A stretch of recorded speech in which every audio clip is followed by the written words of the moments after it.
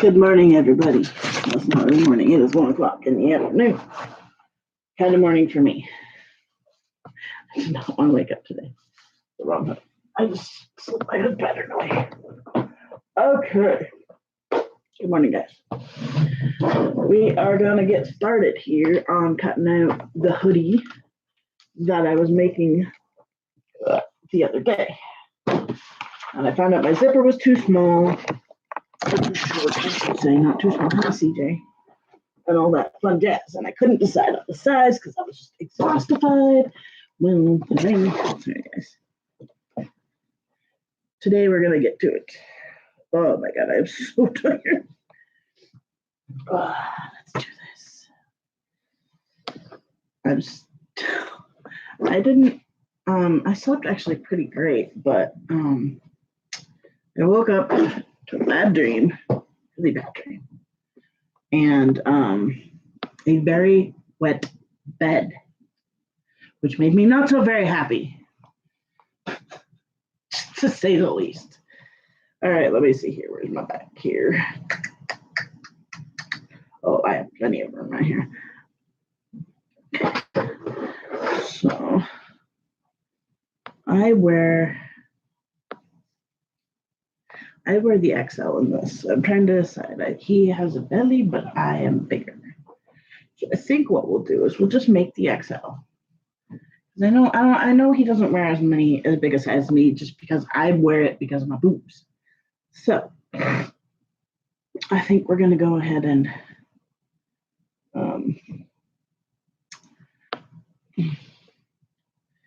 do this. Oh, you know how I was looking at? I think I just did a big problem. Did I really just do that? No, you've got to be kidding me. Is that how tired I was the other day? Did I really? You know, I was measuring from the back the other day, so this one might be too long. I'm gonna laugh if that's what I did. I have to measure it, but I'm gonna laugh absolutely hysterically if that's what I did. Oops, there's no pattern.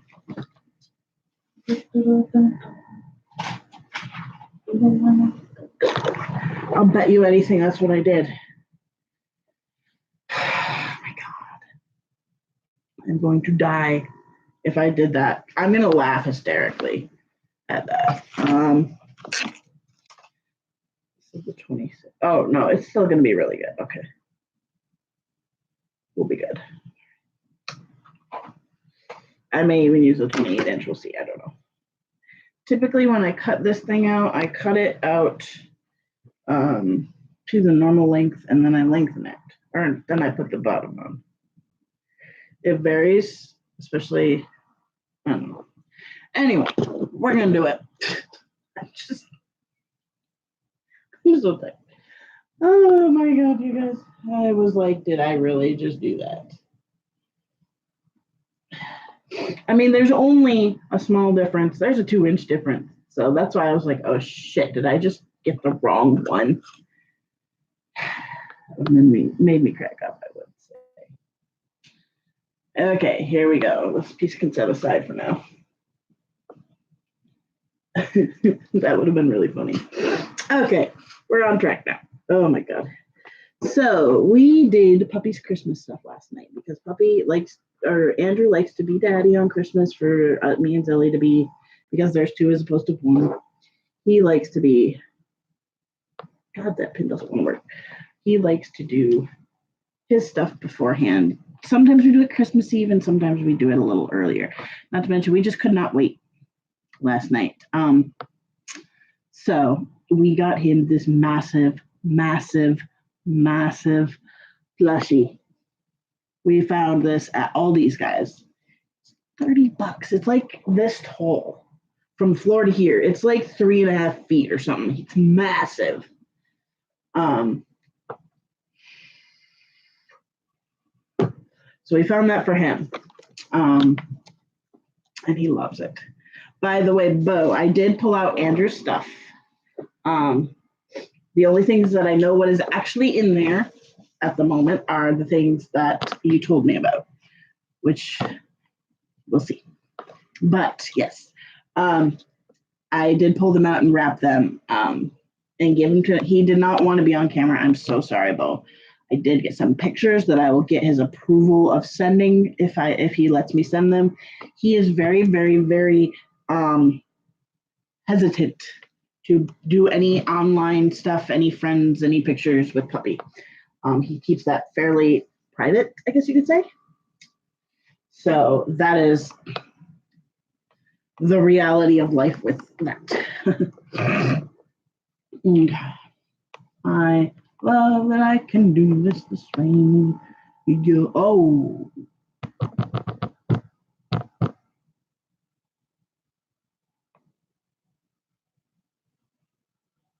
I may not do the facing. Anyway, everybody else is still asleep. I had a bad dream and I woke up and then I realized my bed was drenched because I was sleeping on my stomach. Yay for incontinence and belly sleeping. I was not a happy camper, I will say that much. Okay, I'm going to give this a little bit more length in the middle, width in the middle, because I want it to have a nice seam for them to put. So I was not a very happy camper this morning, I will say that much. Oh, so my bedding is in the wash. I had to change clothes. Oh, I wasn't in clothes, but I had to change my bed. Thankfully, I have a foam, memory foam mattress topper. And thankfully, it didn't make it through that with the wetness, which was good. I did not want to have to deal with that. So with the foam, I don't typically wash it, but I did soak it up. I'll give it some spray in a little while once it's a little more dry, just to eat the odors so that it doesn't smell funky, and go to town. My cat is begging to go outside today, which is not going to happen. I am mostly going to be home and doing this because I have to finish this up. I mean, it doesn't have to be done today, but I really would rather. Tomorrow is doctor's appointment, so I got to go do that. And I figured I only really want to get this done as soon as possible. So that's what we're up to today. I might do the facing, we'll see. But first off, I'm going to go ahead and, oopsie, cut this out. I'm going to give it a little bit of a 1/2 inch, something or another seam extra, so I can just have a nice little almost face seam there.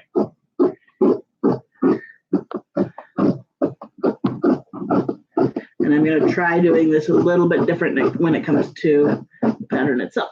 Normally, I don't sew this. I had to make a seam allowance in it anyway because I don't typically sew this pattern with a zipper.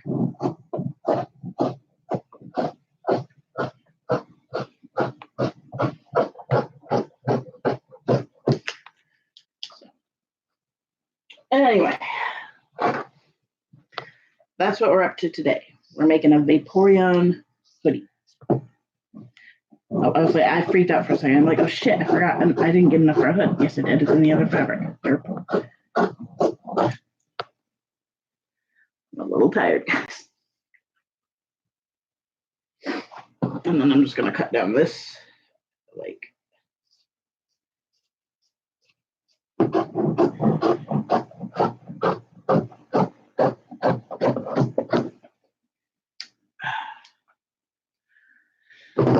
I need my coffee to kick in. Come on, coffee. And I actually dyed the fabrics for this cuffs and stuff. Now the cuffs, I wanted to do the bottom in blue and the sleeves in navy, but too much to do. So I am doing everything in the blue for the cuffs. There's the front. This is seriously the easiest hoodie pattern in existence. I was going to use the other one. I changed my mind. I just now changed my mind, apparently. I am going to use the hood from it, but yeah. I need to take my scissors in to get them sharpened at some point. I need to get a nice, good scissor sharpener.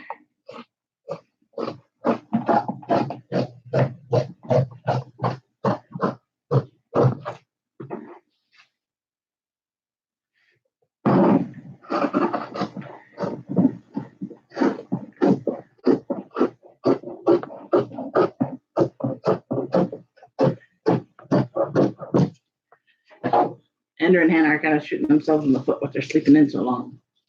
Because they still have to go Christmas shopping for me today. And it's going to get busy now because everybody's out of church.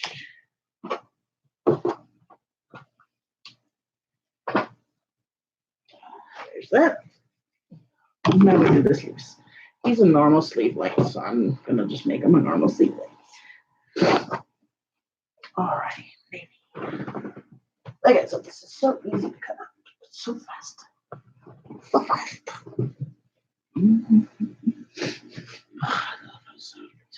Hey, Kesha. Long time no see. I did get extra of this one.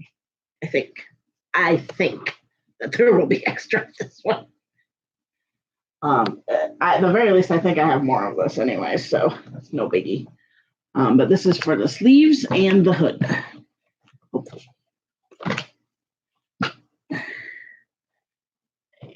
I mean, there's a whole almost 2 yards here. That's totally fine. I understand if he doesn't want to be on camera as long as he is. He likes it. He likes it. He was very happy.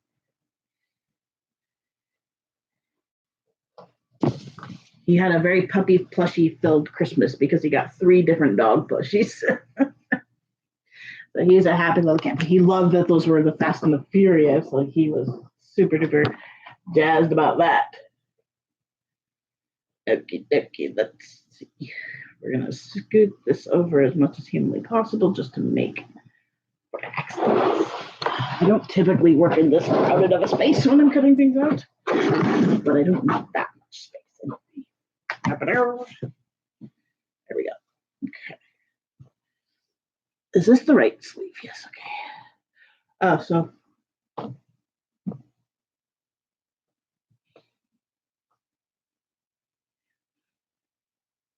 I hope I didn't make that onesie too small for that dude. Hopefully not.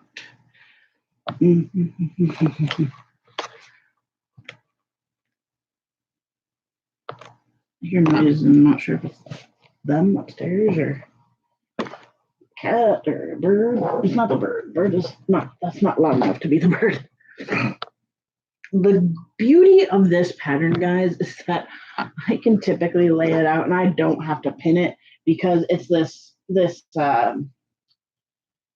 it's like a tracing fabric. So it's super easy to do. Oh, I'm bad too. I just changed, Yuki. I woke up in a wet bed, and I mean a wet bed, because I slept on my stomach all night and apparently peed like a racehorse. I'm guessing that my my period of dry nights is now over. Hi, I heard you.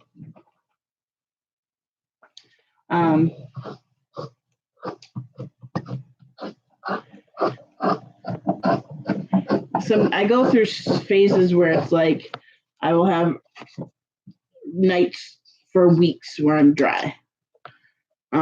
Yay!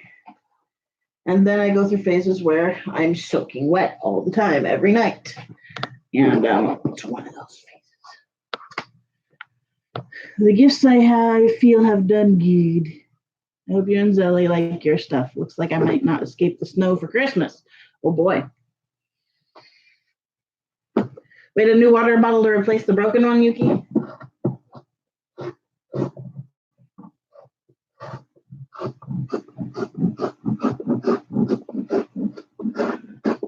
It's like 40 degrees here right now, I think. Hey Siri, what is the temperature outside? It's 43 degrees outside. It has been 43 degrees for the last 3 days. Kind of funny.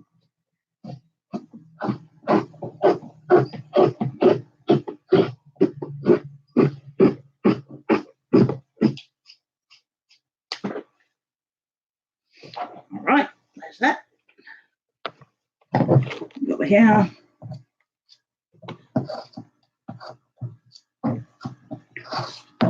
There it goes. My scissors do not like. What is your problem, scissors? My scissors are not happy with fleece right now. At least this fleece. It's freezing. That's freezing. 43 for us is actually not bad. I was out in just a t-shirt yesterday with well, I had on a long sleeve t-shirt underneath a short sleeve t-shirt. Which was also in the wash. I've been leaky the last couple of days. Yesterday, we literally got in the car when we were in our last store. Ellie and I were grocery shopping and stuff. We were in the last store. And I came out, got in the car. Before we even got out of the parking lot, my bladder just released. And because of the position I was sitting in, all over my pants. I was not happy in the least. Okay, so what else is here? I was not at all happy.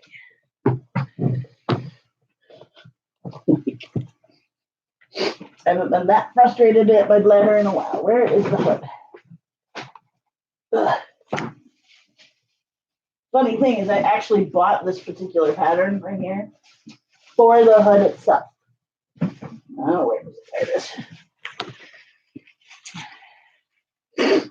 Cut to. All right. And I need to possibly put together that whole hood. Where's the rest of the pattern? Let me see about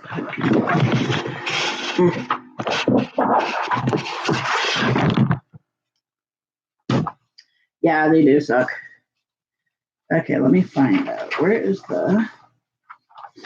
I don't need the sewing instructions. I need the layout instructions. Sorry, my nose itches so bad. Excuse me. All right, this is the one I'm looking for. Okay, so the hood piece.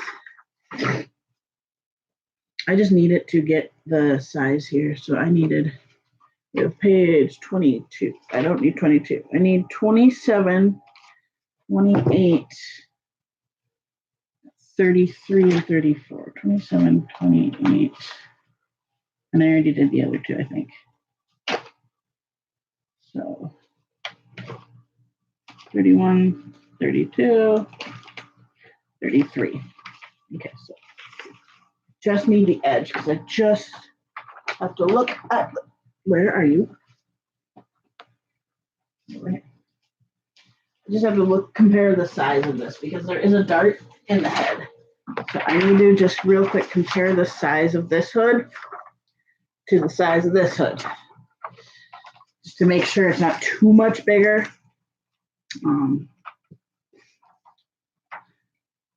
Here we go, and here we go.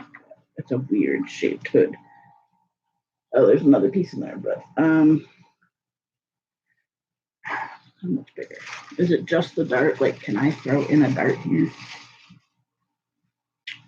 Yeah, it's pretty much just that dart. All right, so we're gonna keep this part here, and we're gonna cut it out and lay it over top of that part.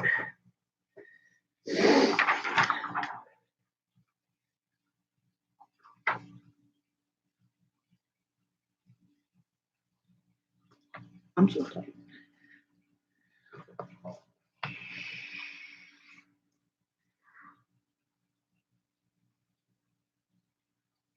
Yeah.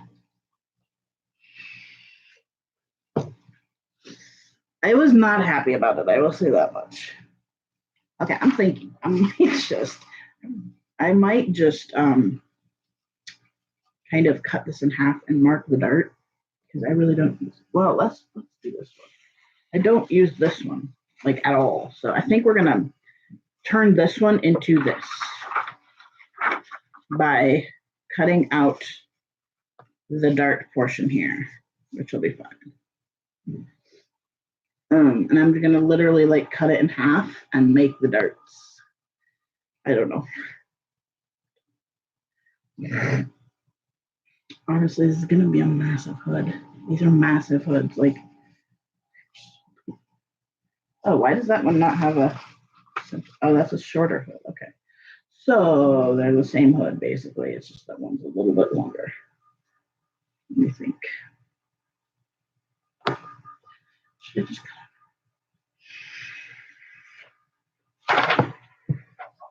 okay, let me tape it together. Go from there. I'll tape it up and see what I think. I think, what did I say? D1. Wait a minute. D1, D2. Okay. I kind of need people in my house to get it up. Tend to get more frustrated when I pee off and I don't need to be patted.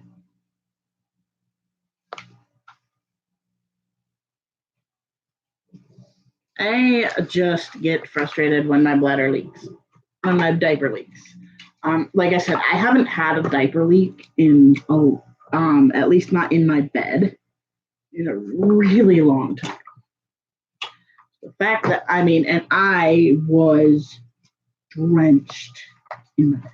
My bed was utterly drenched. So it wasn't just a leak; it was a leak. It was annoying. All right, this is not the most perfect lighting up, but that's okay. I don't really care. I just need the basics of this top of the hood. All right. Because I have a feeling if I cut this one out like this, it'll be too short for a normal head, but it's too, it's not to mention this is like, she goes way up, and these are in women's sizes, and it's hard to gauge. So.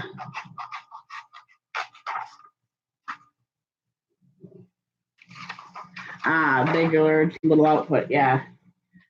I don't get that, so I wouldn't know, but thin placement. So I'm so confused with this. I will. All right. She does a weird hood. It's definitely very much a girly hood because you can tell by how it's curved and stuff. That is more of a women's hood, which is okay. But I'm making this more masculine, I think.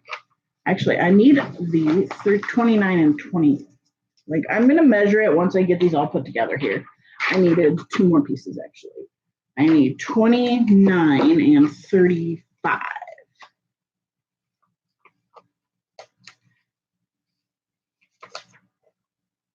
Because that has the ends of them. Ta-da! Did I say 35? Yes, 35. 32. Gonna be the next. Oh, wait a minute. Fuck. Oh, goes this way. Okay. I'm like, we'll put it together. Maybe I'll use the hood, but I'll straighten it up a little bit because I just don't like this. This is the beauty of being a seamstress, and you can actually like change it up. The third water bottle of God. I have so many bottles right now that it's not. You just need actual bottles. Yuki is too much of a bab to have a big kid bottle, water bottle. You need a baby bottle.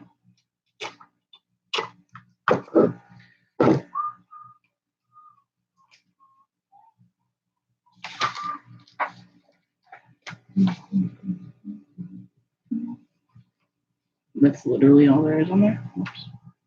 Hilarious. All right.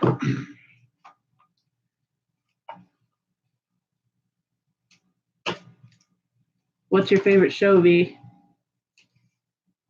Ooh, yes.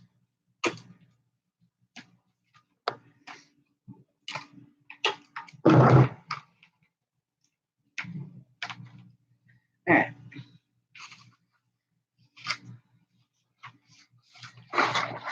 This is a big hood.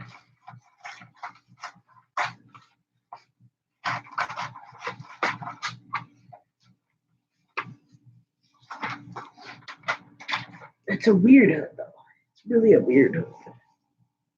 Now this is a shrug, so it's not going to be as wide.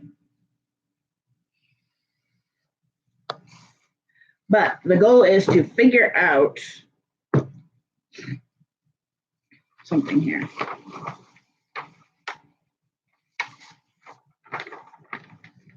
Let's see the difference in sizes. Oopsies. When it comes to this hood. All right, so I'm going to try and fold. We're going to do a little bit of like folding it to figure out the size here.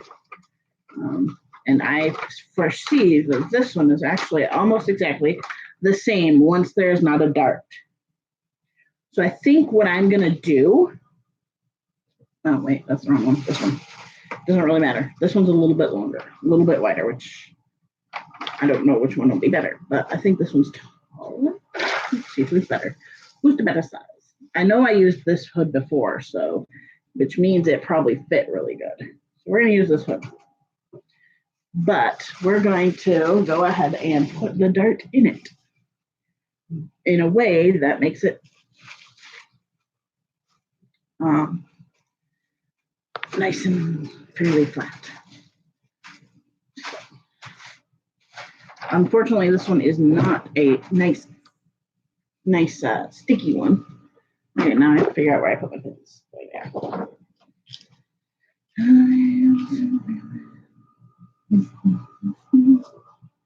I think I am going to go with the XL. About the same. And my XL is very close to the other XL. They're the two XLs. But either way, I really just need to reprint that or rebuy that pattern and get the hood from it.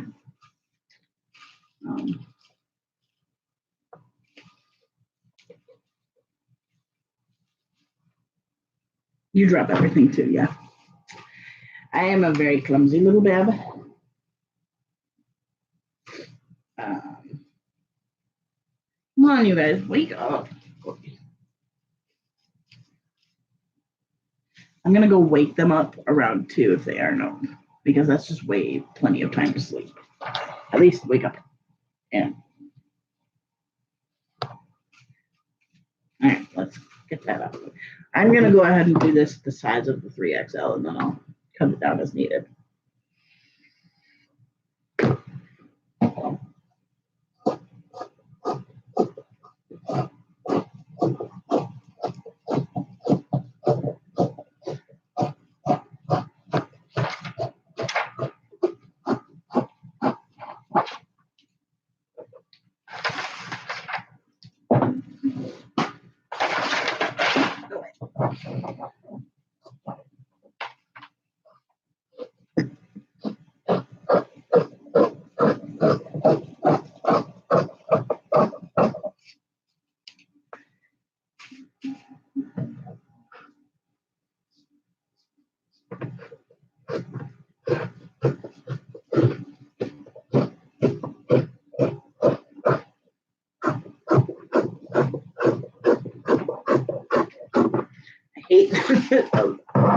Big cut normally, please.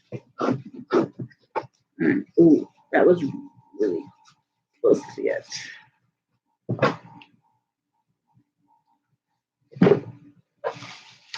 Okay, and we're going to mark where the dart and fin placement are. So I'm going to mark. You know, I don't really need the dart if it's going to do the fin. Oh, fin placement, dart is on the side. Right. So I am going to go ahead and give this a clip right here. That's the wrong scissors for that.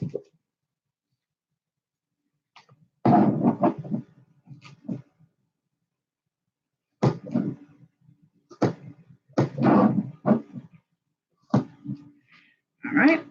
And then I'm going to mark the front fin placement, which is here. There we go. Okay, now it is all cut out except for the sleeves. I'm going to leave this on there for now. Throw that over there. Now I'm ditch this for now. If I decide to do a facing, I can, but let's cut out the sleeves. See, I dyed it. I love doing that. Although I still think that I have not been incredibly happy with how the RIT dye has worked as I put, like it does a lot of marbling, which is kind of a bummer. I don't necessarily like that aspect of it, but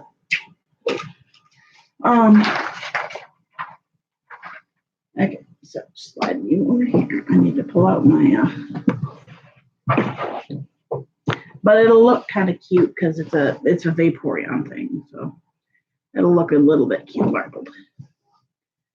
Okay, let me go ahead and get my waistband out somewhere here. Sorry, this is not a flattering shirt. This is a large. Yes, that was a large. Okay. All right. So you're supposed to cut these out 2 on a fold, which is okay. I have to cut 1 on a fold and then 1 a little bit longer. So I have to decide also how wide I need. I think I typically do my arms about 8 to 10 inches. So I'll give mine a good measurement here. My measuring tape is hiding. I know Jared's a little bit wider wrist than me. I am like an 8. Like when I put my sleeves, I like them about an 8. I think I'm gonna go ahead and give it cut it at 9. Because that's quite a bit of extra room. So we'll do a 9, which yes, will fit right there. How long are you? Yay, I can do that. The medium is 9 inches wide, so I'll just do that. That makes my life easy. So this is 2 on a fold. One of them has to not be on a fold because the front is not folded.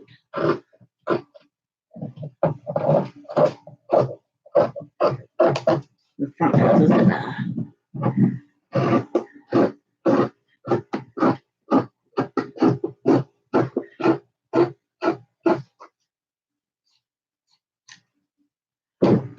And the front is done differently too. A little bit differently.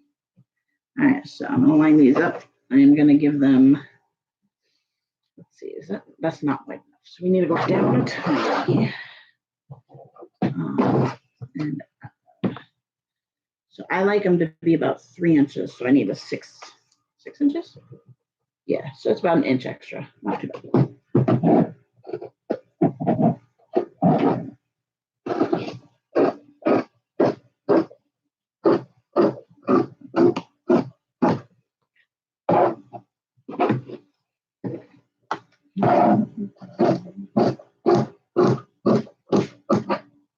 And we're gonna go ahead up and cut at the meat.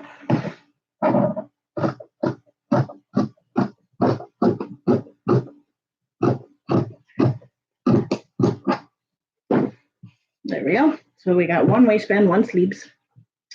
And I said I gave it an extra inch in the front, which is gonna end up being a little bit less than an inch. I'm gonna cut it about the same. So we're gonna go an inch. We're gonna give it, well, actually you only wanna give it like half of an inch. So, but I'm gonna cut it about an inch anyway, because I need a little bit of extra width, just in case. So,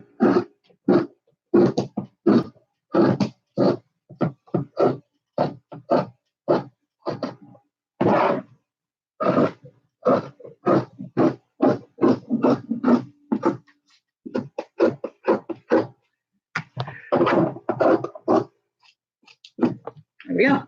Cut it. Okay, so there's that. Everything's cut. Yay. Now I can get to work.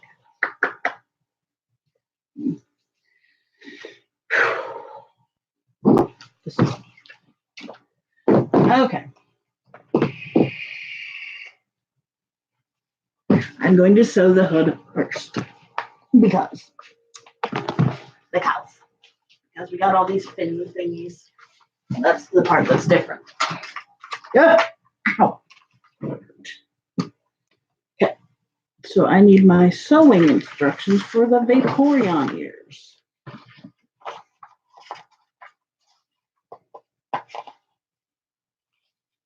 Stuff on this page. And I think it goes all the way to that. Okay, good. That's the only portion of this pattern that I need.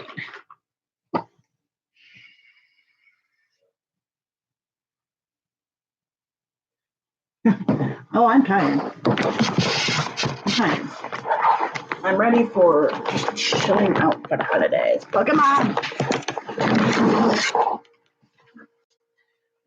Okay. Back up over here. There's so much crap. I was wrapping gifts in here. Don't mind my shirt. That's my brother-in-law's gift.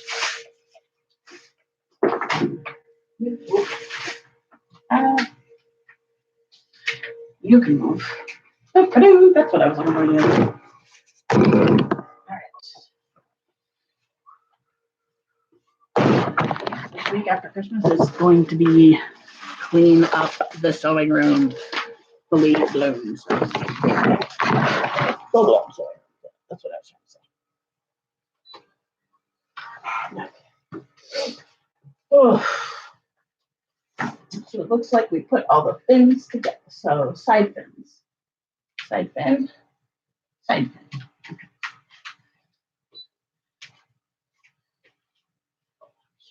Guys, I don't even know where my piece is to my machine. Must be in there. No, it's right there. I would lose my head if it weren't attached. Okay, let's see here.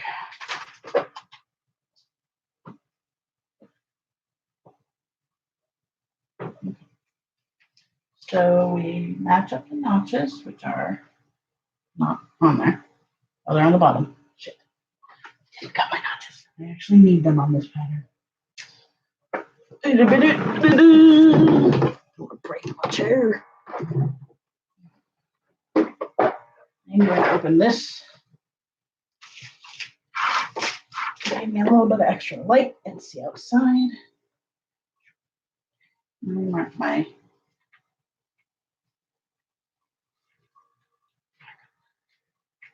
Okay.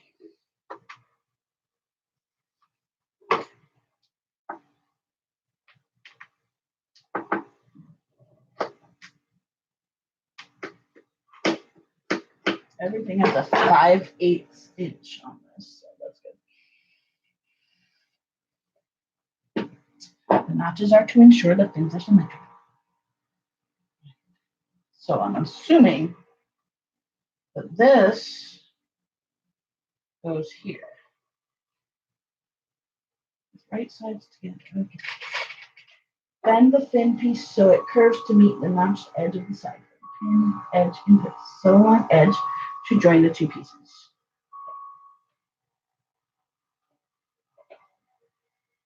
Why did you not just curve it? I feel like that's.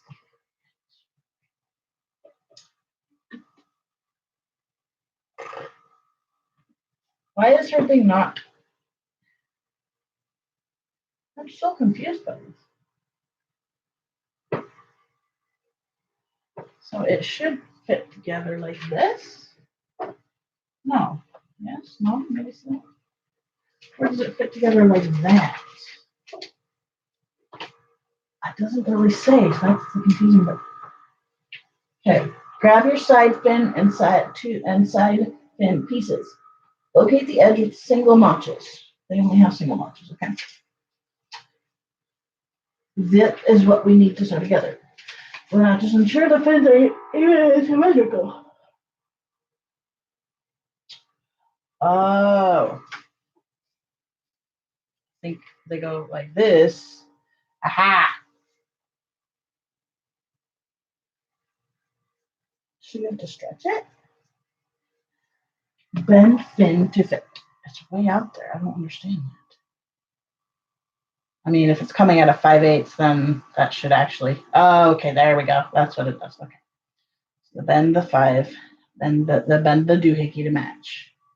which would mean like that. And then it's like that. Okay, I see. She's confusing about, oh, she cut off the edge. What?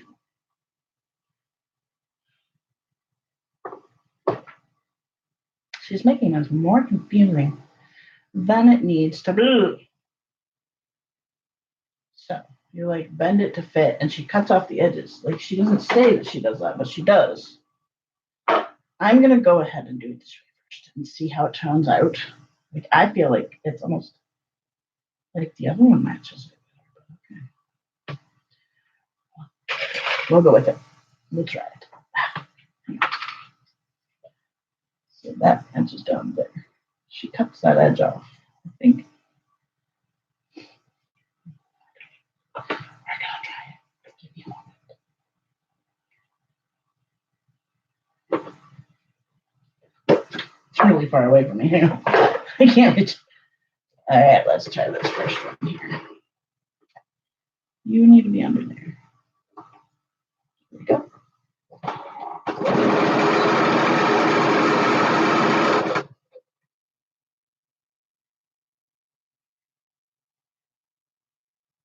Does not say stretch it, so I'm not going to stretch it.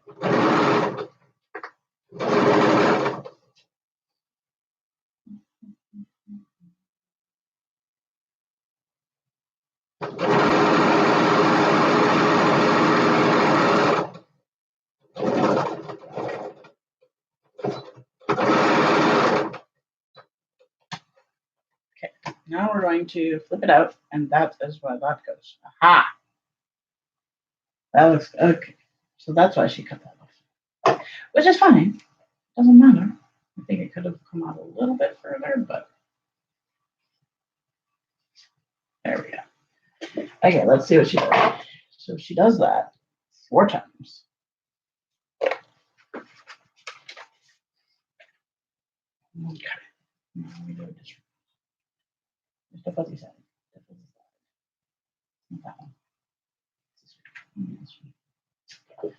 Fuzzy side to fuzzy side. Let's see here. Fuzzy side to fuzzy side.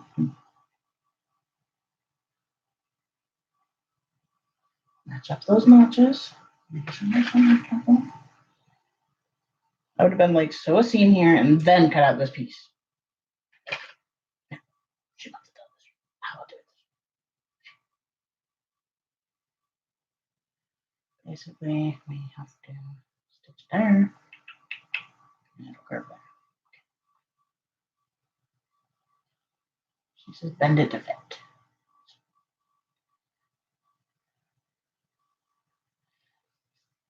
And then you actually end up stitching around it a little bit differently. Okay. I'm actually gonna see, I'm gonna look at my edge here. See, we pull that.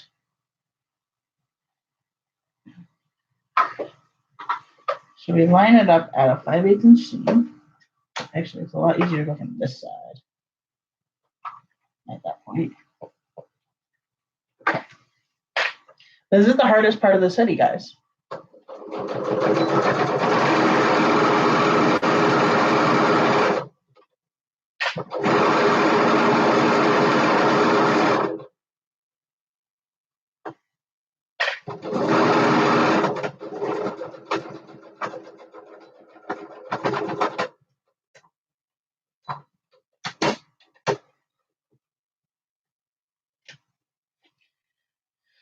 Flip. And my little curve. I'm gonna cut that off because that's gonna be curved. That's there.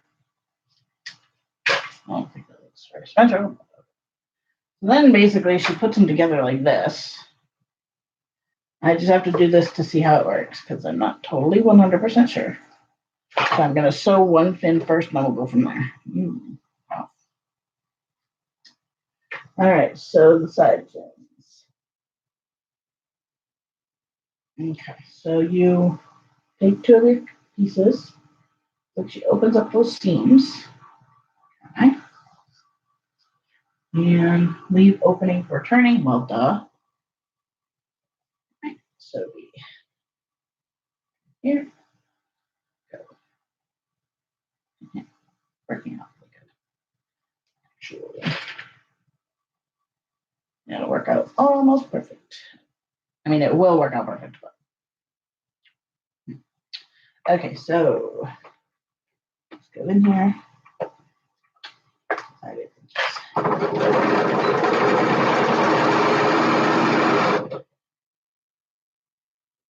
And she cuts out this off altogether, but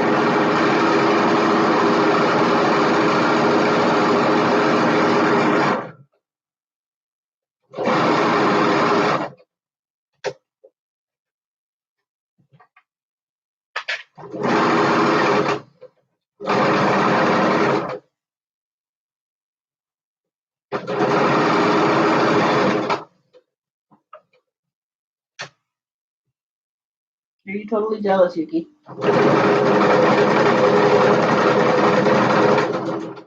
This one, she comes down very close. We go up this way.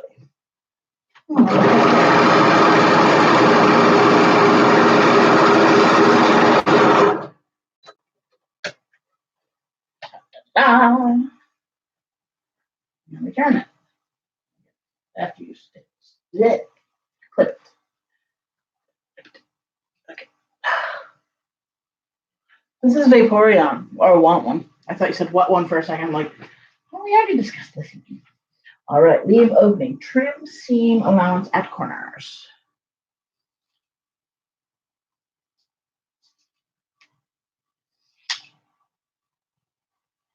You do that so that it's a little bit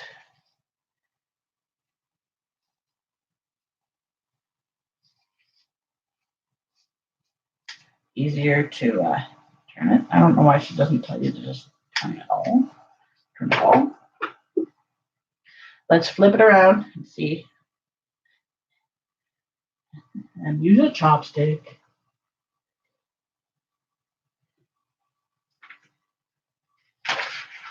Okay, there's my chopstick. Yeah, there's my chopstick. Once I kind of go through this and see how complicated this pattern part is, like the Vaporeon one, I feel is not that complicated because it's really just the fins are a lot different than the ears. The ears, in a way, are easier. Glaceon. Ooh, there is a Glaceon pattern. There's too much fabric out there for me.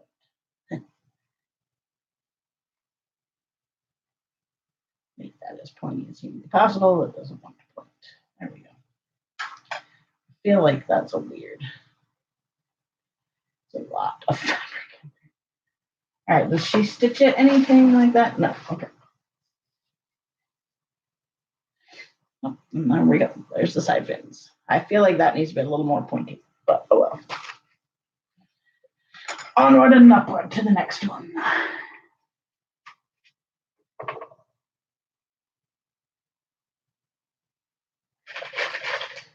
You need it.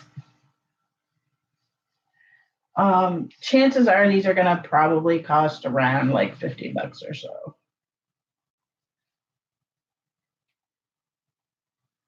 Okay, so I'm not. Sorry, my blender's going a little bit crazy. So she does that right there.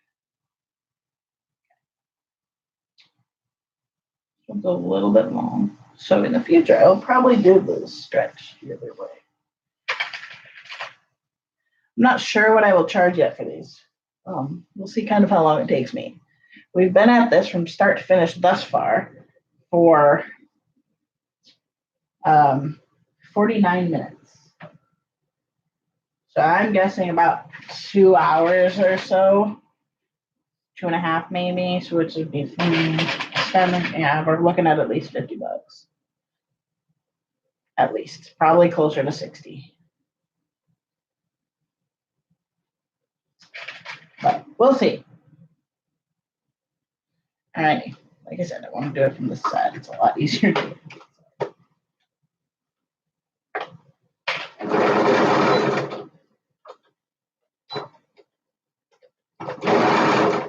Go back. Thank you.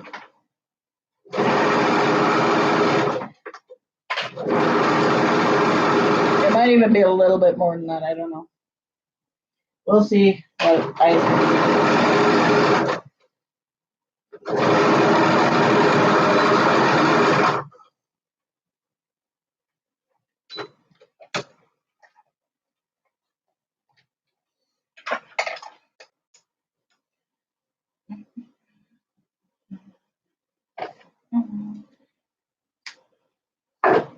I'm gonna open this side just because it's easier.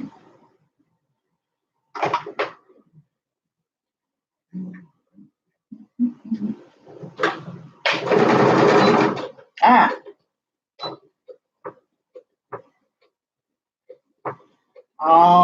Way back.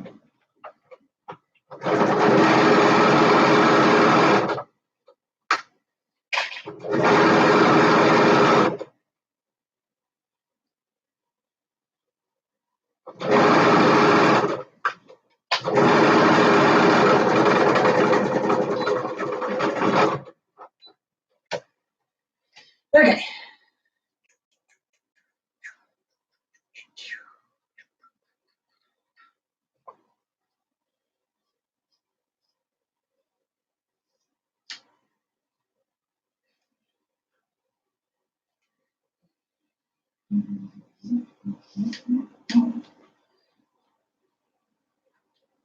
Ah.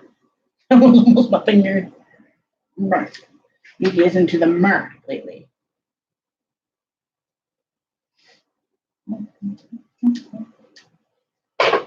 I actually believe I'm going to trim this part too over here. You really don't need all that space, all that seam.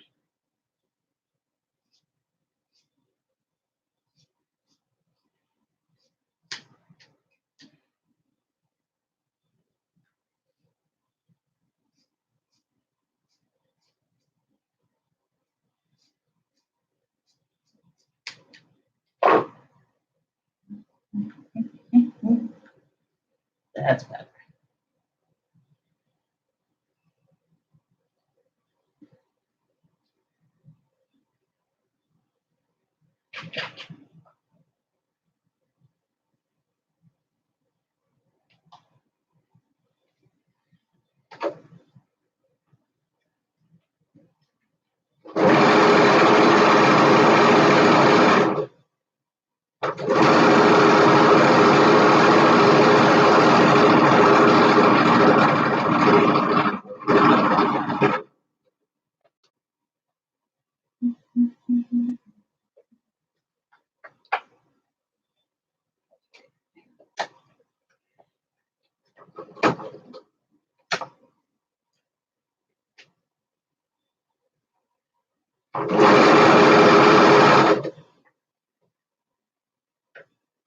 Second, I thought I did these inside out. It matters a ton, but I don't. I could justify spending that much. Yeah. I don't know exactly how much it'll be. I'd have to calculate it out. Vaporeon would be a little bit cheaper because Vaporeon does not take as much extra fabric, I guess you could say. Or as much fabric, I mean. So it's different for the Vaporeon. Because literally he takes this teeny amount of fabric.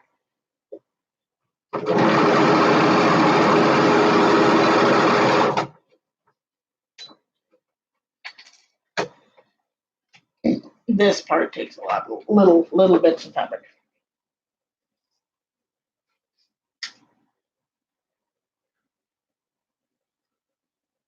Oh, that was really close, actually.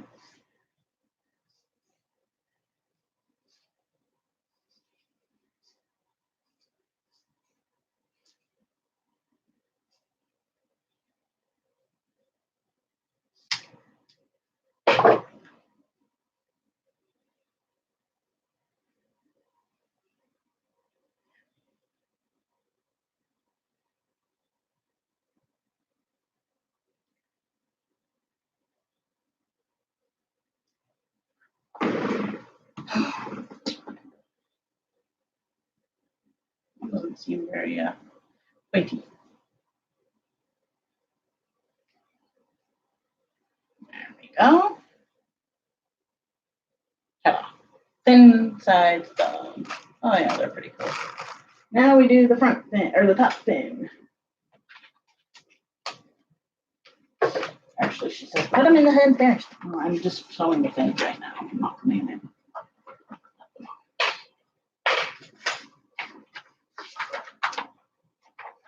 So for the Victorian. All right, let's see how we do this top fin very similarly. All right, just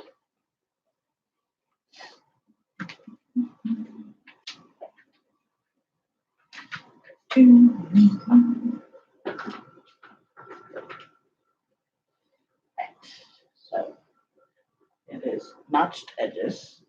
I did not notch you, did I? I notched those ones. Did I notch you? I don't see notches. Oh, well, I guess we notched.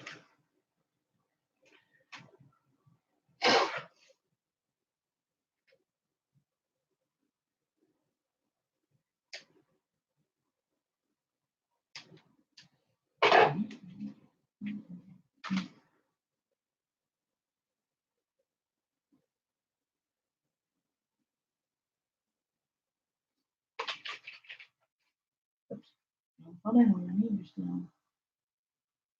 Okay. This-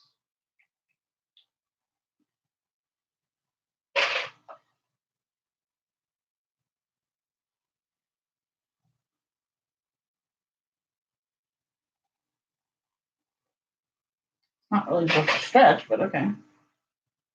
Let me see about making this a little bit less stretched. Well, I mean, it's kind of stretched going over a curve, so I guess I can understand that. Okay, now this one to this one. So soft. It's so soft. Right.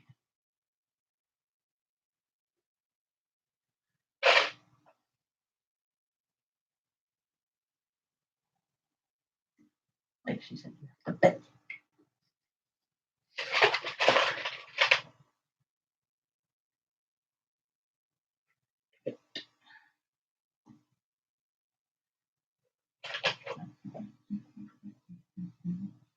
All right, and we sew that seam together.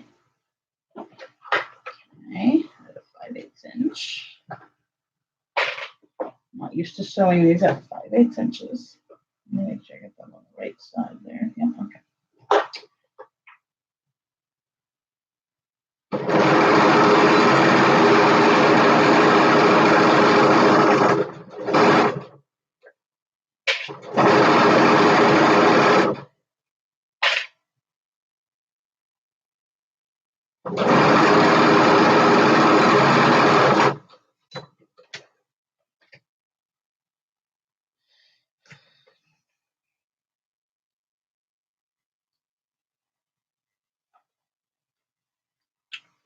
One.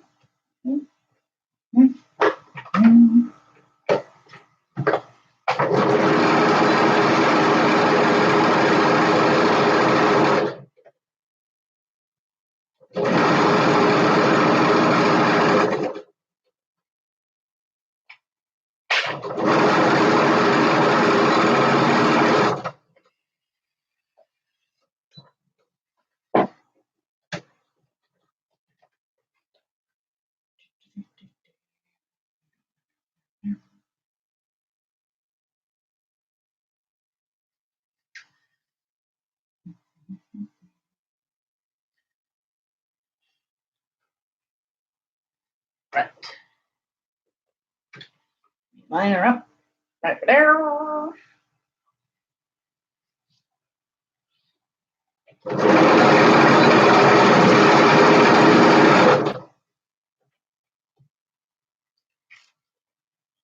are you sliding that way?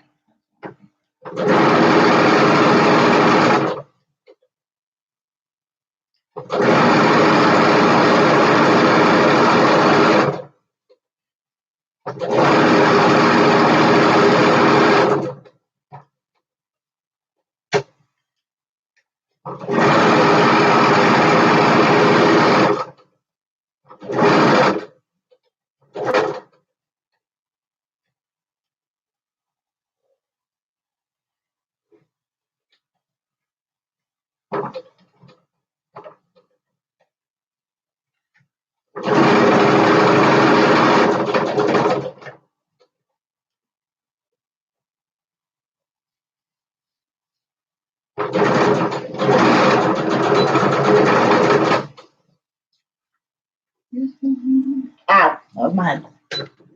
All right. There's top fin, side fins. Oh, no, we just have to move that one. Just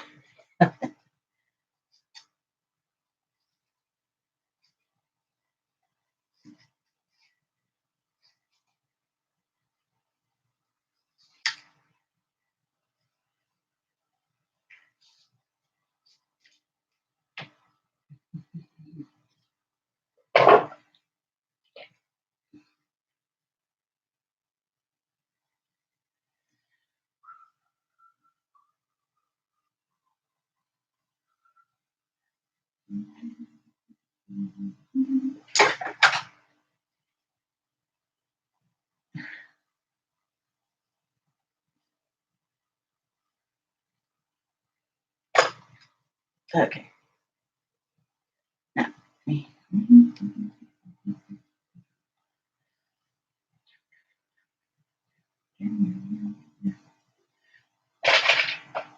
I'm stitching, or not stitching, I'm clipping together because this one is different. There we go. All right, and now I have to work on the hood. Okay, here we go. Fins are done. So we have to do that. And then I pull this out here and take this off real quick because I need to cut down.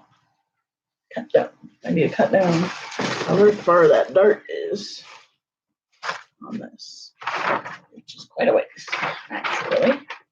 All right, so we've got top fin. Oh, you didn't cut that. Here we go. This is the center mark. I just need to mark down to where it goes, to the cut goes.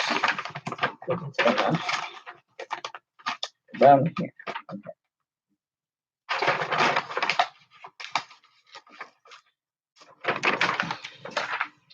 So, let me find my center again. There we go. All right. So it should. Let me see this one. I'm lining the center up as much as possible here with that. So look at it, perfect. Okay. So let me see where it is. That's the center.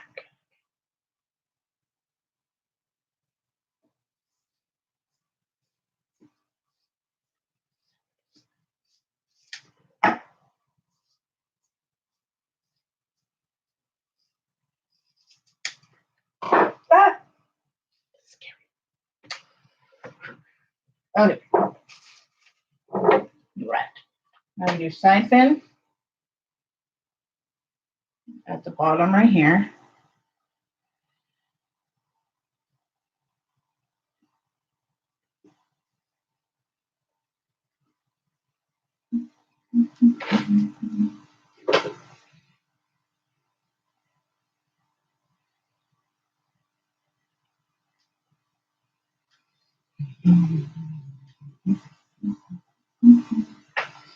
I actually pulled up a teeny bit. There we go.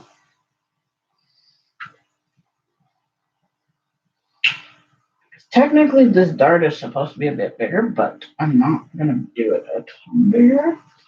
I don't want it to look weird. I mean, it pulls, it's already the shape of the hood. So I don't really need to do a ton with the whole shaping of the hood here. So I'm going to start off with a 1/4 inch and see if that looks good.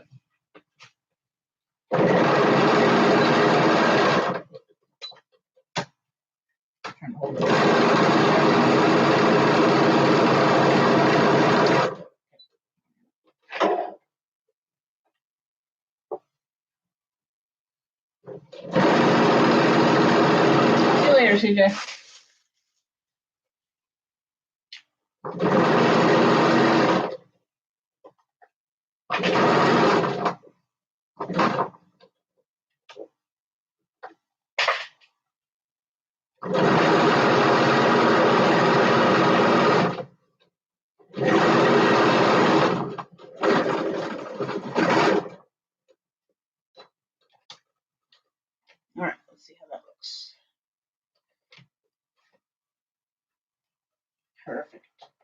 Perfect.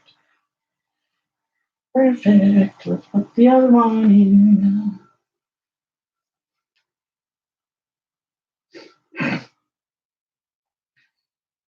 My nose. Ah.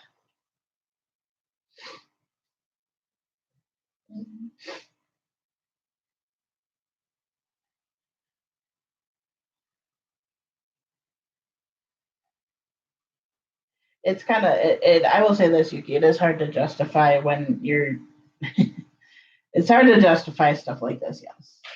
It's just a matter of how often you'll wear it. Like for me, I would wear this every freaking day. And I very well make my own smoothie. I need more hoodies, so. But my favorite is actually not like color wise. I would say I would love to do like a Glaceon or something. But look wise of the Pokemon, I love Leafeon. Umbreon's pretty cool too.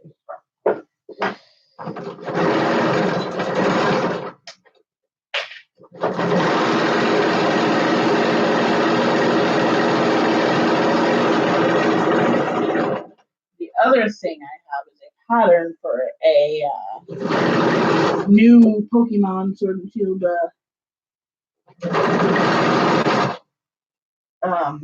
starter hoodies. Or I can. I'm not sure if I have it or if I can get it. I'll check that. Thought I had it.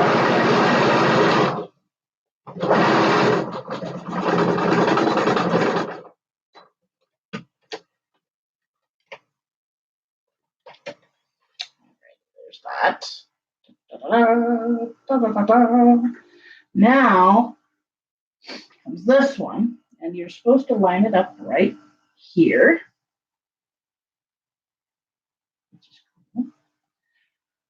Give you a hood piece here. Yeah. Where's the front? Here's the front. You line it up right there.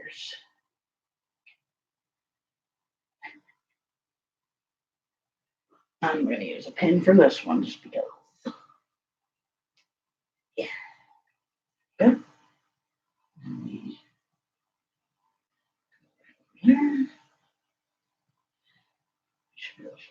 There. Now she does baste it and then do the hood together. I am just doing it all in one go because it saves a step.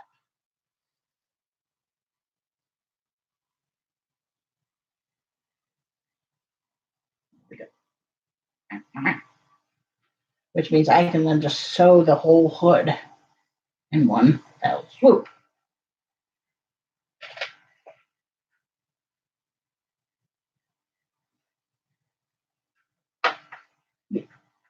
Go into the fronts like you're supposed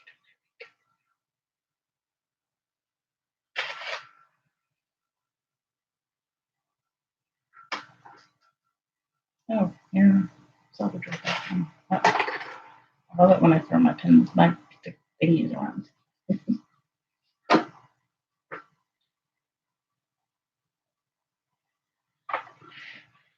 Now, shirt looks a little.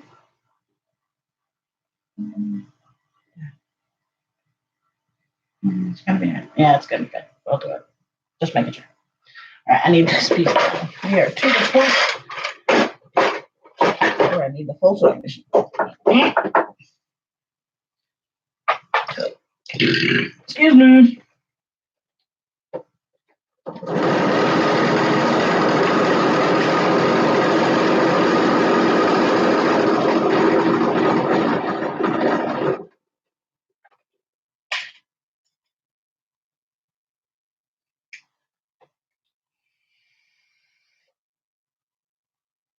Be sure the edges of the fin are pointed towards the front of the hook.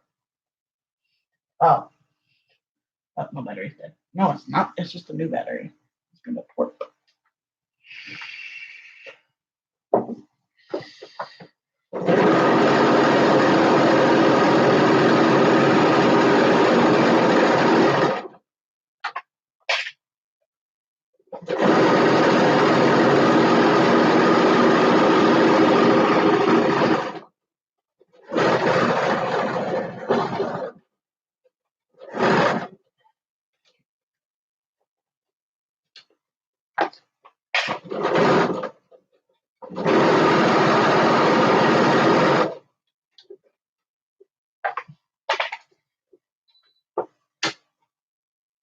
Da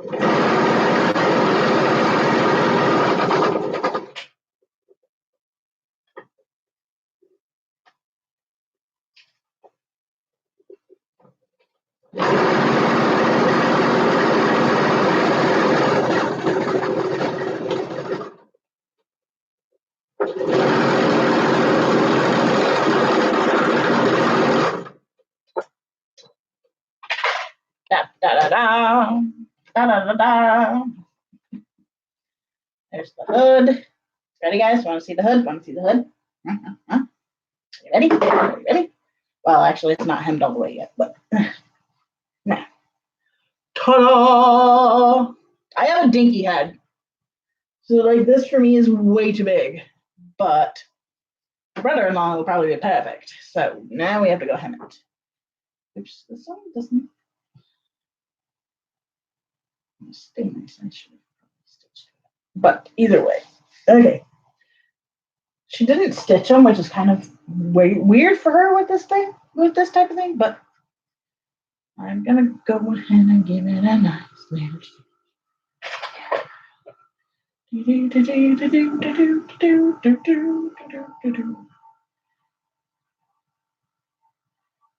Let's see here, down here.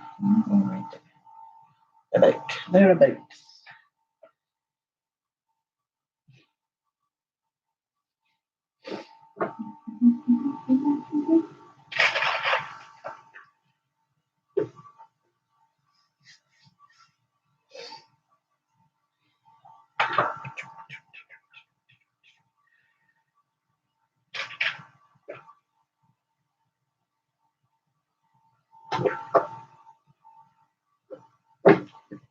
Okay, I need to go wait them up. They're not up at 2. They need to wait. All right.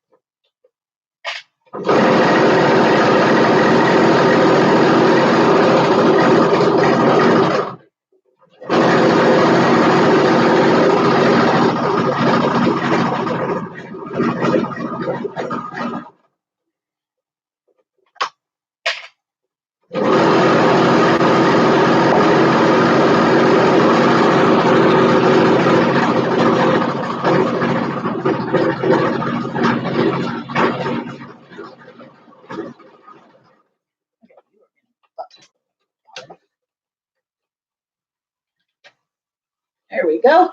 Hood is sewn. Now we just have to finish the rest of the hoodie. So, first things first, put the sleeves on. Okay, reset the side. That is epically good. Ugh. I might have to stitch something in there for that one. Stitch. It's okay. It'll. No, that is awesome though. Look at that. That's so cool. I love it.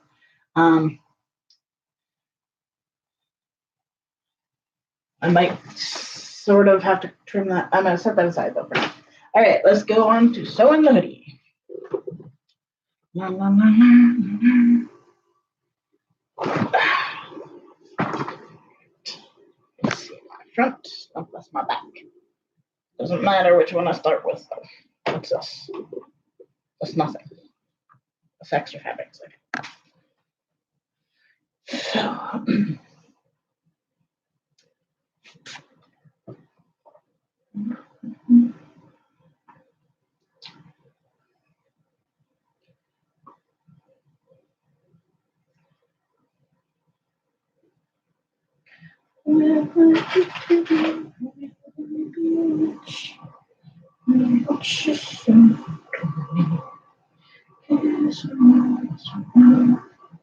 Hopefully this fits him. I'm really hoping it fits him. It should. He's a little bit smaller than me. He has big belly, but he's smaller than me. And if it does not fit, I will be sad. But I can adjust a little bit. I mean, if it's too small, we're screwed. And I make another one. But if it's too big, I can take it in.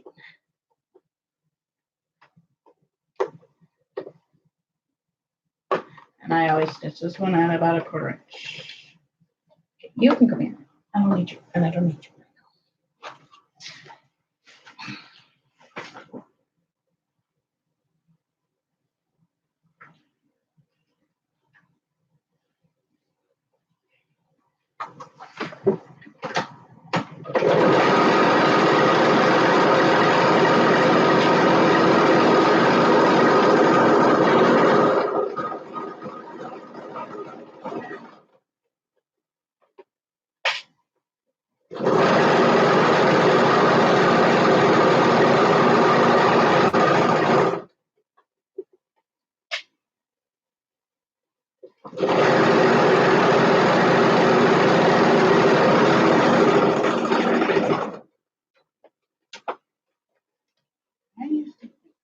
Yep, there's one.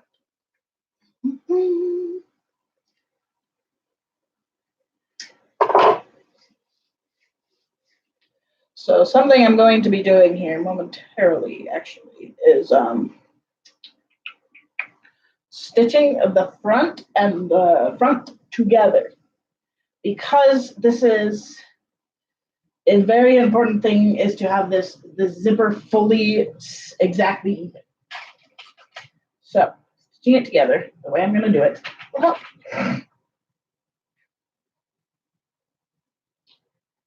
And like I said, I added some at the front so that it's nice and straight, or nice and roomy for that. So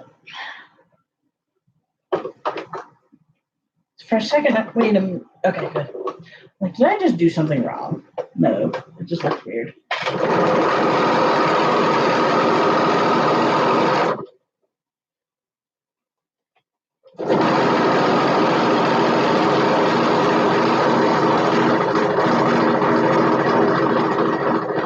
And I'm just giving a slight stretch as we go, because that just makes it so that if he does accidentally stretch somewhere, it'll not break as fast. Hands just hard on close here and you have to see.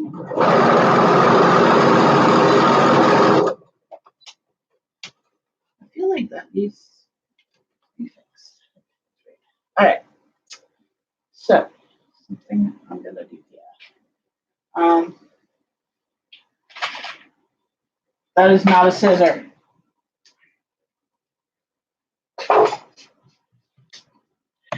Okay, Britt. Man. So what I'm gonna do here is I'm gonna slice this open. And then we're gonna sew it basically to the front, sort of. Maybe I should just put it all the way together and do the zipper. But I think it would be easier to do the zipper now as opposed to then.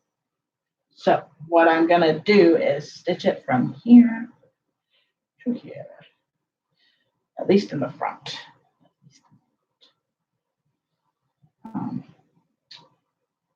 Because, well, what I'm gonna do is stitch from there.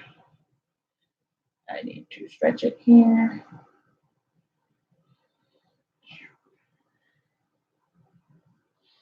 Stretch it all the way. There we go. I'm going to stretch it all the way, but I'm not stitching it all the way because I only need it stitched right now in this front. And you have to put it together nicely, otherwise it looks funky. So I'm going to stitch it onto here. Just right there. Right there. Just a little bit of a couple inches. This part you kind of do want to stretch a little bit when you're sewing, because number one, you always stretch ribbing when you're sewing it.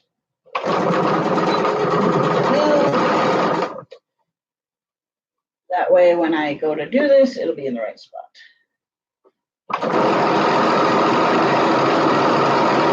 And I'm just going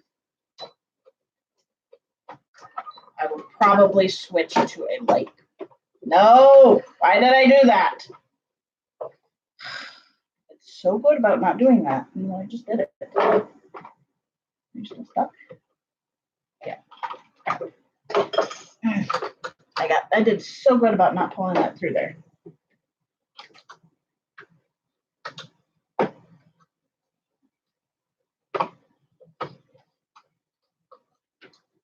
Yeah, now I have to open it up and take it apart. I did so good with not doing that for so long, guys. And then I do it.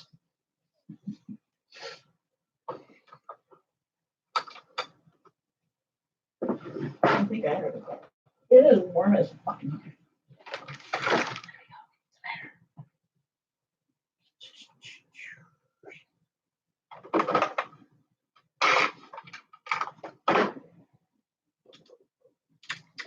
I did it so well for so long. I feel like this part somewhere in here is a little bit loose. And I did not put this together last time. That was it.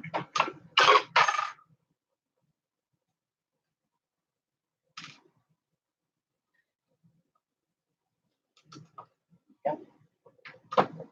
No, you're staying there. You. Oh, shish. There's dust. There's lots of dust. Let's go ahead and, seeing as we're open, we might as well do some cleaning.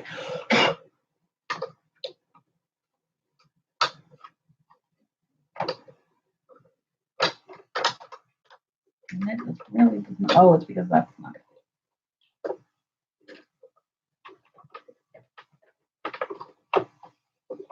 You want the ant now?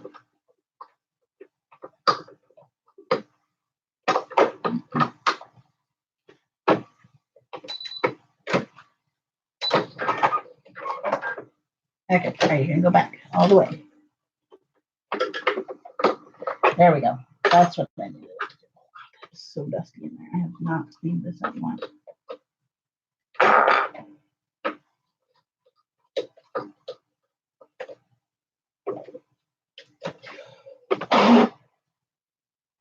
I really need to just open her up and get her really cleaned out. Thankfully, they make machines in a way. Oops, I'll have to dustify that. They make machines in a way that's pretty easy to dust them out.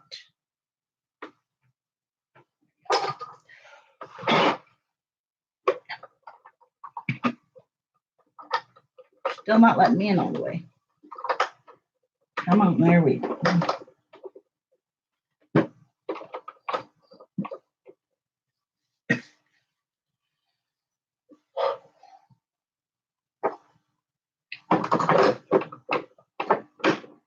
Before I completely put this back together, I'm going to test this out.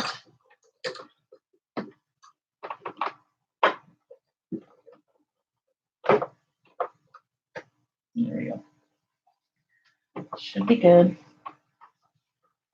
Sorry, I have a Band-Aid on. I'm very allergic to it. Okay. I think we're probably going to switch to white because we are sewing a white. So we will probably switch to white, which is okay. Actually, no, man. This part, it won't matter because I'm literally just going to be putting in stitching the front up and doing the zipper, and then we're going to put the back on. So I may just do it all in, maybe. Okay. One very important thing when it comes to sewing this zipper will be making sure that I don't stretch the fabric at all when I'm sewing. The front you do not want to stretch at all. And I mean lengthwise, not widthwise. This from here. I'm going to just stretch it to fit real quick while I stitch this portion. It's supposed to be stretched. Yeah, I know you're cranky. I know it's not down. Okay, that's good.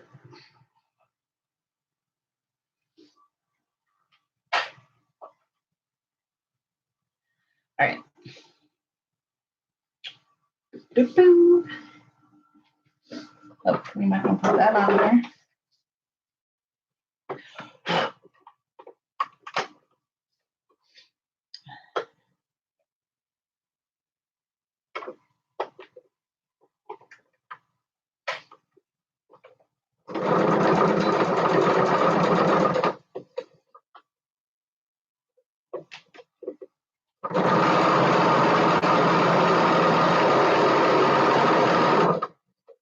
I guess I've just been part of it. Just so I can get that zipper in the right way.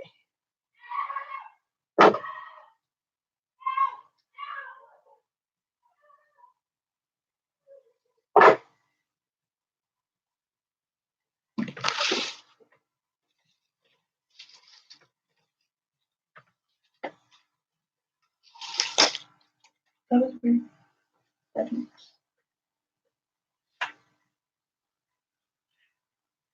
Somebody. I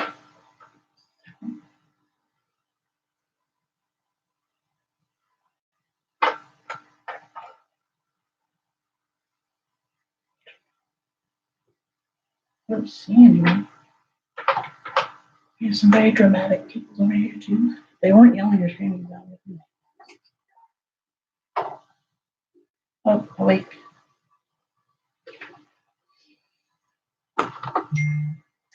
They're awake. I may go then if they're awake. All right, so I'm gonna do this at about a 1/2 inch. Well, maybe 5/8. We'll do 5/8. And I'm literally just basting this. So it's just getting basted together. I'm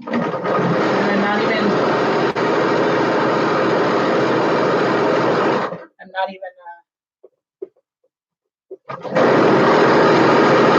back stitching. It has to be even with this. That's the whole goal, to make these even. So.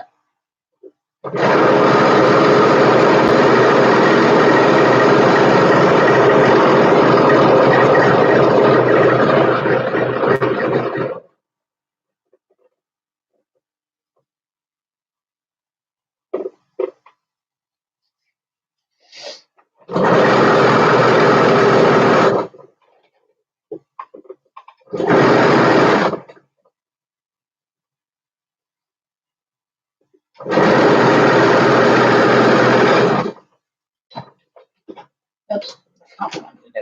Okay. Oh, doesn't really matter. Okie dokie. I think we're gonna go with the 26 inch. I'm not sure. We're gonna measure real quick. Oof, I'm stuck.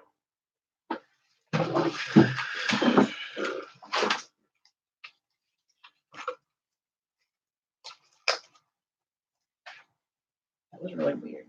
Kind of startling.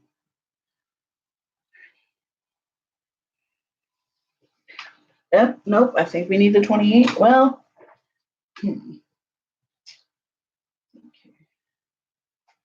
Let's see if we fold this up halfway.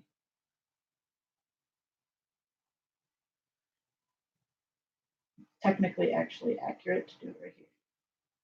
So we can do that. We'll do the 26. This is where the hard part comes in. Let me measure 26 versus 28. I think 28 is going to be too long.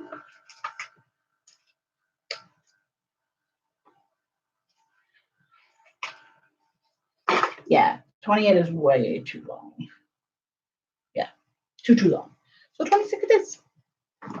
Well, I'm glad I picked that one. I thought 26 was going to be enough. You just never know. So what we do is we line this up dead center. Oh, I chose the perfect seam allowance. There you go.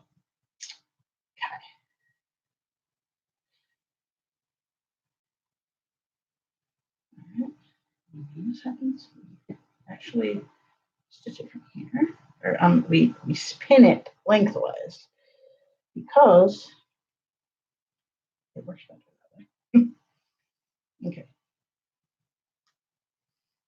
So we have to make sure that we go down the center on this. It's very, very important.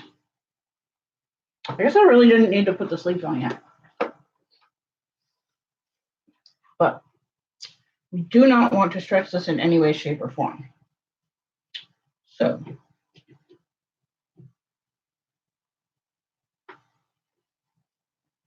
because if we do stretch it, it's gonna make the zipper wonky. So we have to do it very, very kind of methodical. A little bit about this. But I should probably be doing this on my table. Might be better. Let's go do the table.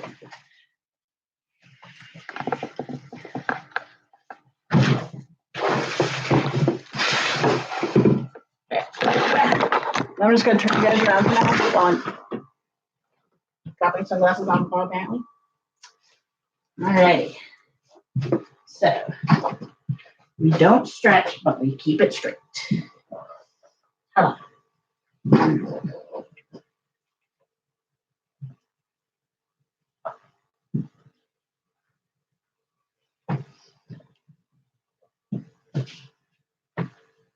For me, zippers are really, not for a lot of people, but for me, they are.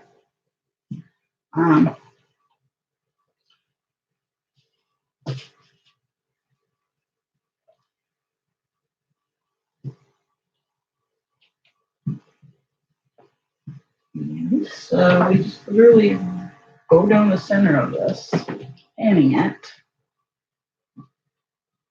When you're doing separating zippers, you have to do it a little bit differently.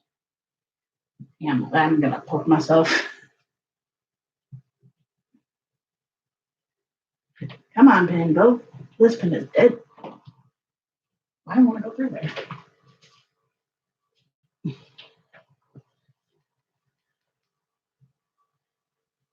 There we go. That's a much better pin. Okay. That one's not as great. Let's some of these are old pins. Some of them are also.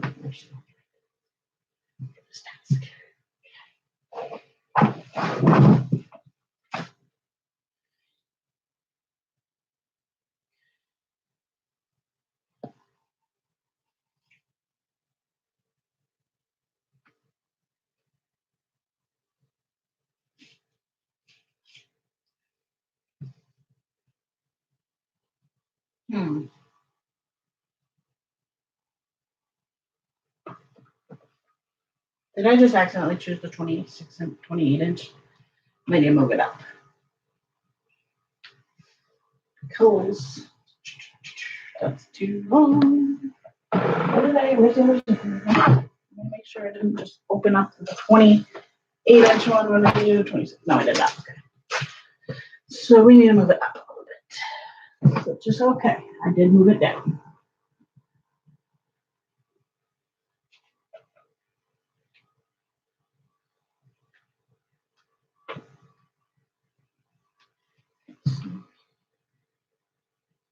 Okay, so I need to mark where my doohickey is. So this needs to be right there. At the very least, at the very longest.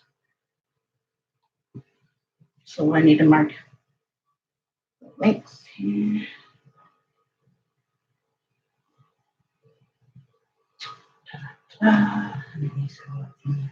So if it's a little longer, that's okay. So we're going to now go from the bottom, which is okay.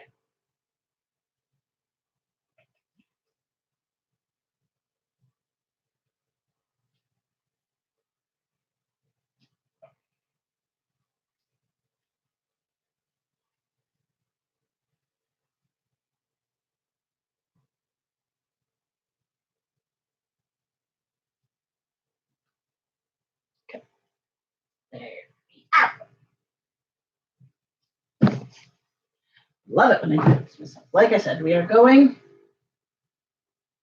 side by side all the way from top to bottom without stretching the zipper out. Or the fabric for that matter.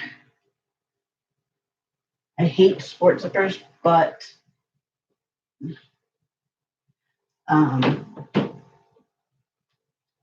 they only have, which in all actuality, I may have been able to do a 24 inch zipper. So.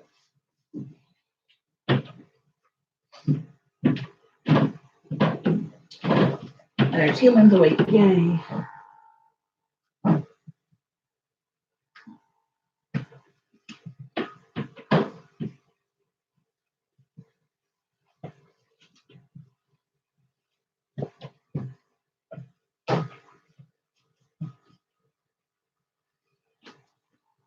Ow!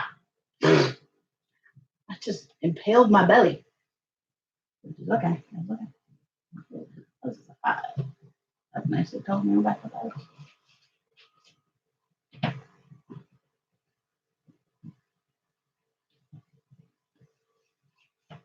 It actually fits just right on here. It's great. So 26 inches is what I need to go with from now on. Remind myself of that one. I can even pull it up just a teeny bit, which I might actually consider. This I have to get perfect, so I have to redo it and redo it until it's perfect. Because otherwise it'll look really wonky, and I don't want that. So we can move this up just a hair. All right, hang on, guys.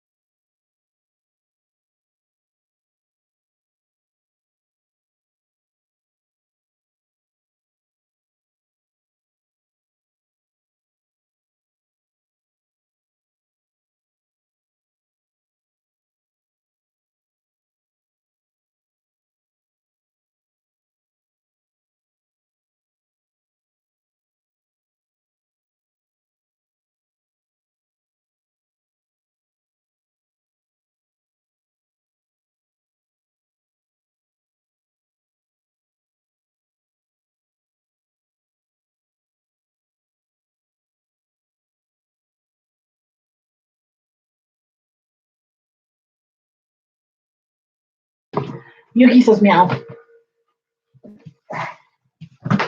Okay, so if we do go barrel trapping and get you gifts, you have to obey Daddy and go hide in your room on a moment's notice. Yes.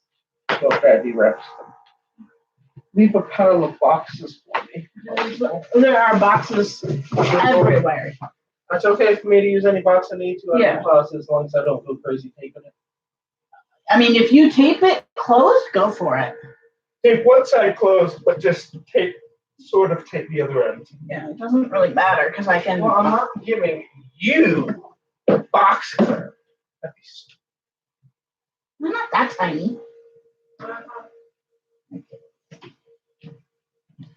Yes. This is a very painstaking task when you're trying to line this up like perfectly and get it not stretched and all that fun jazz.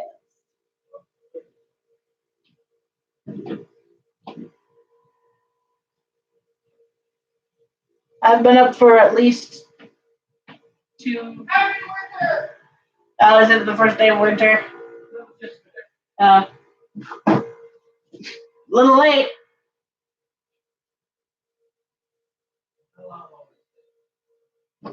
Trying not to zip or pin myself with this is hard.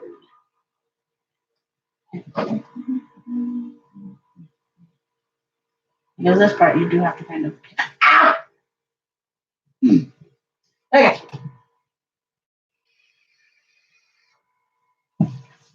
I don't know why I put the sleeves on this already. Like, I really don't.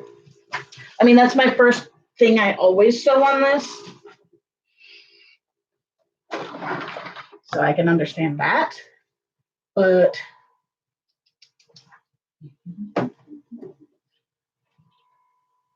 oh, I need to switch to a white, red, white, red. What's that? And I need to turn you all around. I at least need a white bobbin thread. No, I'll do everything in white. Beep, beep, beep, beep. I basically need a new bobbin anyway on that one, so it's okay.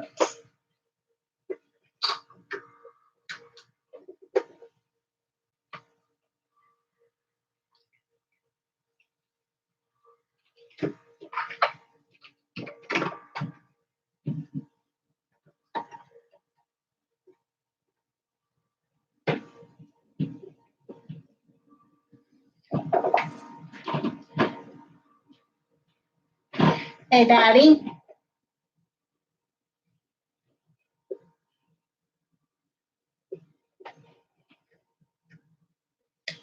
I really like the plushie. I kind of want like one frosting crease, but I don't know. Hannah has ideas. I love that. Okay, we put on the zipper. So the trick is with zippers often to go up one side and down the other. Actually, you're supposed to really just go along, which I don't like to do very much. Huh?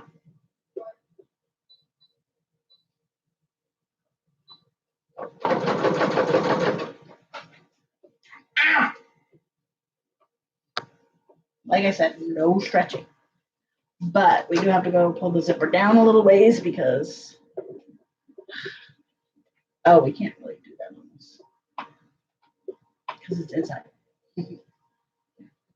I'm just going to do a little bit down so that I can go a little bit up. I keep poking myself, guys. It's been a process. Oops, that was a little too close.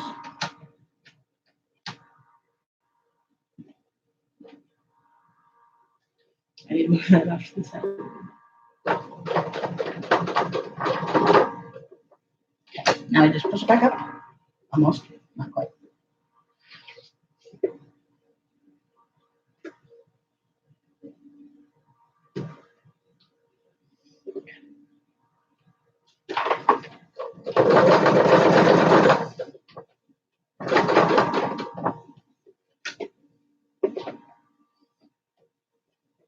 Like I said, sport zippers, pain in the butts. But they are a strong zipper for a jacket, and they're less likely to die.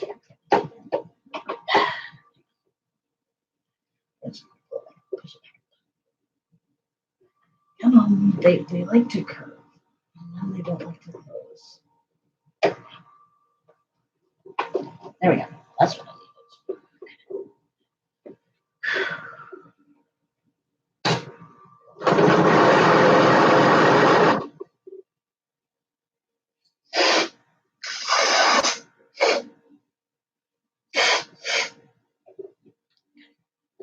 Stretch it.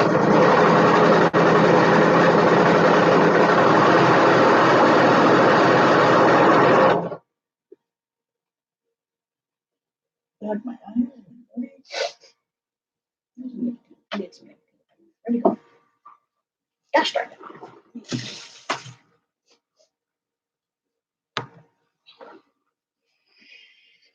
My tailbone is going today. Once I do this part, this will be easy peasy, lemon squeezy. But this part is not easy.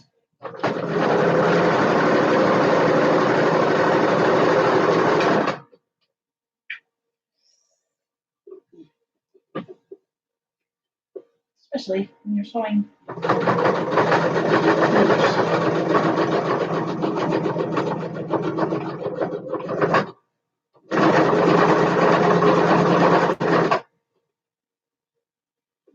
I'm trying to get this my owner.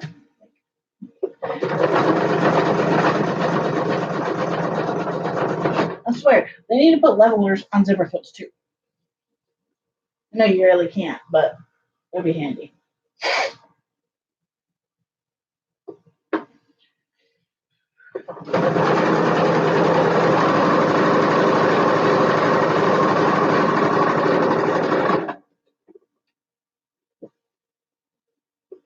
I don't need this one anymore.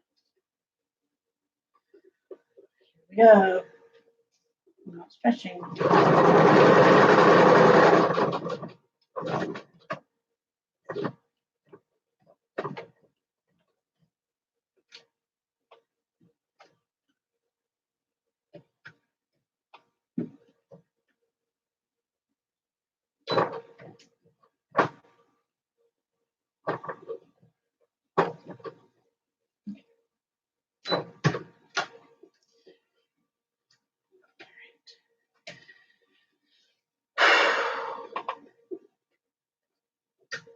One down. One to go. I hate sewing from this side though. It's my worst. It's my biggest annoyance. Is okay, here we go. Okay, so we go on the edge. Right, no stretching, just moving this to this.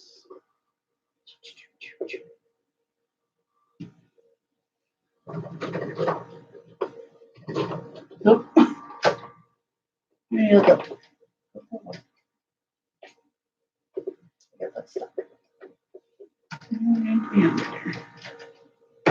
No, you need to be under. There you go.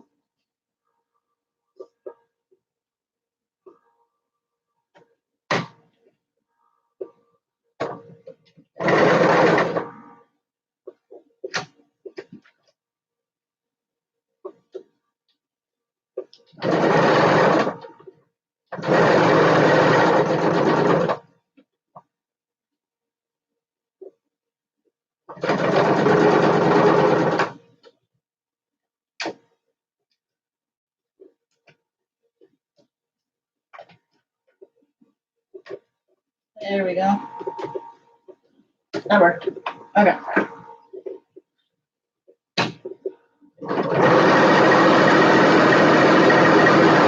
Oh, you know how I said earlier I like to go up and down, one side, down the other? I meant that you're supposed to go down both sides or up both sides, same direction. But I typically don't do it.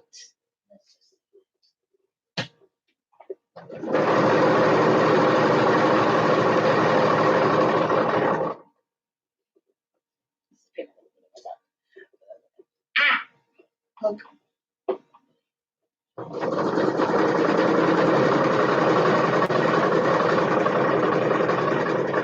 Oh shit, I must just sort of not big. It's big. Big. Totally big.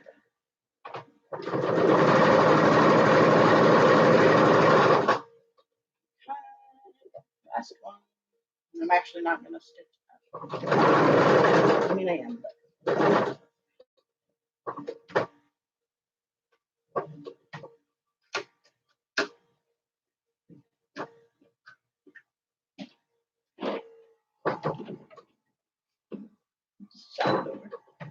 Okay, whatever. It's not going to really matter a ton. So what I'm going to do now is take this and open up this seam right here. Hi, Kitty.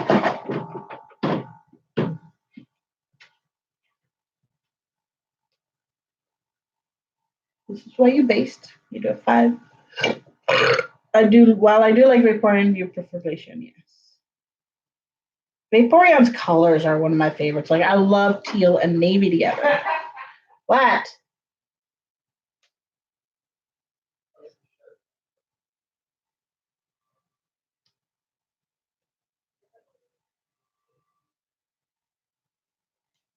All right, now I should be able to just go like these. Boo. Boo.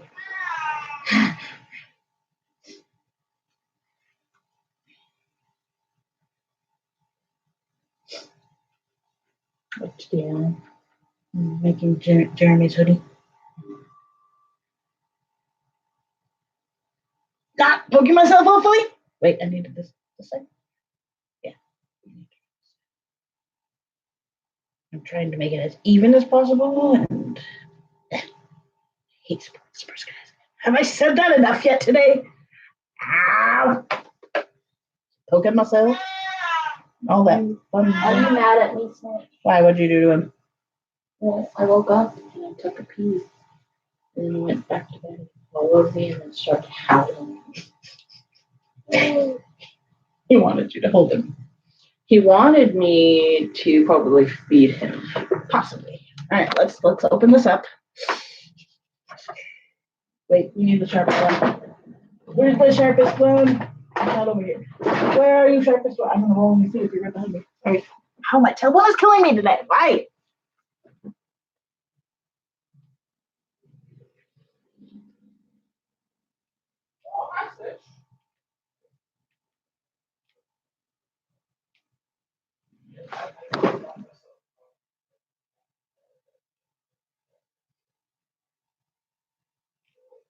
What's he watching? Right.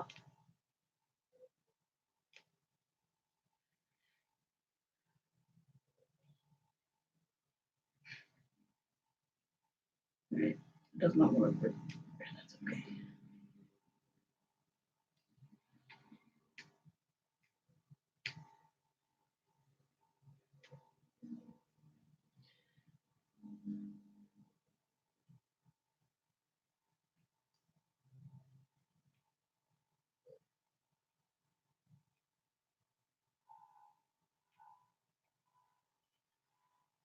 Car alarm.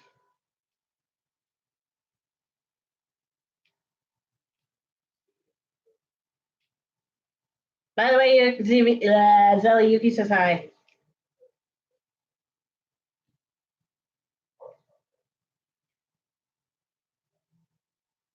It's not completely even in the front, but that's okay. Like, I mean, it's even. It's just like sometimes when the zipper went one way, sometimes the zipper went the other way, which is okay. It's okay.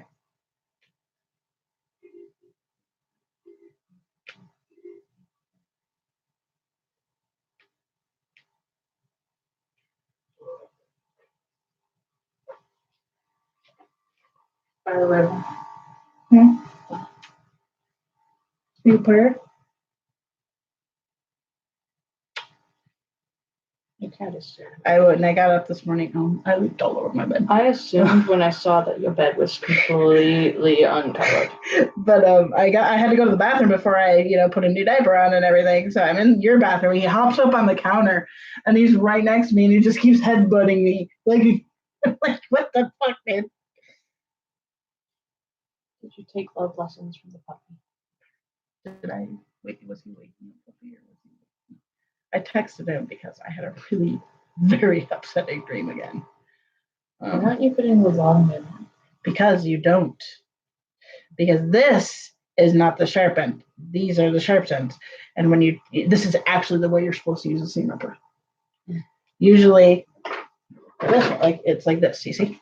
And that ball pushes apart, and that spot pushes it apart. So you can typically go right through here without actually cutting the fabrics. Sometimes you have to be really careful depending on. Plus, it has to be a really sharp seam ripper. Which is how I found out that one was not sharp at all. And you can't really sharpen a seam ripper per se. So. Now what I'll do is go through here with a lint roller So what I'm hearing is that one of your presents needs to be a good seam. No, I have a seamer, but I just have to return it. Don't waste presents on a seamer. I know, I'm just making fun.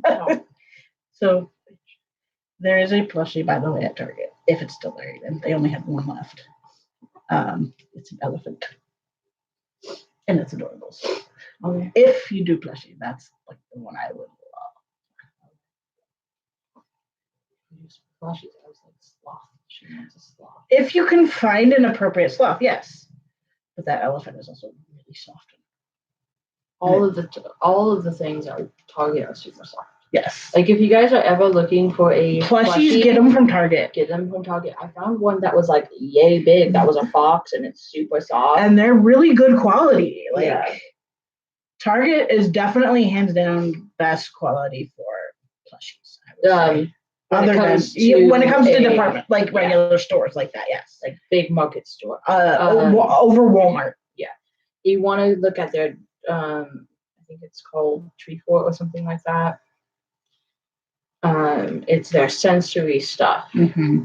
And so they're really good quality. They don't have any seams that you can feel. Like that's usually my biggest problem with plushies, even at the ones you can get at like Walmart or anywhere like that, is that the hair is all like stuck in the seams. Well, that's where anything with the longer fur, like Andrew's plushie that we got him last night, those will have that because not my fox, and it has a longer fur, and it's from Target. But that's because they go through afterwards and brush out. I know. Seam. I'm just saying is that because they are sensory, they take really good care of them. They make sure that they're really good quality. They do really good quality stuff. Like Target is one of I would say hands down, if I'm shopping from like between like Walmart, all that stuff, Target hands down is the best for plushies. Yeah. And they have a lot of good toys as well. They don't have as large of a selection in ours. You know. Ours is a bit smaller. This one seems to be I did this one a different way in hopes that it won't do the stupid stuck thing, because I think the problem was that I stretched the fabric as I was going down a bit, because typically you stretch knits when you sew. But because of the way I did the zipper, the stretching this fabric made the zipper bend like that. So it doesn't unzip properly. So this one should, in theory, work. And that's why I also did the seam this way to ensure that it was even. This is how you're actually supposed to do most zippers. Most zippers, the way you're actually supposed to do them. Okay, we got a step one there. A little bit close. Sometimes it doesn't like to go the full distance. This is just a base too, so it's super easy to peel out. But this area is a little bit more stuck.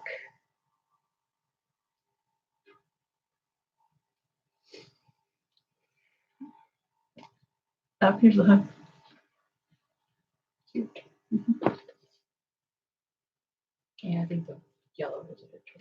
I do too. Like Andrew's like, this is way too dark, and I'm like, well, it's as close as we're gonna get. Yeah, because I wanted like a deeper teal like this in between, but they had only a light blue. They didn't have a deep teal. Like I'm talking, I have a scrap of it somewhere in here. I just don't know where I put it. No, that's too dark even. That's too. It's in. Oh, there. Right there, that one. Like almost like that. A little more blue. This one? Yeah. But they didn't have that. That's even just a little too close. But I think hopefully with what we got, it's good. There's only so many colors of fleece available. Da da da. Don't get stuck. There we go. Now I just have to stitch this, and then this is gonna be last though. That doesn't get done at the moment. But then we run a lint roller up there and get all those out. Look how well matched this is. That looks really good. I kind of wish I had navy for the sleeves, but it'll be okay. All right, now we stick the back on.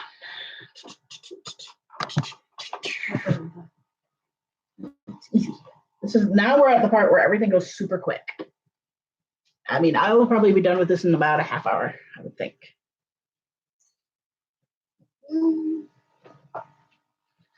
Because I literally am to the point where everything just goes. It's fun. The fun part. Not to mention the back is all fold. So I don't have to sew the two together.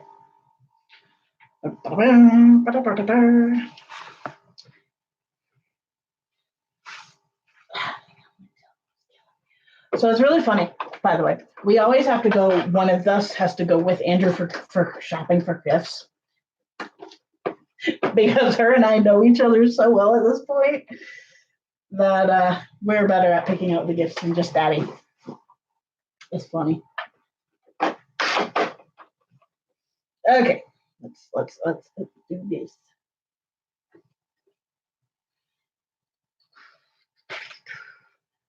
Hopefully he likes it.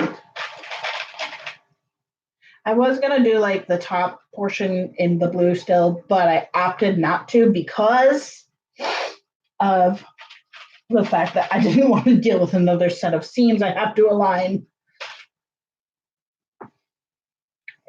Now we're just gonna go right over to this side, do it this way.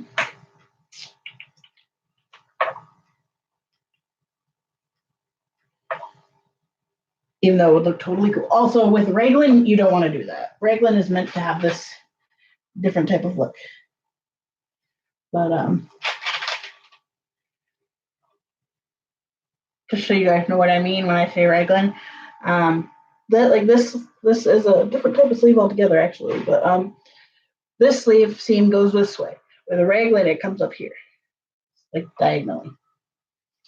I like the feel of raglan, but I like the look of the other one. All right. Oh, yeah, we're on 3 again. My pressure foot has run away again.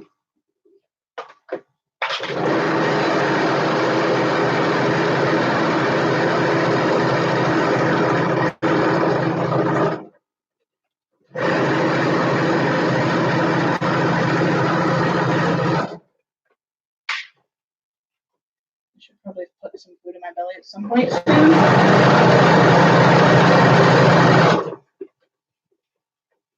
You love shopping. Yeah. I like Target for certain things. Target has some really good quality stuff. They are expensive. But when it comes to toys and things, I think Target's quality is better, but Walmart has a better selection. At least in our area, like our Target toy section is not that big. I think it definitely needs a little bit of work. But they do have really good quality stuff. And while they are a little bit more expensive, it's kind of worth it because they do have good quality.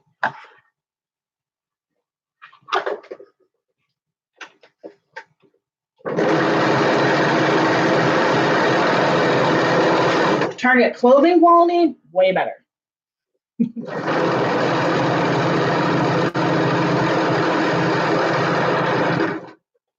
But also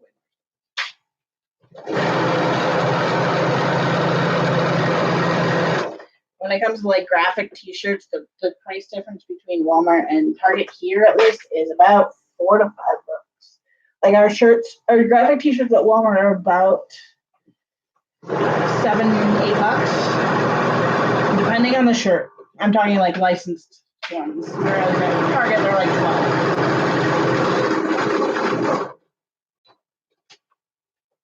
There we go. Now I sew the side seam.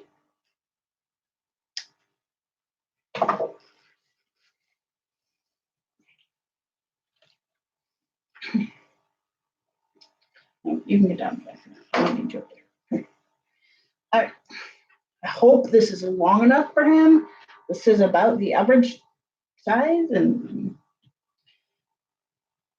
it always looks a little bit shorter to me because of the sleeve difference with the raglan.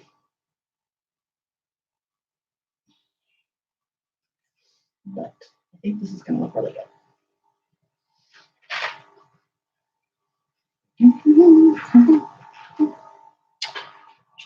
And he had a fairly normal sleeve. See, like for me, what? I mean, it's gonna have another 3 inches or so on there, but hopefully. I feel like my arms are. Okay.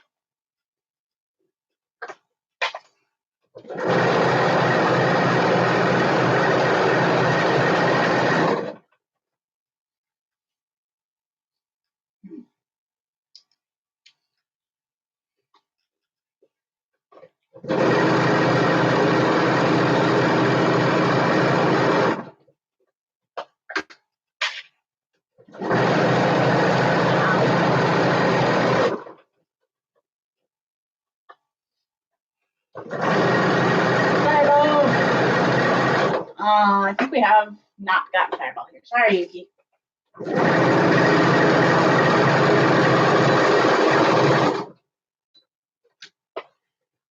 One side down.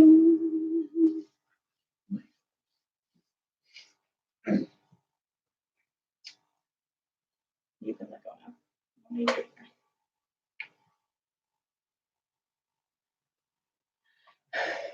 My eye is all swelled. I am so sick of allergies, you guys. Driving me insane. I hate allergies. Yeah. They're so bad in the wintertime.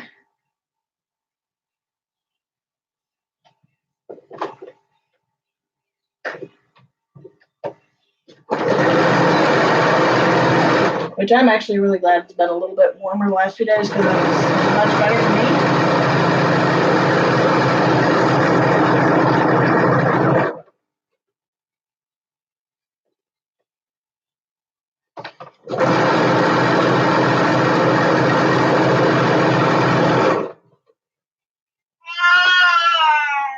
For real?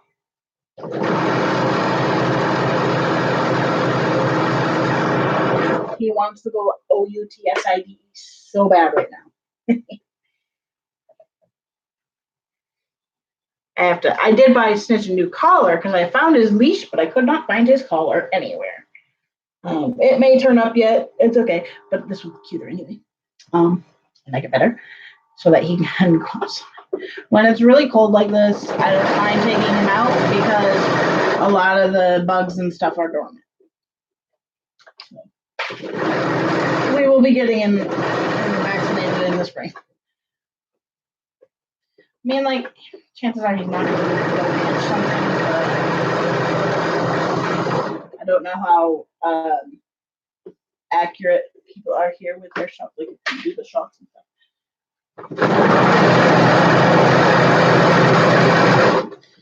My mom used to do all the shots herself, so that's where I'm like, really would like to. I wish I knew I could do them at home. I'm not gonna do that. We have 1 pet. When you have 10, that's one thing. But when you have a single cat, that you just. I'm just not gonna do it myself. There's no point. Okay, up we go. And now we can do the waistband.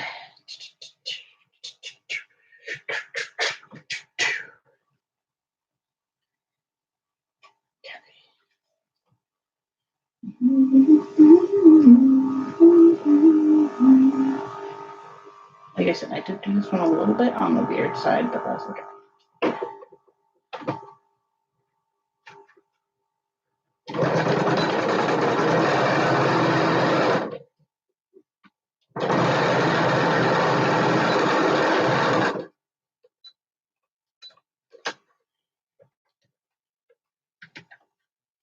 And pull this one over to this one. Make sure we don't twist it. Put it down like this.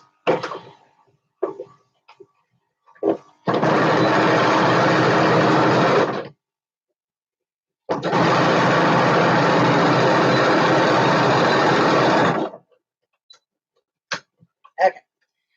Now, this is one reason I did this way, because while I do this, I want it to do that on that part, and then I'm probably gonna go ahead and just stitch this right to that, which doesn't look as finished. All right. Oops.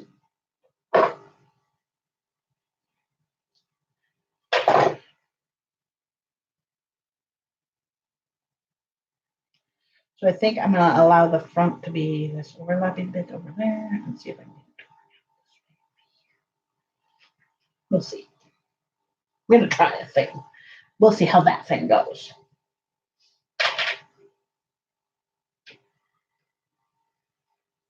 If my idea busts, then my idea busts.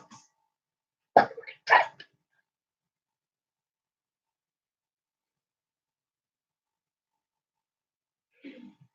Okay.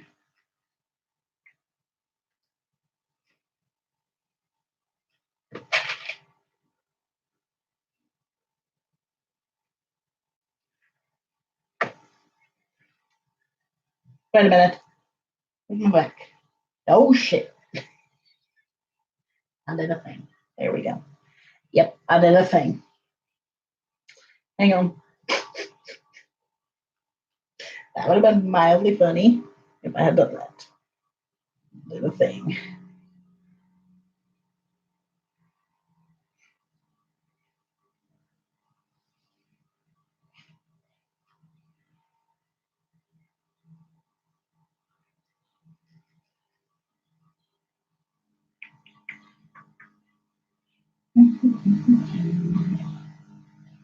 My center. I don't know where my center is. I didn't find it.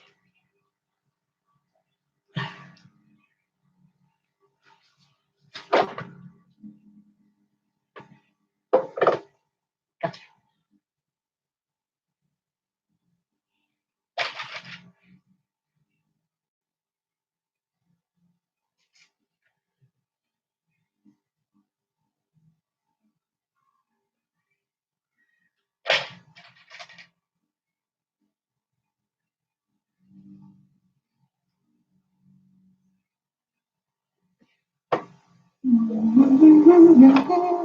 Meow. I'm meowing at the Yuki. It's gonna call my kitty in here though, so shh, don't do it.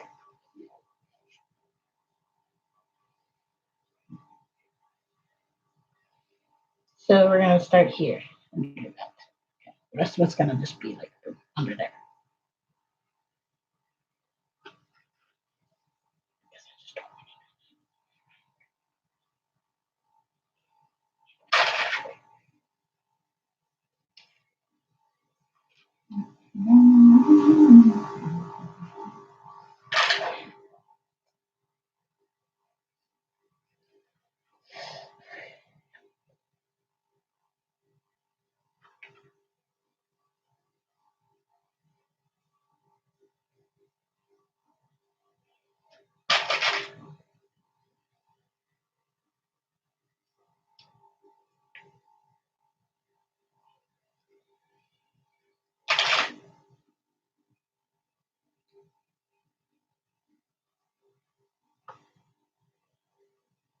I mean, I could do it all the way around. Let's do it. Let's do it.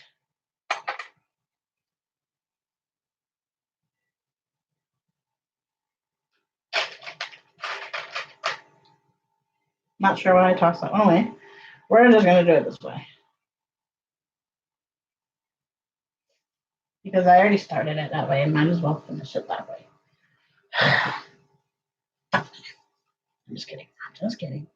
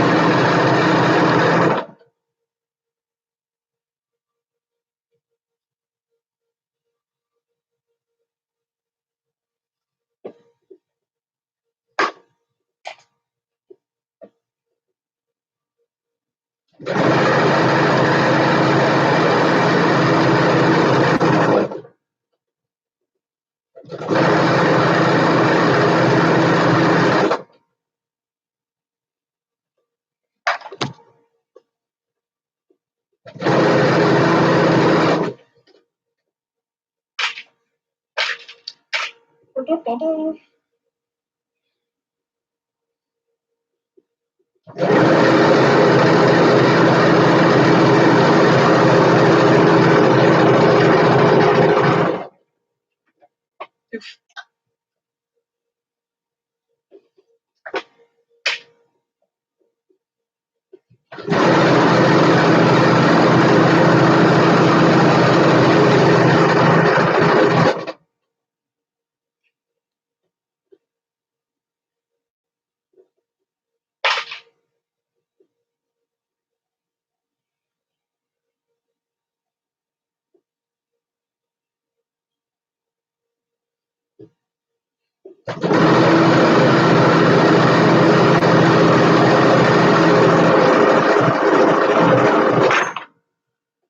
was that?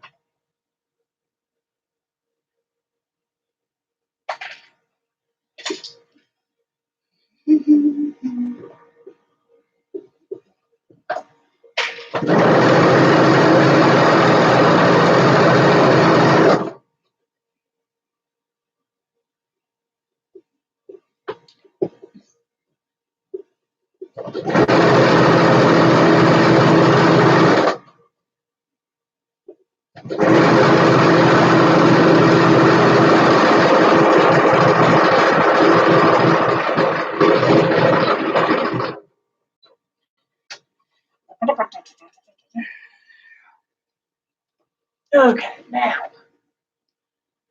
do this.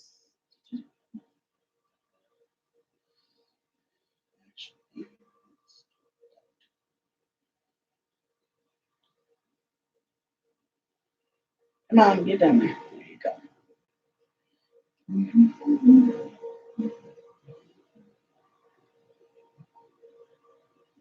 Oh, I'm not gonna go this way. Because I have to do it this way.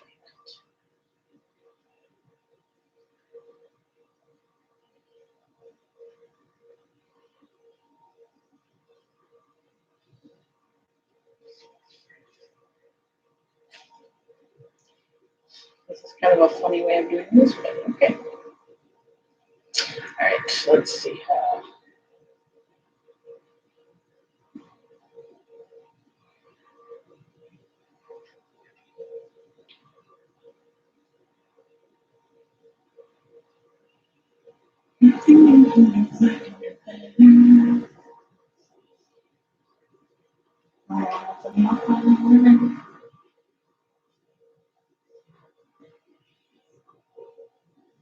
Probably actually do it from this side, but kind of looks messy.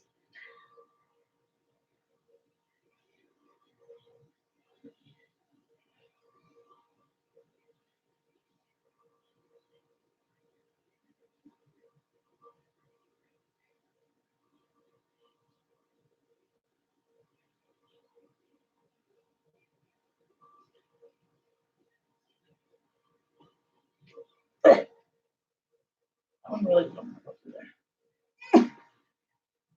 There we go.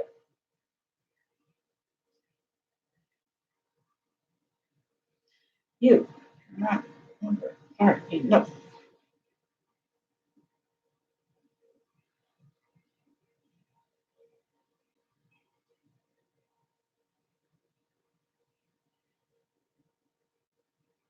There we go. Okay. This one I am going to go ahead and stitch this portion. Whoops. No. Oh, why am I doing this open closed for this part? I don't have to do this closed. Actually, it makes it a lot easier for me to do it open. Because I can just slide this puppy out of the way.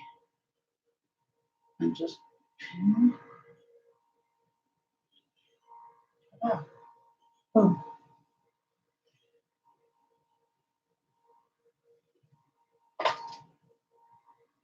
All right. Done. Okay.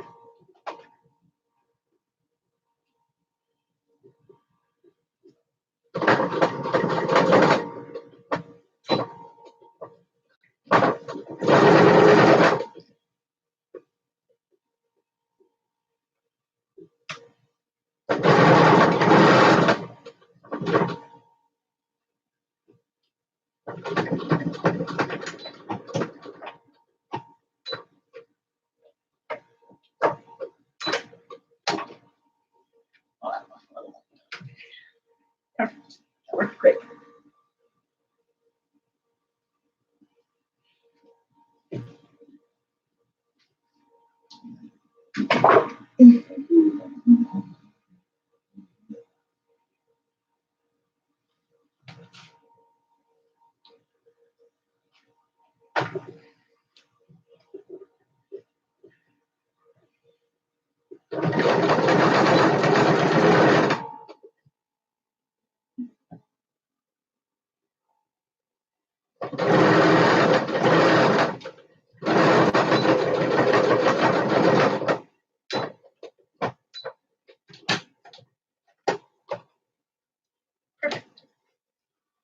Now we can go do this part.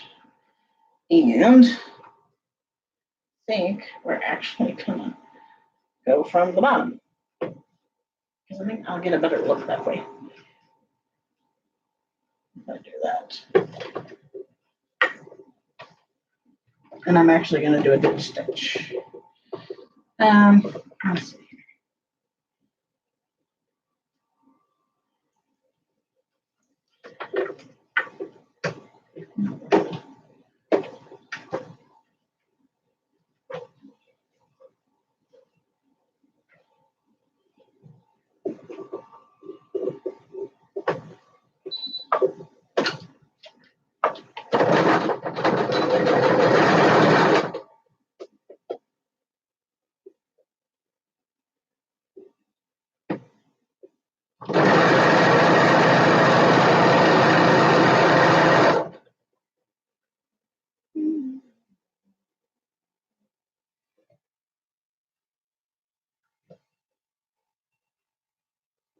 Okay, maybe not.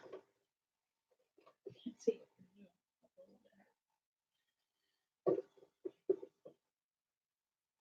That's pretty good. So if we stay.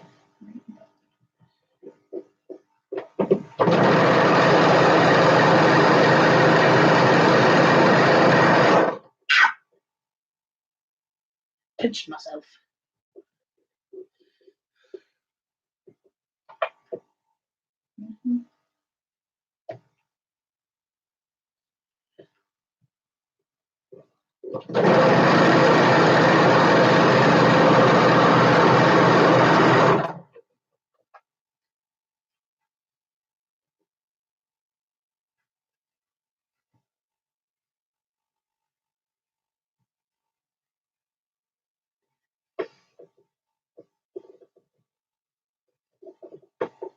Come on, you fold up. There you go. No, you're not. You fold down, you fold up. There you go.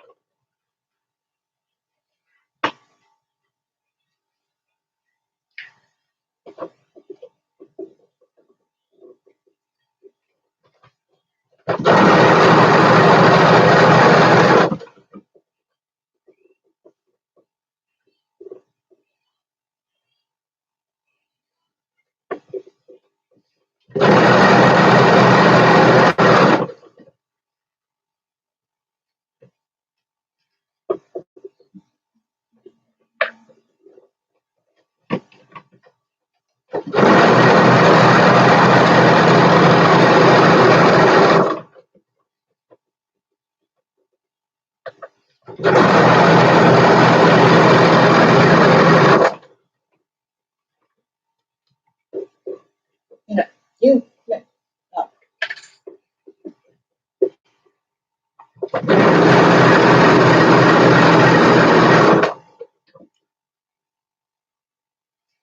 After this, I just have to do the hood and the neck. Or the hood, neck, and the arms.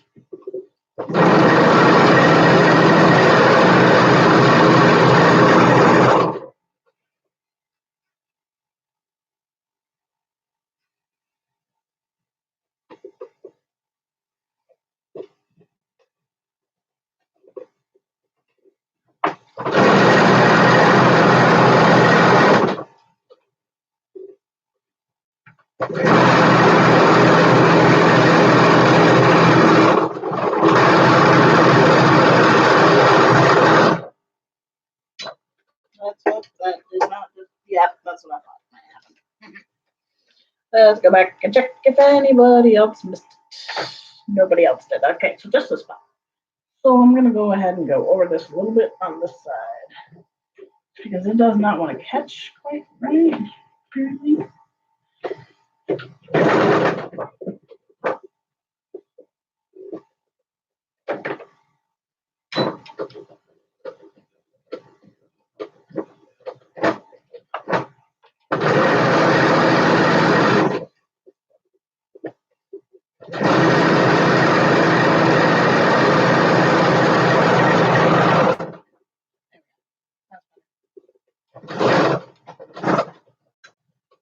Ta-da.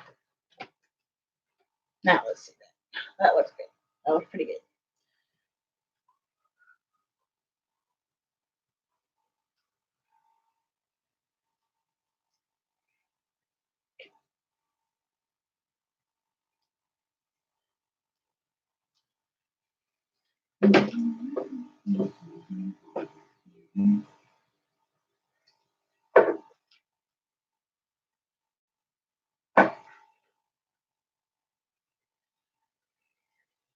Alright, and I'm gonna trim off the other side. Let me do the hood probably and then the sleeves. I always do the sleeves seams last. So now we do hood. Hood is pretty damn easy to do. Line it up, making sure that it stays there. Whoop. Line up the center back, making sure it stays there. Boop. And you put this one. Make sure it stays there. Ah, how the fuck did I shut myself? All right. Now, typically, you don't do a full 5/8 inch on this one, but I think we have to do this. Get a little bit of a stretch in there. A little bit, not much, little.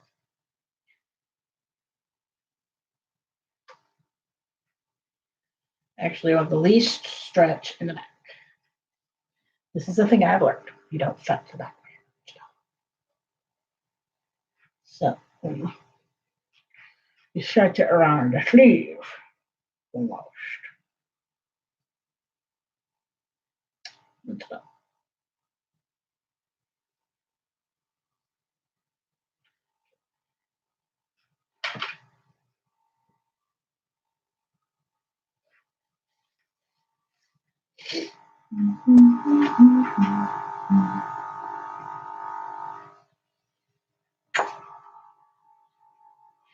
Thankfully, this portion doesn't need to be that stretched.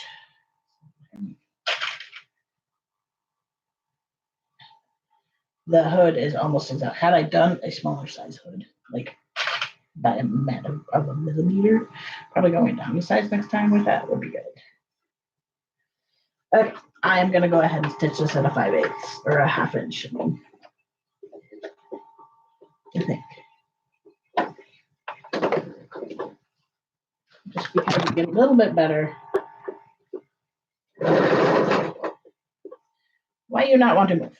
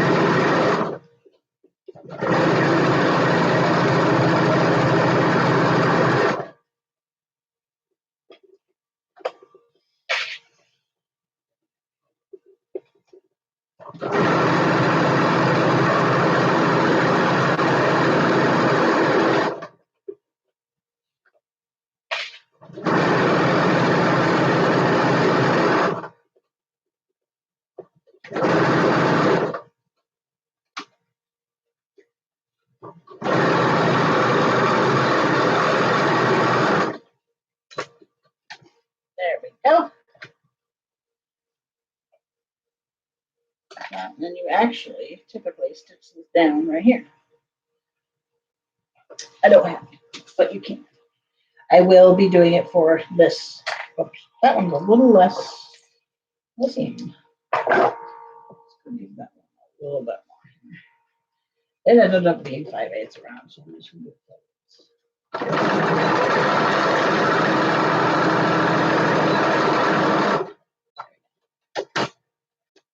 All right, now let's see here. Typically, I will stitch down at this point so that that stays out of the way of the zipper. And it's just like a tack.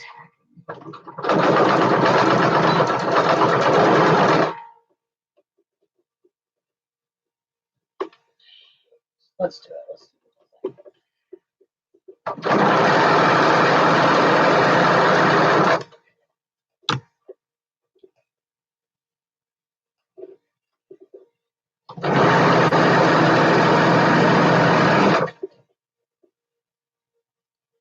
Kind of makes it look a little easier.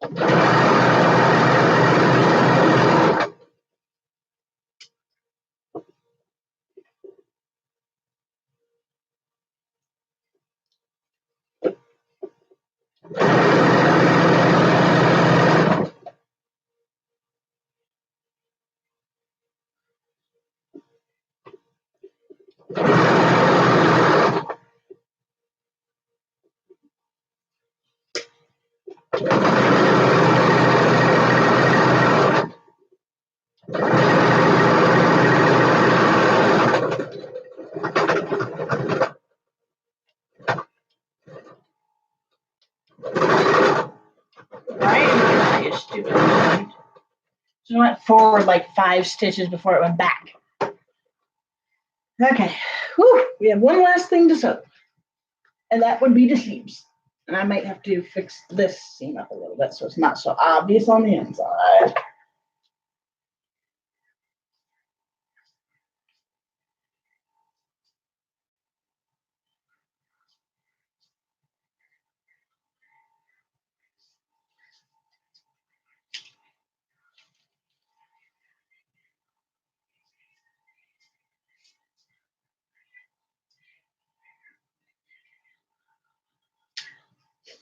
I don't know what she's listening to, but it sounds like rather bad.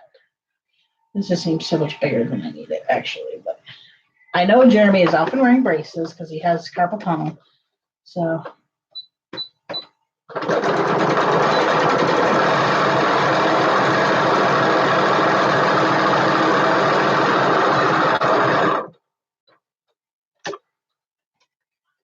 I'm willing this bobbin to last me through this next 2 seams because that is all I have to do. Just do it. Then I can wrap it.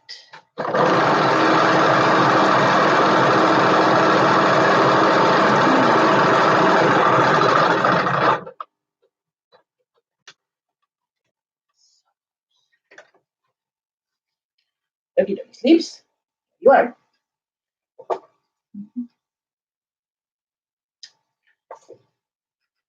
If he doesn't like it, he doesn't like it. It's okay. Or if it needs adjustments or anything like that, it's okay. I won't be offended. Get in. All the way. Come on. There we go. We line up. Hold it. I'm going to put this up. That's almost perfect. Yeah.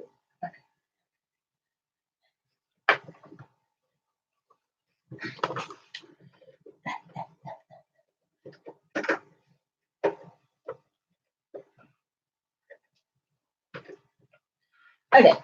Why are you being a butt? This thing is being a butt. There we go.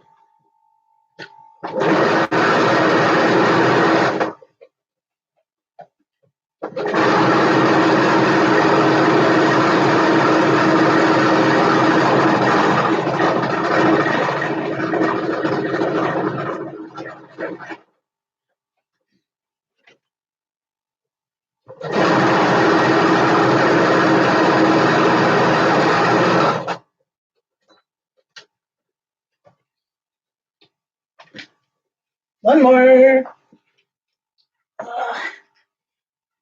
Doo-doo-doo-doo. Ta-da. I hope that's long enough for his arms. I feel like this pattern needs a little bit of work. Oh shit, for a second I'm like, oh no, I did it backwards. No, I didn't. I did not do it backwards. It's also too dark to start photographing today. Maybe I'll photograph it once I get it to him. I will take some photographs, but it's not going to be as good as the regular photographs I take.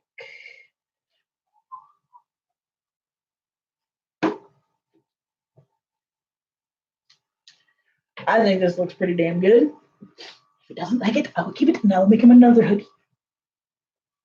Because I will wear this hoodie.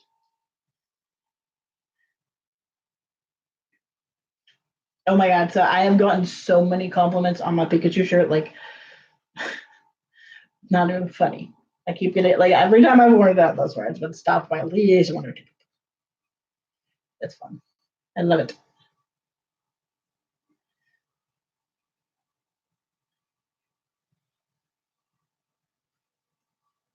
It also tells you who the geeks are. It's funny. Yeah.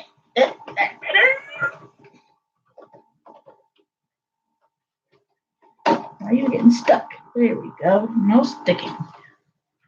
Last seam. Please, bobbin, last.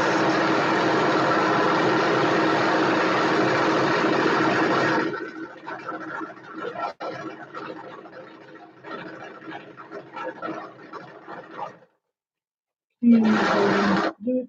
Do it. Oh my god, we are so close. Absolutely hilarious. And there we go. We ran out. We literally had seconds worth of it. That is awesome. Or not seconds, millimeters worth. I did it. I did it. Okay. Now find the other arm. Oh, we got some seams. We got to trim the threadies real quick because they like to get stuck in places. That annoys me. It annoys the fuck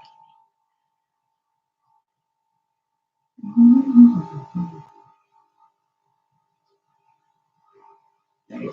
Ow! That hurt. I was scratching myself with my scissors. Get off there. You're stuck. Again, I'll try it on real quick just to try it on. Oh, we might want to turn the sleeve up. Oh, there's still more touch right there. Hang on. I'll show it to you guys. And then I'm going to go ahead and lean over it. And then I'm going to pack it and wrap it. Ready, ready?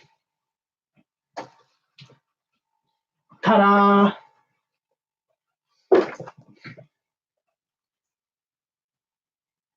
I cannot see. See, I would have to have a smaller hood because my head is too tiny for this.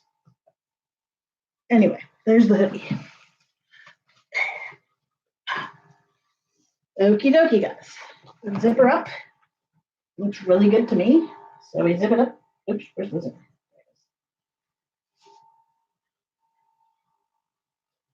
Oh, that zipper is beautiful. Works so much better than my own zipper. Hellos. Oh, you'll appreciate this one, Zach. Look what we did. Oops, that's gonna annoy the shit. We made a Vaporeon hoodie. Or as close to Vaporeon as we can possibly do. But we made a Vaporeon hoodie. Here's the hood. Do, do, do, do. That's awesome. And it's from my brother-in-law.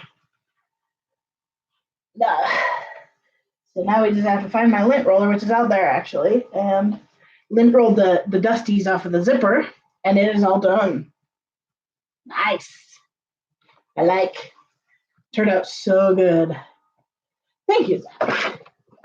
We just have to lint roll it and wrap it. It is like 3. Hang on 1 second, guys. I'm gonna go. Hey guys, wait before you go. Woo!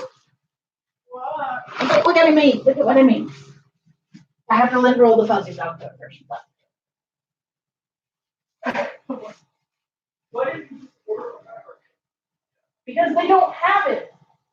This is the pattern colors. It's really close to this. It's just slightly more teal than blue. But it's as close as you can get. Looking at it, you know it's Victoria. Look at those. I mean, if you guys say so, I would.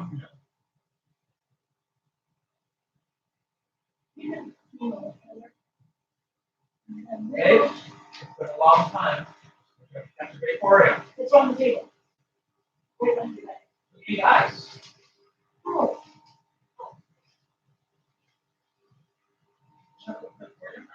No.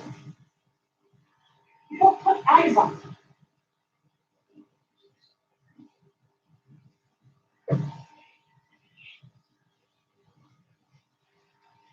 Like, said before they go because they have to go Christmas shopping for me. Here we go. Not that it's gonna stay uncovered in hair, but as soon as he gets it home, it'll be covered in his cat's hair. But this has to be, I have to lint roll the zipper stuff out if I can.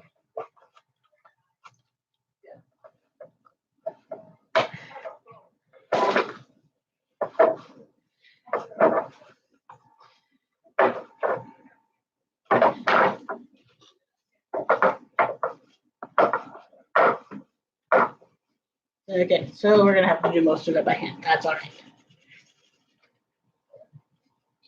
There we go.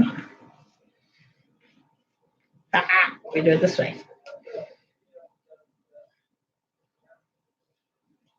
Huh? I need wrapping paper stuff. Don't take it.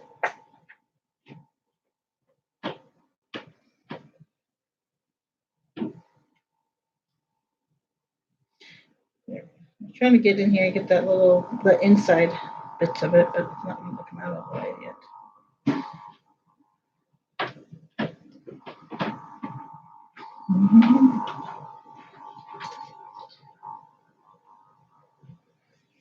This was I told my brother-in-law, I'm like, well, he's not my actual brother-in-law, but I told Jeremy, brother, that we were going to do hoodies this year instead of PJs.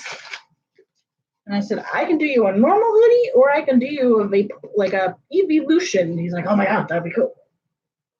I wanted to make sure that he liked all the hoods and stuff like that before I made it. Cause if you're, why is your phone ringing? I can't find it. Probably in my bathroom. Oh, reject it. Oh, it's in your room? Call reject. Okay.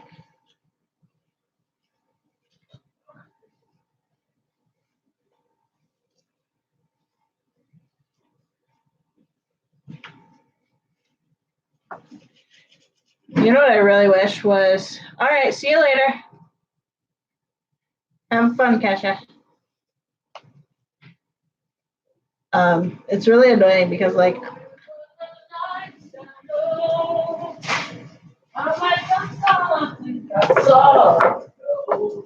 what?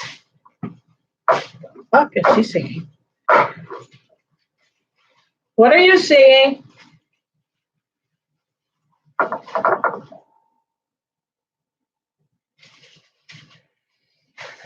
Okay, so this is going to. There we go. It really doesn't want to be pulled out. There we go. I was anticipating this going a little bit better than just needing to pull out every single thread.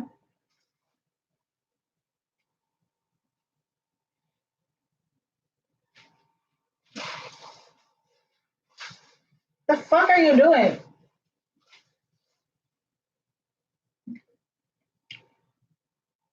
Come on, threads. Either go in or come out, one of the two. That's gonna be have to. I think maybe that's not a strong enough sticky for it. So we're gonna try this as sticky. Oh, where's my tape? What? His pixie sticks are as long as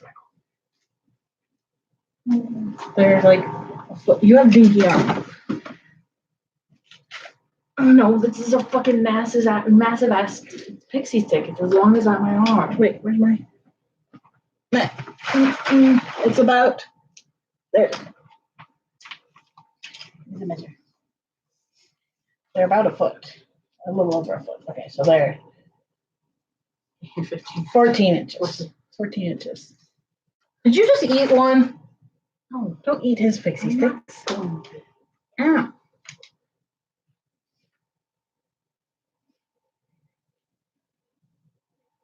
Why did I have to lose the end of my tape? There we go. Okay. You do a thing. Oops. That was not the full size. Oh, it ran out. Now I'm going to find that again. Okay, let's see. That might work a little bit better. You are being buttheads there, thread. Just go out a little bit, not go in. There we go. I can grab that one. If they just pull themselves out, it would be nice. I'm trying to get them to come out a little bit, and they just don't want to. So this is going to have to probably work itself out a little bit. I'm mad at it. There's one. There we go. Come here. I suppose, actually, if I can get my pleasies. They're just a little bit too deep in there for me to grab. There's one or two. I just have to use the seam ripper still. I can't reach. I gotta get a loop. If I can get a loop or two, it would be good.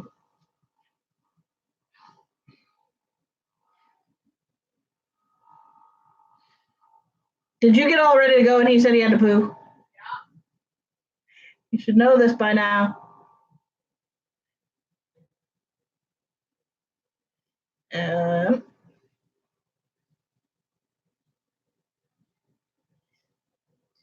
gonna take me forever just to pull these.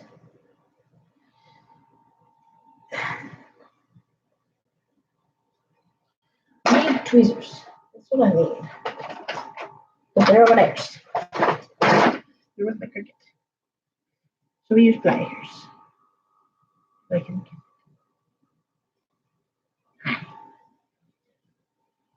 Where are you?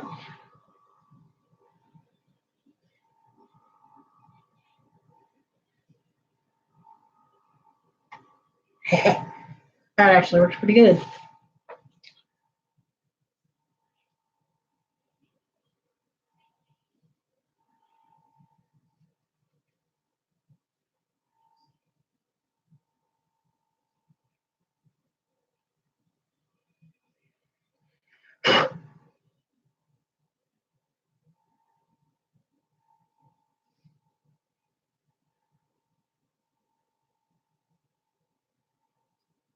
Just take over.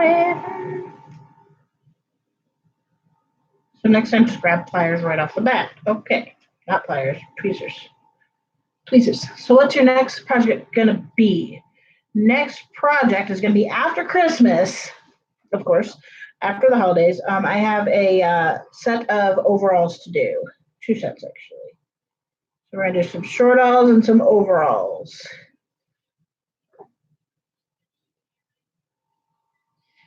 I've also been working on my website a lot, or my Etsy shop a lot, because I'm revamping some of the fabric selections I have.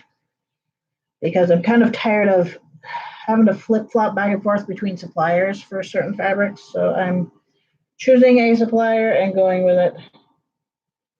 If it's not on that site, it doesn't happen.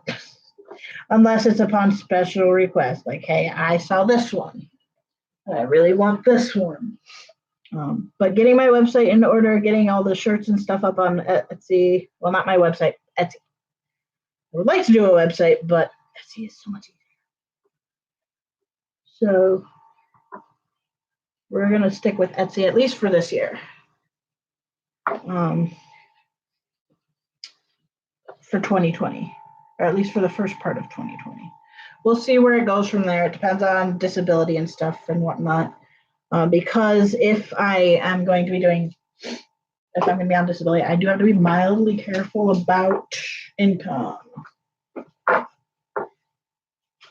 I mean, granted, I've never made a sizable income enough to have even a no W-2, or not W-2, no, they have never sent me a 1099. Etsy will do it automatically for you and send you a 1099. I've never made enough to actually do that. Now Porter is going to be covered in snitch. You got fur all over Jeremy's new hoodie. That's okay. I'm mostly worried about the threads. The hair is not that big a deal because we both have cats with white fur. So that's not really something that can be avoided. And he doesn't mind. He won't do that too much. Okay. I got a couple more threads on the inside that need clipping. Scissors are hiding. But seriously, like, guys, I am so pleased with my onesie. Whoa, I almost just whacked myself in my face with this. With the revamp that I did on my onesie pattern, I am so beyond pleased with it. Like, it turned out so amazing. And I'm super duper excited to be doing that from now on. Okay, now, I think we got most of the threads off. We get to put it in a box. I'm fully this way. There are threads, there are threads.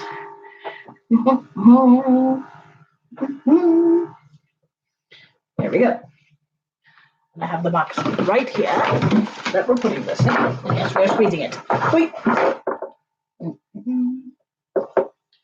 other ones that I'm putting. Doesn't matter because he's just going to pull it out and wet it.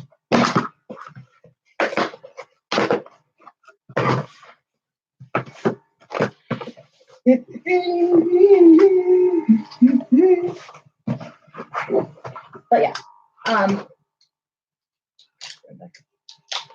Oh, it was. What is this tape doing? Goodness sakes, tape, you are terrible.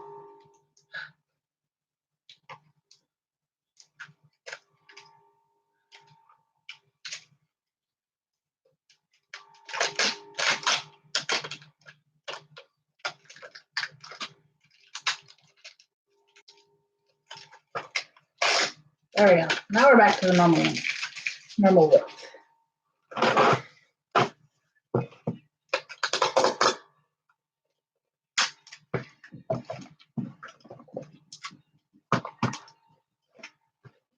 Where's my, I forgot I have my chameleon stuff. The fuck are you listening to? Super loud.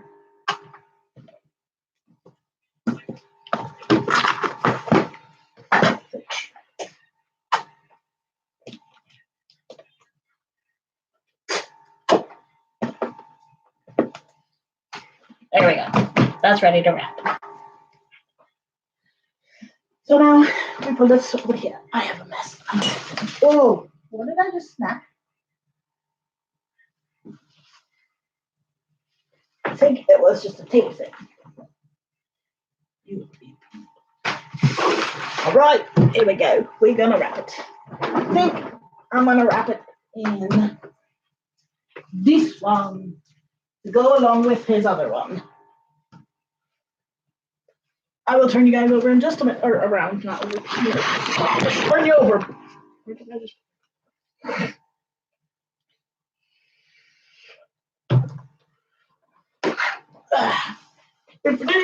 Whoa, let's not. Do that. Okay, scissors. I need regular scissors. They can hide them somewhere. There they are. Okay. Now. Well, that's why that squeezed in there so small. I'm like, why is it so tight?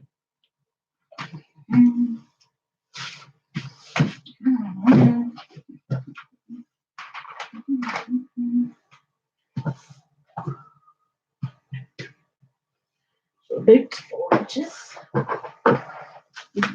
1, 2, 3, 4.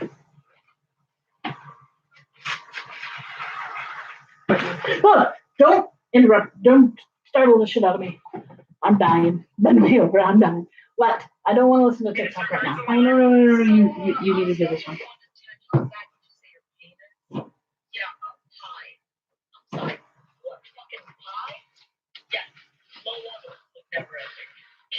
What? Did you not hear it? No. No. So, on a scale from 1 to 10, how bad would you say your pain is? Yeah, high. I'm sorry, what? Fucking pie? Yeah, low level, but never ending. Low level but never ending. Yep. 8.1415. Oh. You just put your earbuds in and that's all you got. I said bend over. I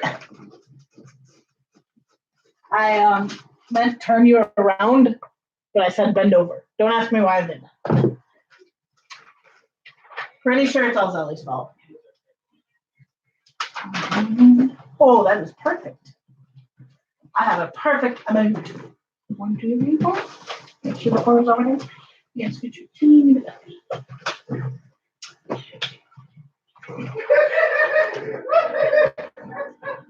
You sound like a little girl.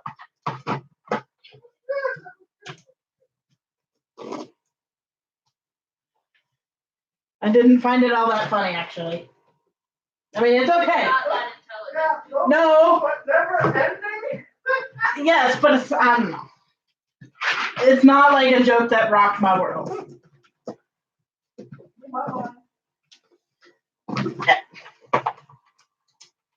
I'm also so But as like I thought it was funny because I'm like that's not bad. If a doctor ever asks me like how bad the pain is on a daily basis, pie, low level, but it doesn't stop. No, I yes, I agree with that. It's not a bad joke. It's just You just sound intelligent enough to find it funny. no, I find it sort of funny, but not like laugh like a little girl funny.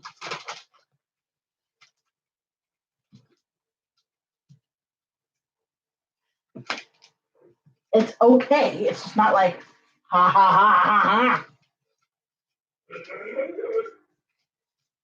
You're weird. We got to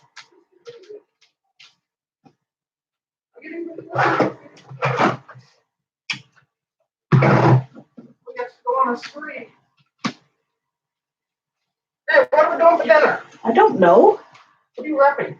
Jeremy's present. His socks? No, his socks are right there, behind the box. You didn't put them in a box? What the fuck is wrong with you? I didn't have a good box for it. Plus, it was a challenge to wrap. It was a challenge to wrap. Therefore, I did the challenge.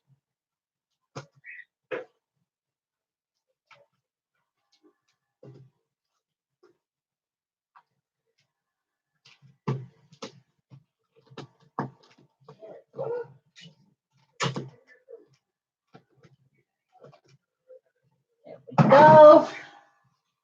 Now this. I did such a good job of flipping it. Why are we?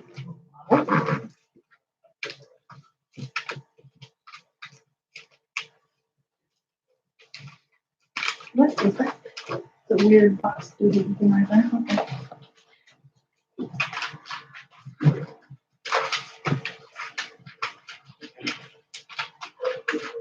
What was it?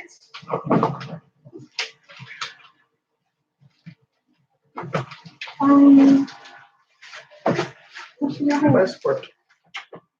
What's in your hand? Just the ad so we can decide on sides. Sides? We already got the corn and the beans. Beans? Green beans. Oh. My beans doesn't say thanks to Christmas or Thanksgiving, for that matter. I didn't say bean dip. I said beans. I'm very picky. You tell him.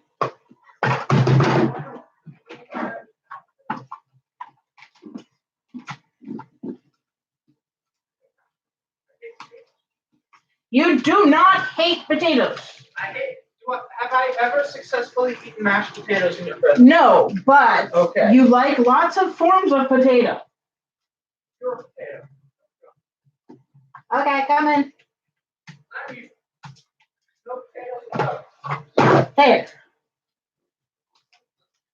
Alright, there we go. Look how nice those edges look.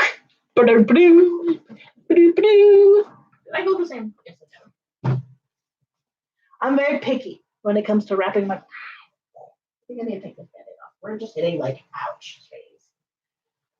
Yeah.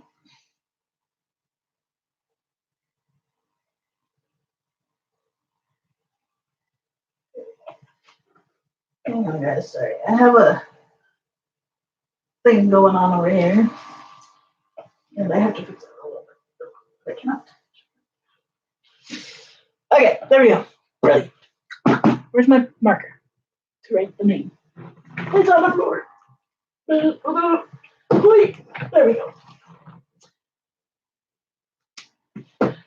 Jeremy. There. I'm done. I am personally done with all Christmas gifts, wrappings, and things like that. Whoop, whoop. Ow. You need to be here.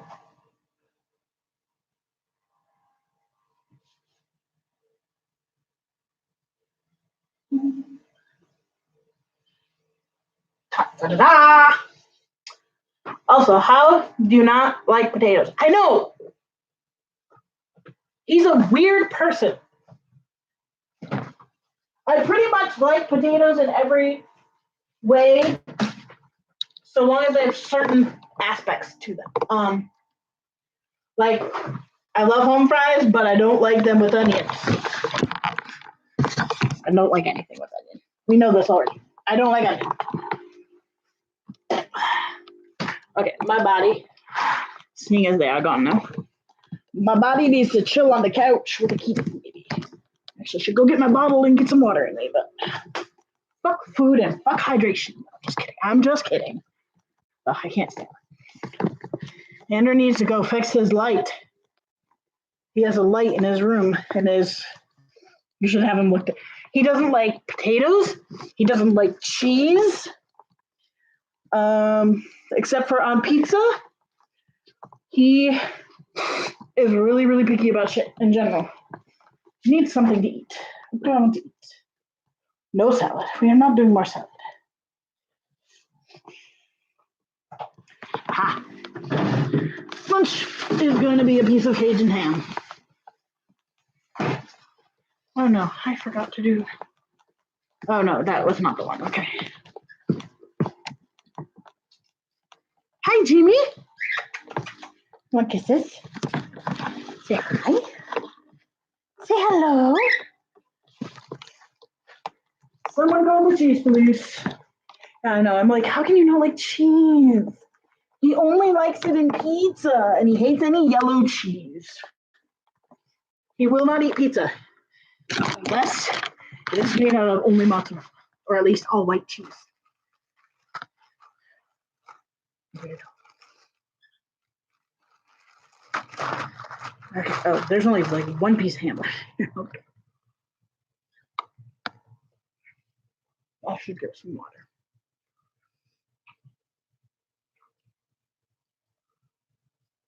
Hello.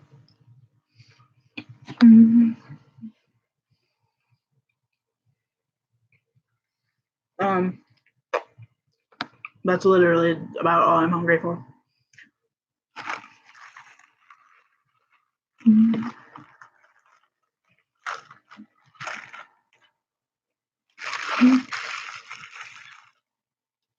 But I do need to get some water in me. I'm gonna do a thing.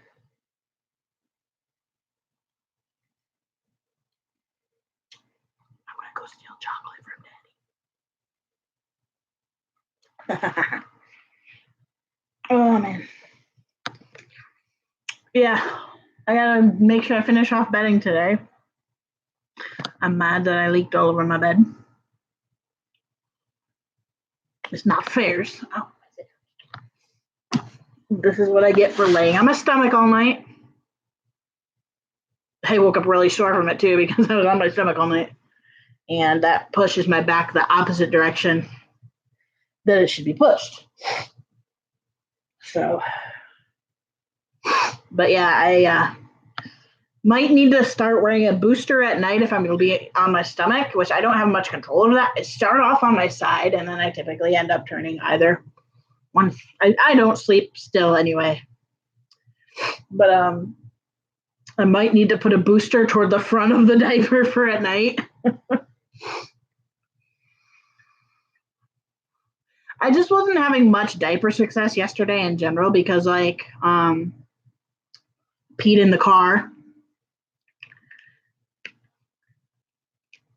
And it leaked everywhere on me. I don't know if it got on. I didn't check the seat of the car to see if it got wet. I just know my pants were drenched. Thankfully, it was our last store of the night because that would not have been fun. Wait, where's my Snickers? Oh, Snickers. There it is. So yeah, that was not fun. What is your go-to every day? Right now, we're using the Barnyard, and we have some Megamax. Typically, I buy Megamax because price-wise, they're the best. I wish I would use Tykables every day if it was in my size. If they ever bring back the XL, we're golden.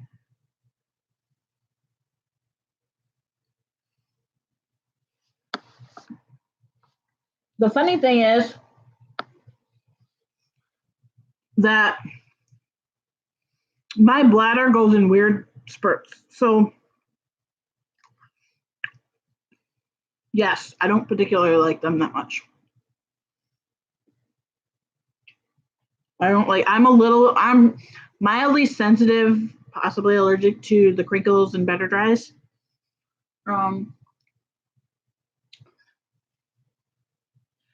Plus, price-wise, I think that the Megamaxes are actually cheaper.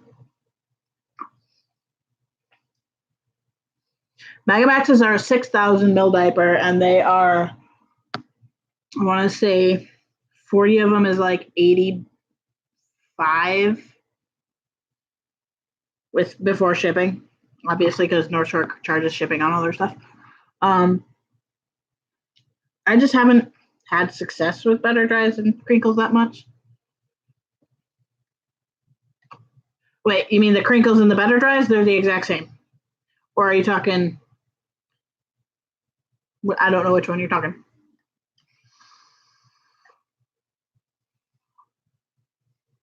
Are you talking the Megamaxes and the? Oh, there's a big difference actually. Megamaxes are a 6,200 or 6,250 mil absorbency. Better Dries are more along the 5 range.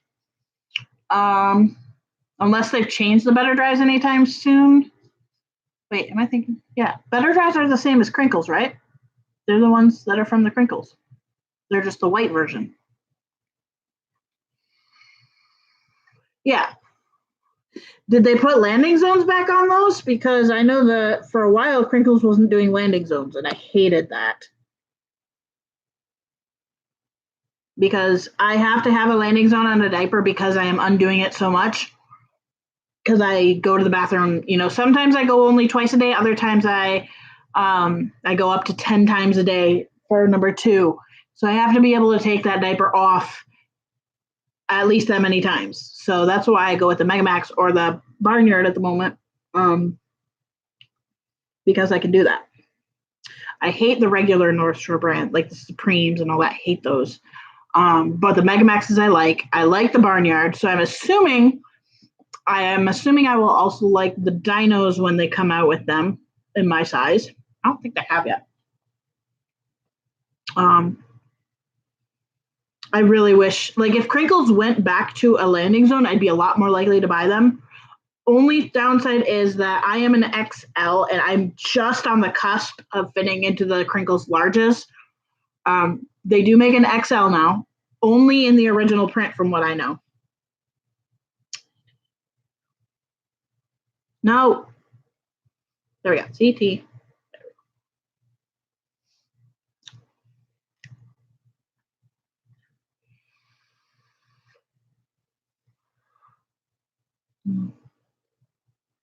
Yeah, as soon as they have the Dino diapers in XL, I'm trying them. Like, I might fit in the largest, but not really.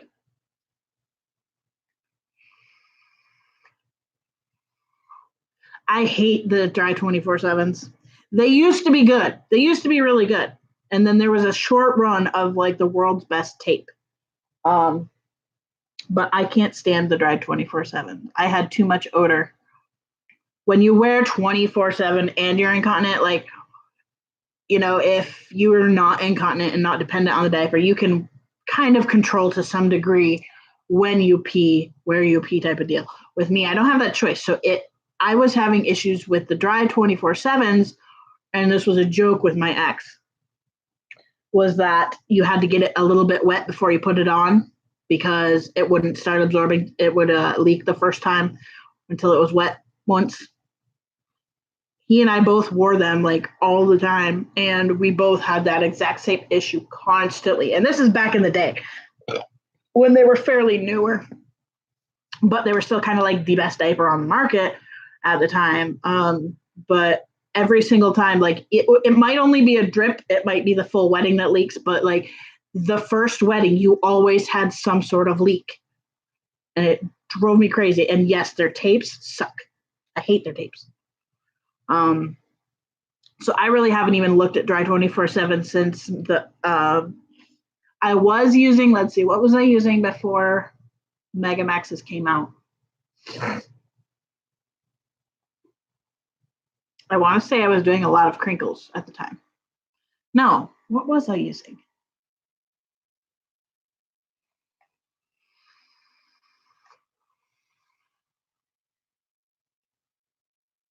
Yeah. I haven't tried them in the last 2 years either. So, but what was I using? I'm trying to think of what I was using before the Megamaxes came out.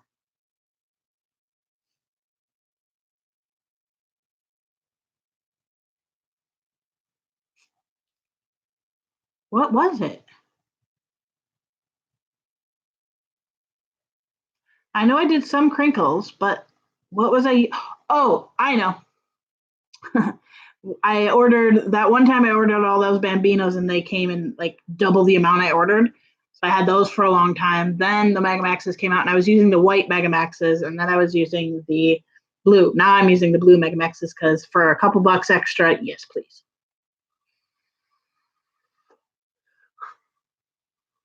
Okay, and I was going to look at North Shore real quick. Like if Crinkles starts to come out with the extra large and the other prints, I will totally, yes, they come in a dark blue. It's like navy, almost navy. It's very similar to this color, actually. Yes, they come in a blue. They're the best. I love them. Kevin's not hugely fond of them, but I absolutely love the blue ones. Yeah, they started a couple months ago. Let's see.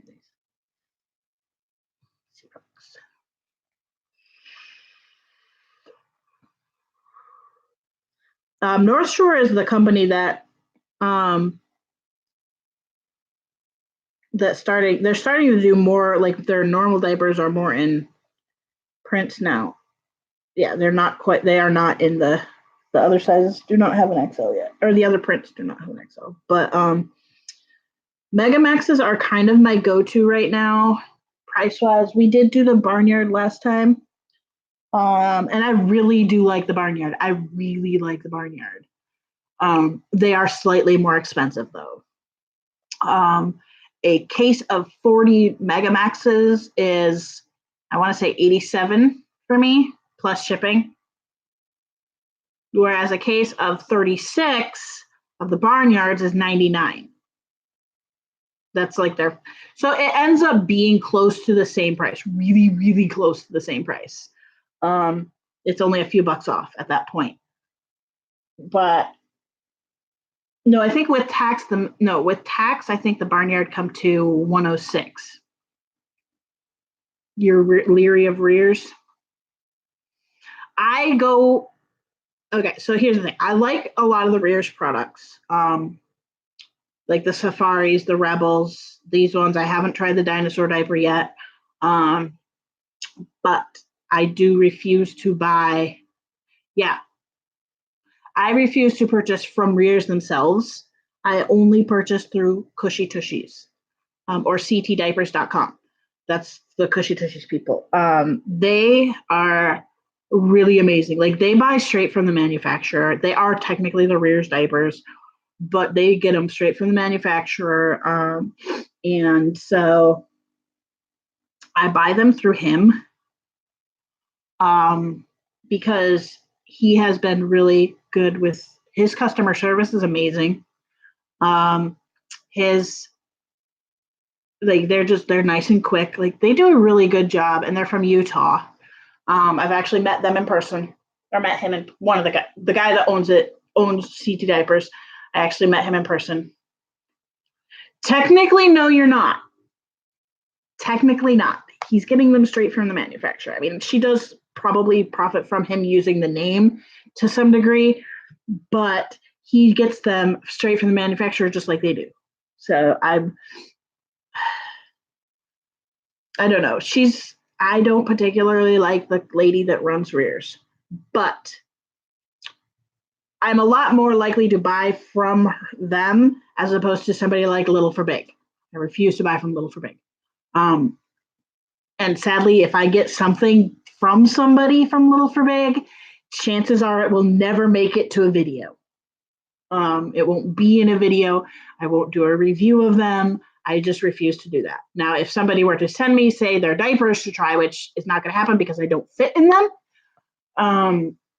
I would try them out, but I would not do a video of them at all. I refuse to support them at all. Kind of, but I mean, it's still the same product.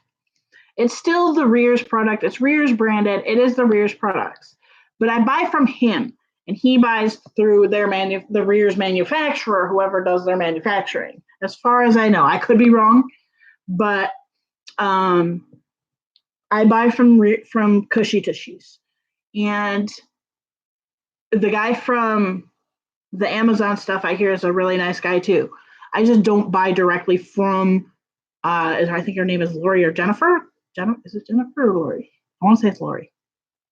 But the lady that runs it and owns it and all that, I don't buy from her. I don't grace my presence on their website, nothing.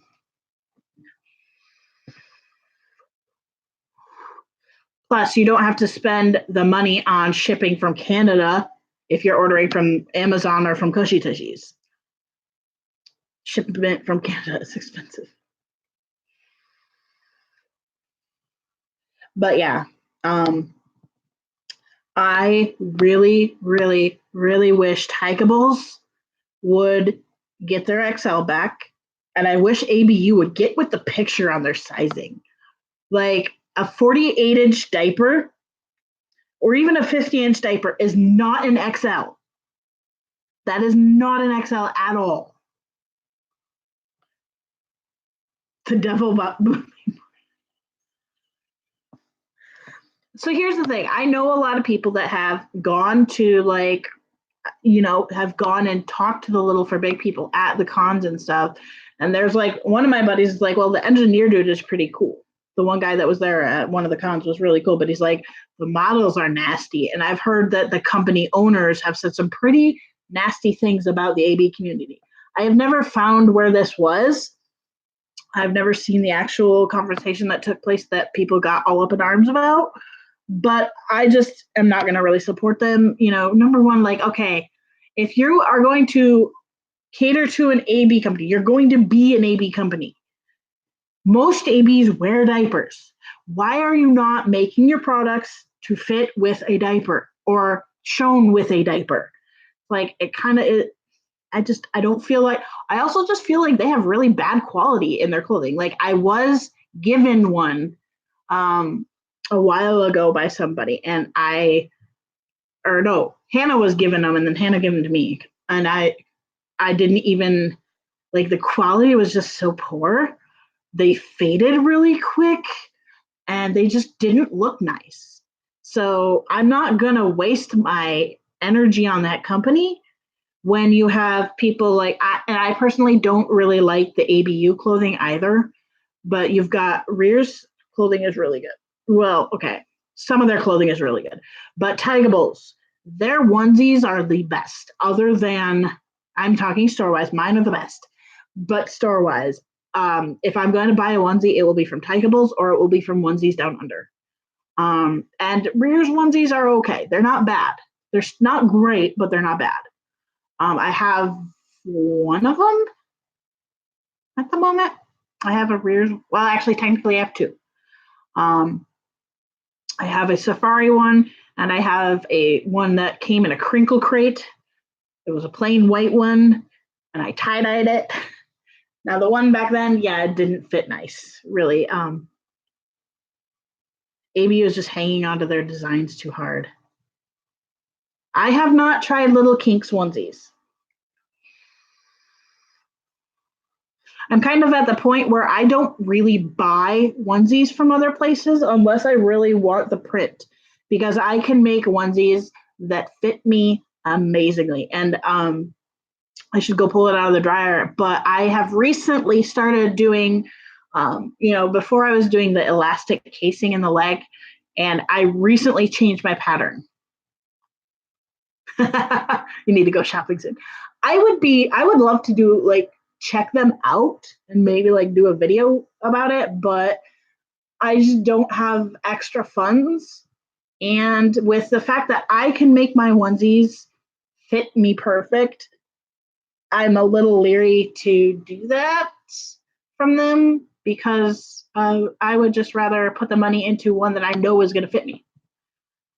That is the perfect width and length. Like, my pattern, like, I'm going to toot my own horn. The recent changes I made to my pattern are phenomenal. Like, I just made my Pikachu onesie. I don't know if you've seen that one or not, Jack. I'll go grab it real quick because I just finished washing it. Let me go grab it and I'll show you.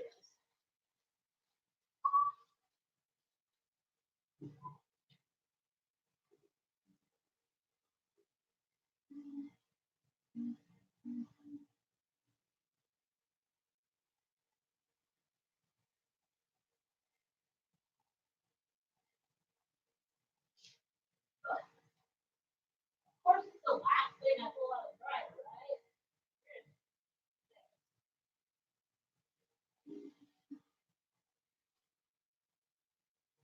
right? Okay.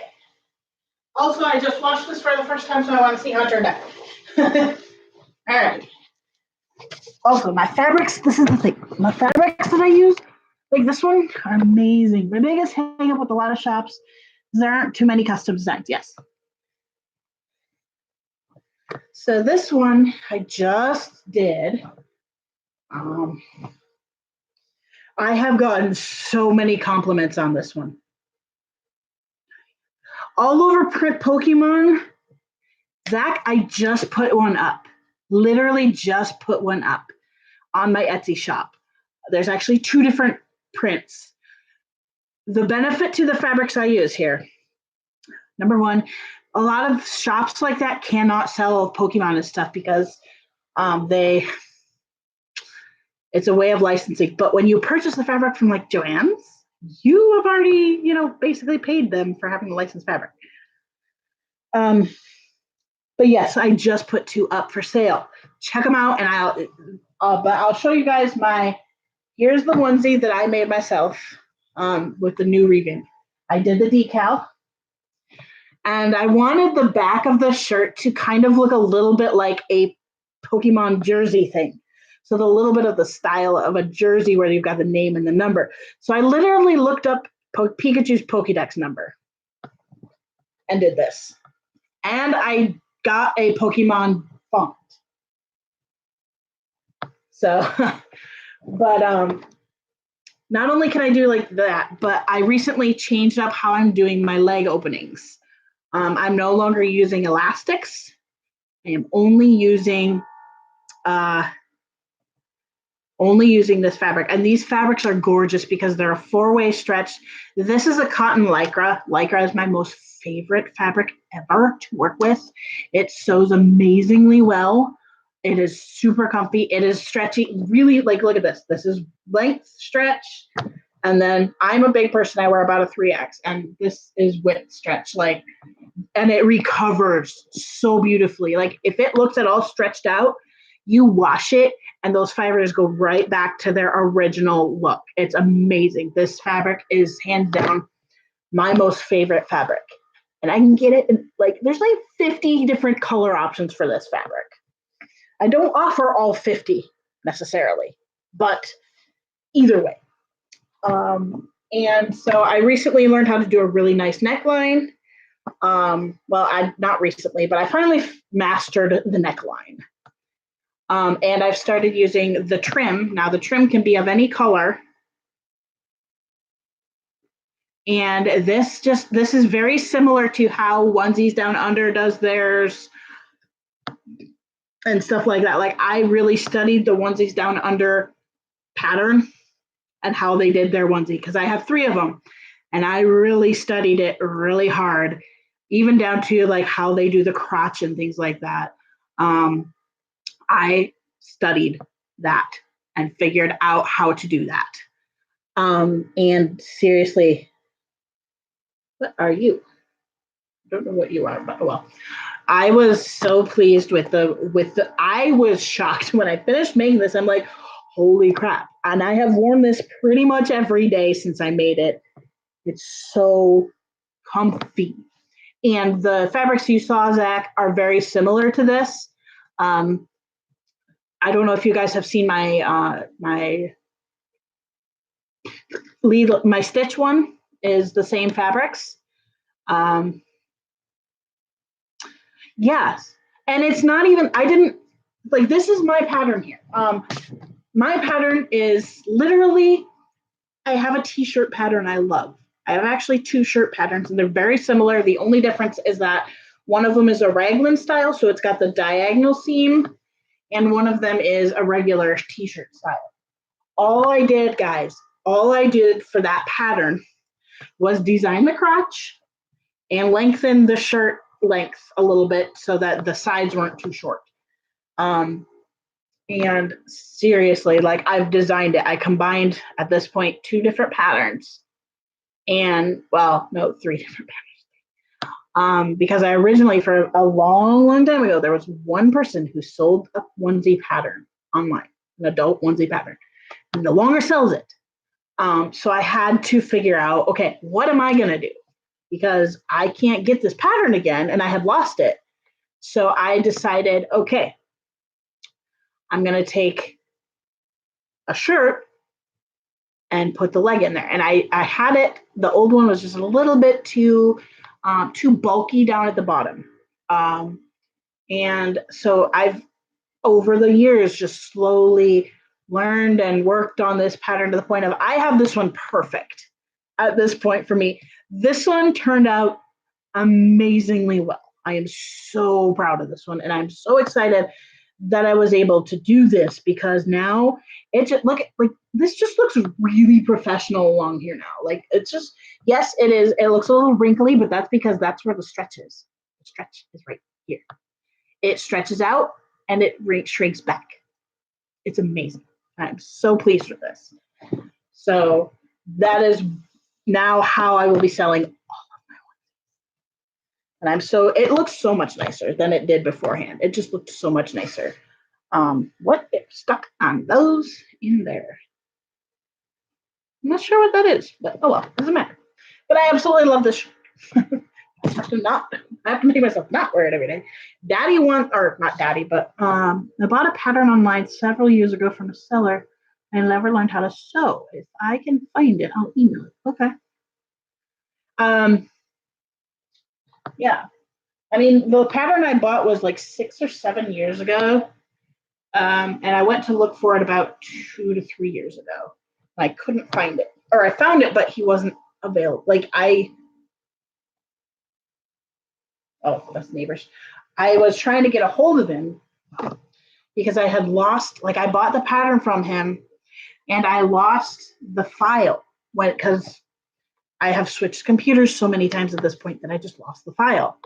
And I was like, hey, I bought your pattern before. Is there a way that you could, email it to me again? Because I've, changed things. Like my computer's been changed and I lost some files in it that he never responded. So I'm guessing, and I've looked him up and everything since then, and I have not been able to find him. But I am so pleased with this. I have guys every time I walk out of the door in this shirt, like the last 3 days that I've worn it. Everybody, so many people have stopped me and been like, I absolutely love your shirt. And I'm really glad that it just looks that professional and stuff, but it looks so good. Because I wasn't expecting it to look good. Not that good. I expect my stuff to all look good. But the fact that this looks like a store-bought t-shirt blows my mind. Blows me mind.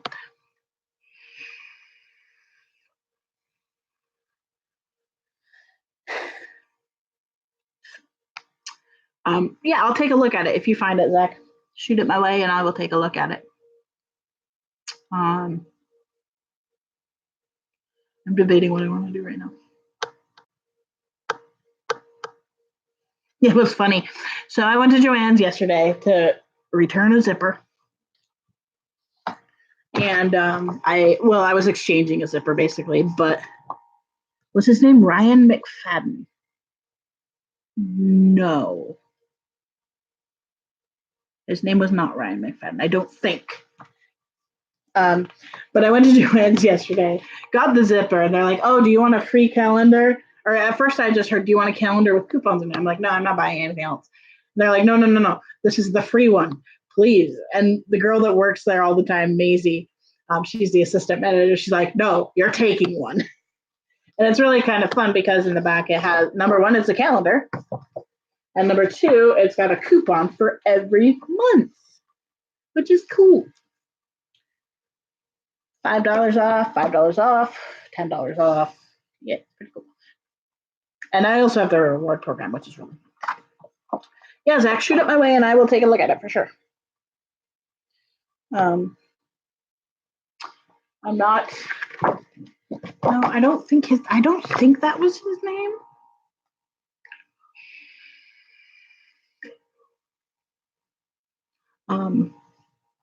Yeah. Also, I have to be careful, when I buy patterns. Something I always look for is, are they saying for personal use only?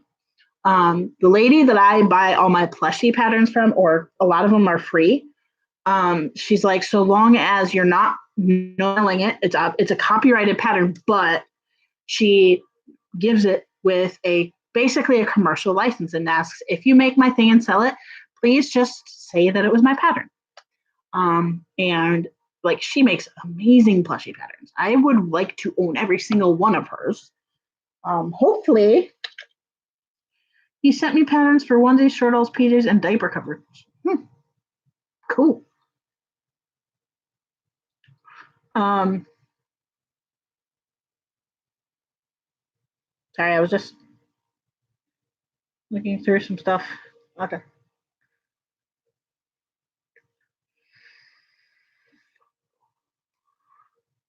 I'm not at the moment sewing many diaper things right now. I have opted for now, any actual diaper cover, covers that are cotton and stuff, fine. But I'm not doing anything with PUL right now.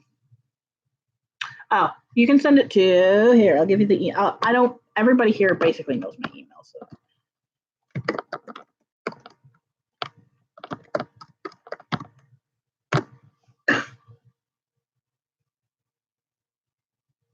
Yeah, there's my email.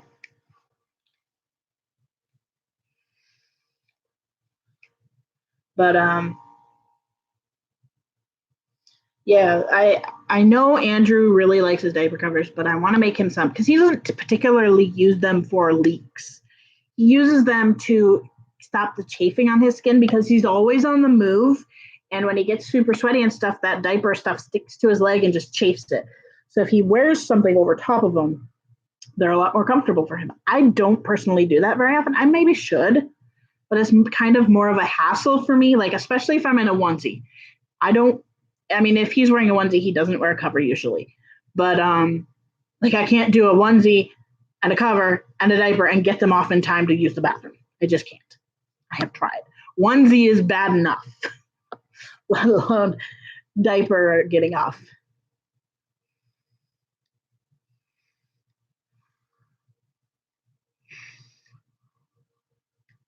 Sorry, my battery's dying, so it's not giving me a bunch of good hits right now.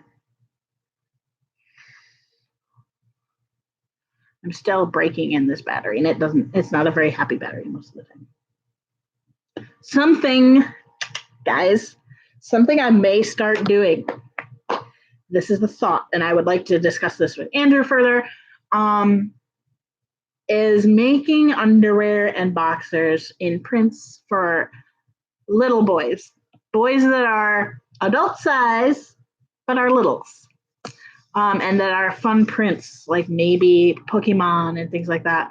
Unfortunately for Andrew, I can't find Paw Patrol knit, but he's been starting to wear some boxers recently. He usually doesn't wear boxers, but he got cotton boxers and he's like, these are really comfy. I'm like, yeah. And I'm like, if you want to wear boxers, I can make you boxers.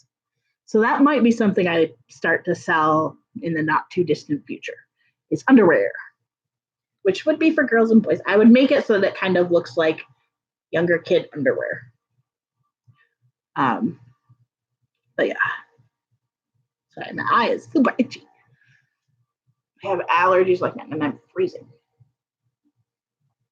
Ooh, my elbow pops. I also have really dry cuticles right now, and they are trying to peel like mad. Cool. Let me take a look. Check.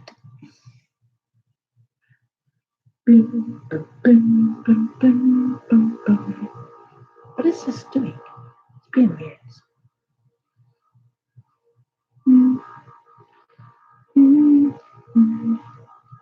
Oh, there it is. That's what I was looking for. Might go into social, or it might go into. Make sure I got that in there right. Yeah. Okay. Primary. There it is.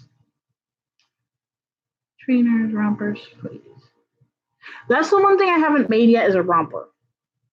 That I would love to do. Oh yeah, that's the guy. By the way, that is the guy. Yep.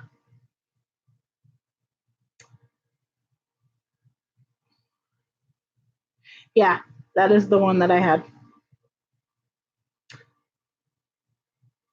Like I said, it's been a really long time since I've done any. And I'm curious to see what his romper pattern is like. I had it for a really long time. And it just, you can't make it out of a cotton. Yeah. I think his name on Etsy or something was different. It was like Little Kid Aiden or something like that. Yeah. But no, I like his stuff. I like it. I have definitely revamped his pattern quite a bit because the accuracy of his pattern wasn't incredibly great when it comes to certain sizing. The thing I am interested in this, and I will probably print it out and do, is the lap neck. Andrew would like me to learn how to do that. No. Yeah, that's the thing. Like there are a lot of people that can pick up sewing like that. But when it comes to sewing knits, there's a lot you have to do first, really. His pattern instructions are also really lacking, from what I remember.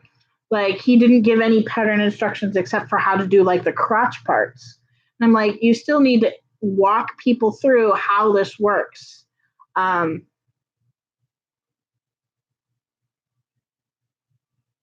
that is the exact style of underwear that I'm looking to do, by the way. But yeah, he explains the stitching details and things like that. Like,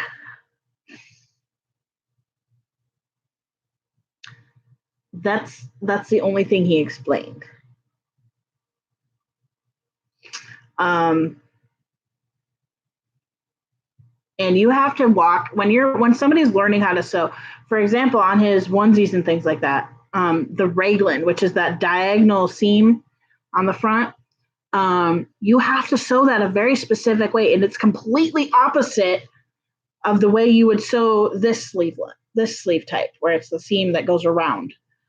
You sew it completely different. And when his pattern was the first time I ever did a raglan, and it was did not go well. Let's just say that it did not go well. But that's because he doesn't explain how to sew. He explains how you do a specific seam when it comes to like the crotches and things like that, but he doesn't explain the step-by-step process. And I've thought about doing that, but at the same time, it's like, if I teach a bunch of people to sew, I ain't gonna have a business. But yeah, no, if I ever do have to work again and work like a decent enough job, I would want to like teach people how to sew.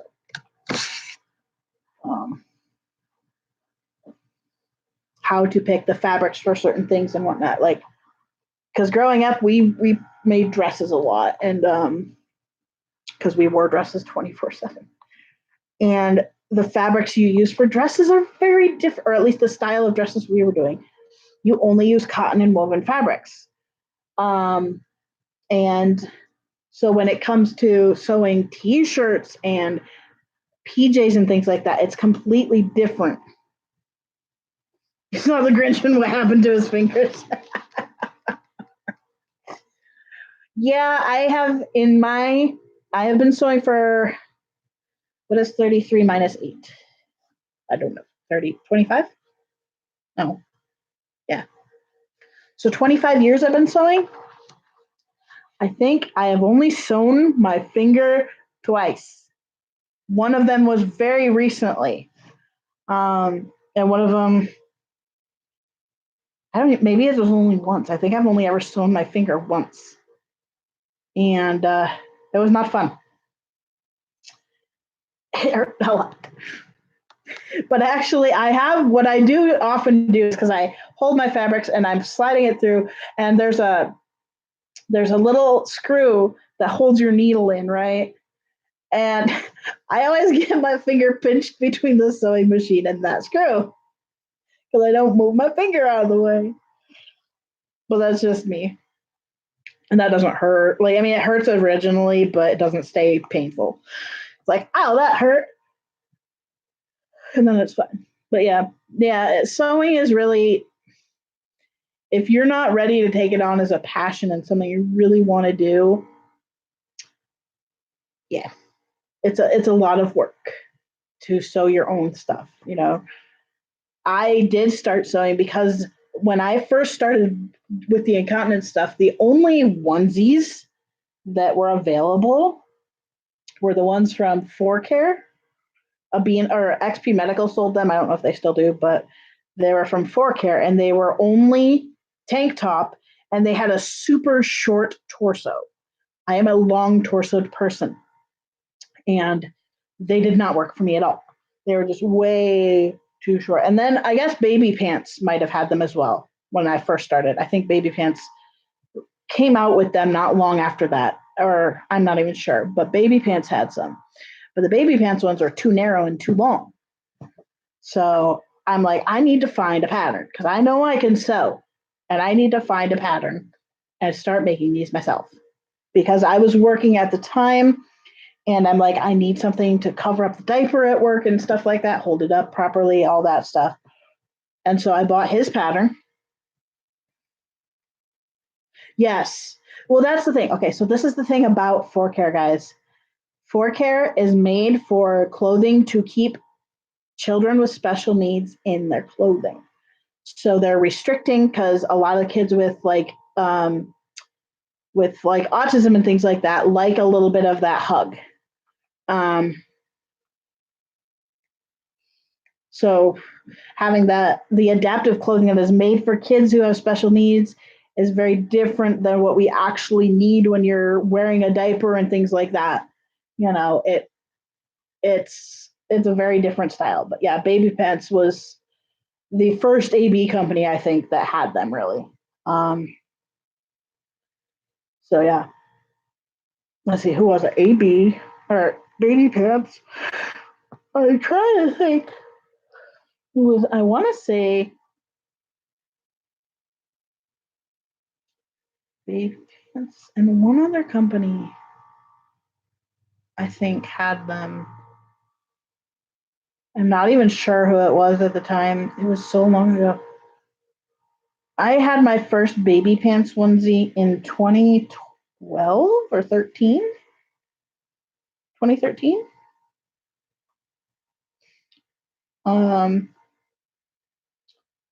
And then I think what was next?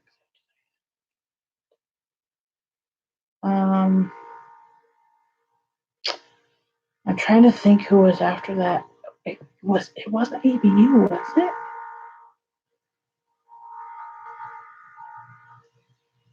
Was it ABU? Were they the first other than Baby Pants to do those?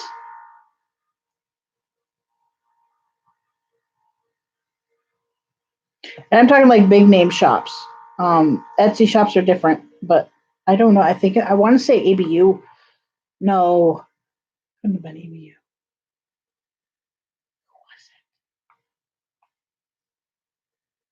Okay, so I got my ForCare ones in Connecticut. Came home, bought an ABU or a Baby Pants one, made my own. Then moved here. And I tried to make some onesies. I don't think I bought any.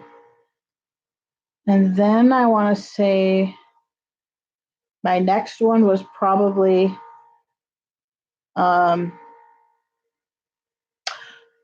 no, I think the first one I tried was from Rears.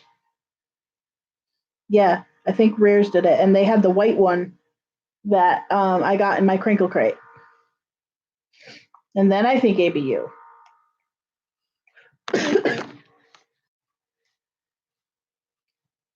Although ABU and Rears came out right around the same time because they had the penguin one and stuff like that for quite a while.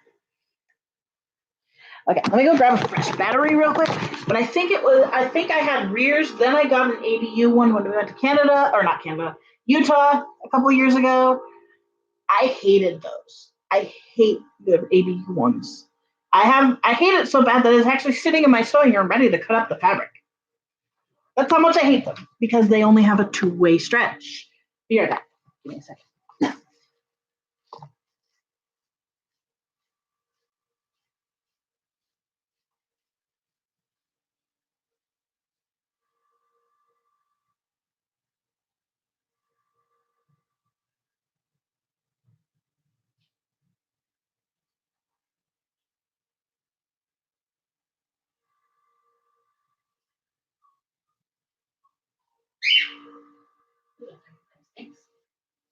But yeah, I want to say I tried No. I tried Tykables even before ABU. I tried Tykables before ABU because I liked the looks of theirs better. So I think I tried Tykables, then ABU, and then is when I tried another Rears one because the guy we were staying with bought a bunch of them from Rares and bought one for me. Bought from Cushy Tushies. This was when Cushy Tushies was brand new. And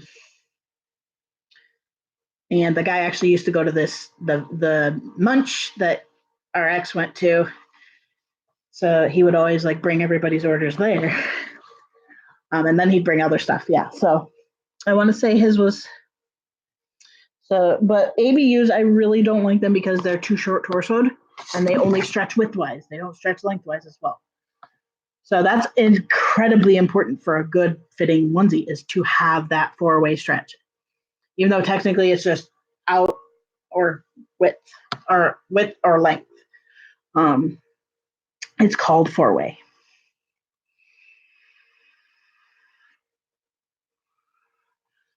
But yeah. So if I'm looking for a onesie, it has to be a 4-way stretch onesie. I have a couple of my own that I don't even wear anymore because they're not 4-way stretch. And I will sell them not 4-way stretch.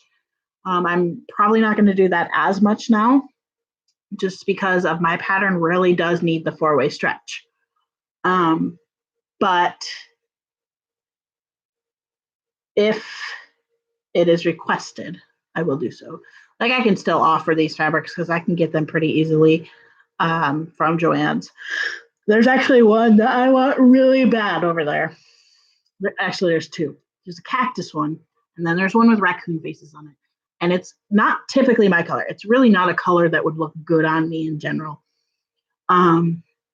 But if I pair it with like a black, it would do. But yeah, it has to be a 4-way stretch. Jersey is a pretty decent fabric to use. Jersey knit, not the jersey fabrics. Jersey knit is good. Cotton lycras are the best when it comes to sewing onesies. Cotton lycras, or they're a cotton spandex lycra thing. Lycra is one name. Cotton spandex knit is a different name for it. But hands down, like it has just the best recovery when it comes to how it fits and how it looks after it's washed and worn and everything. Like this stuff seriously has the greatest recovery. And everything I've made out of these so far, the old one I made, the very first printed onesie I made, does not look so good nowadays. But it was also one of their very first runs of their fabric. The other thing I love about these fabrics, guys, is this is done by a company called diapersewing-supplies.com. They sell PUL and they sell all things diaper related, cloth diaper related. And then they recently, within the last few years, started doing the knits. And they're all US made, right? You know, they are all US made. They're fantastic quality. I would have to test out a print again. And I done a print? I have a print one actually that has really held up well. I made a shirt. The shirt did not turn out so great because of the neckline. I did not know how to do the neckline at the time, or not the right neckline. And so that one didn't turn out fantastically. But the fabric itself is holding up like there's no tomorrow. Like I have washed that thing at least 10 times and there is no evidence of fade. None whatsoever. Typically, like you'll see fade fairly quickly and things like that. There's always that initial fade. And then, you know, over time it fades. But there has been none of that in this fabric. And that's like, it's my expensive ones. These are my expensive onesies because the printed versions of this fabric cost $22 a yard.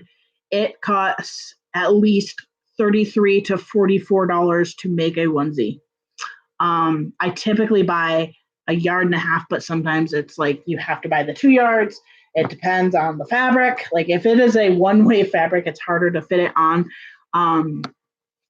a single yard and a half.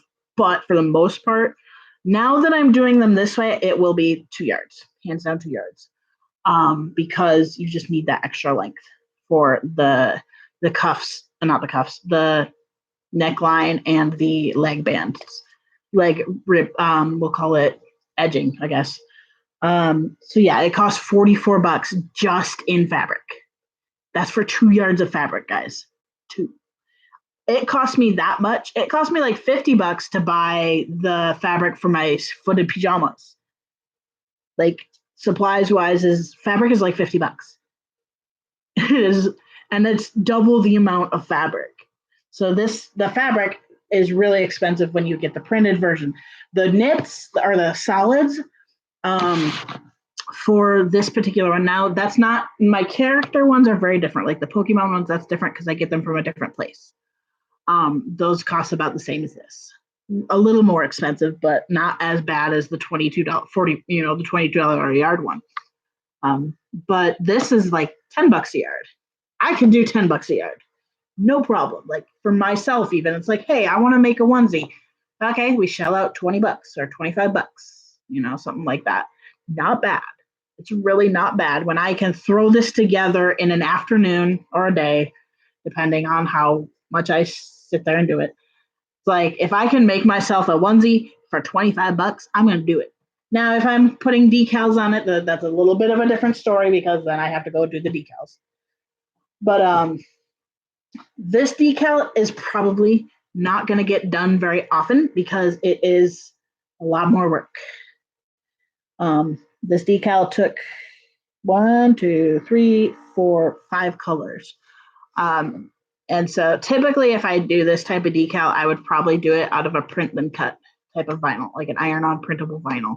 I have not found a good one yet. That's the only reason I went with this, is I have not found a good vinyl, printable vinyl that lasts. All the ones I've tried so far are just terrible. And I mean, granted, I have not gone and looked at. All you're saying equates to magic to me.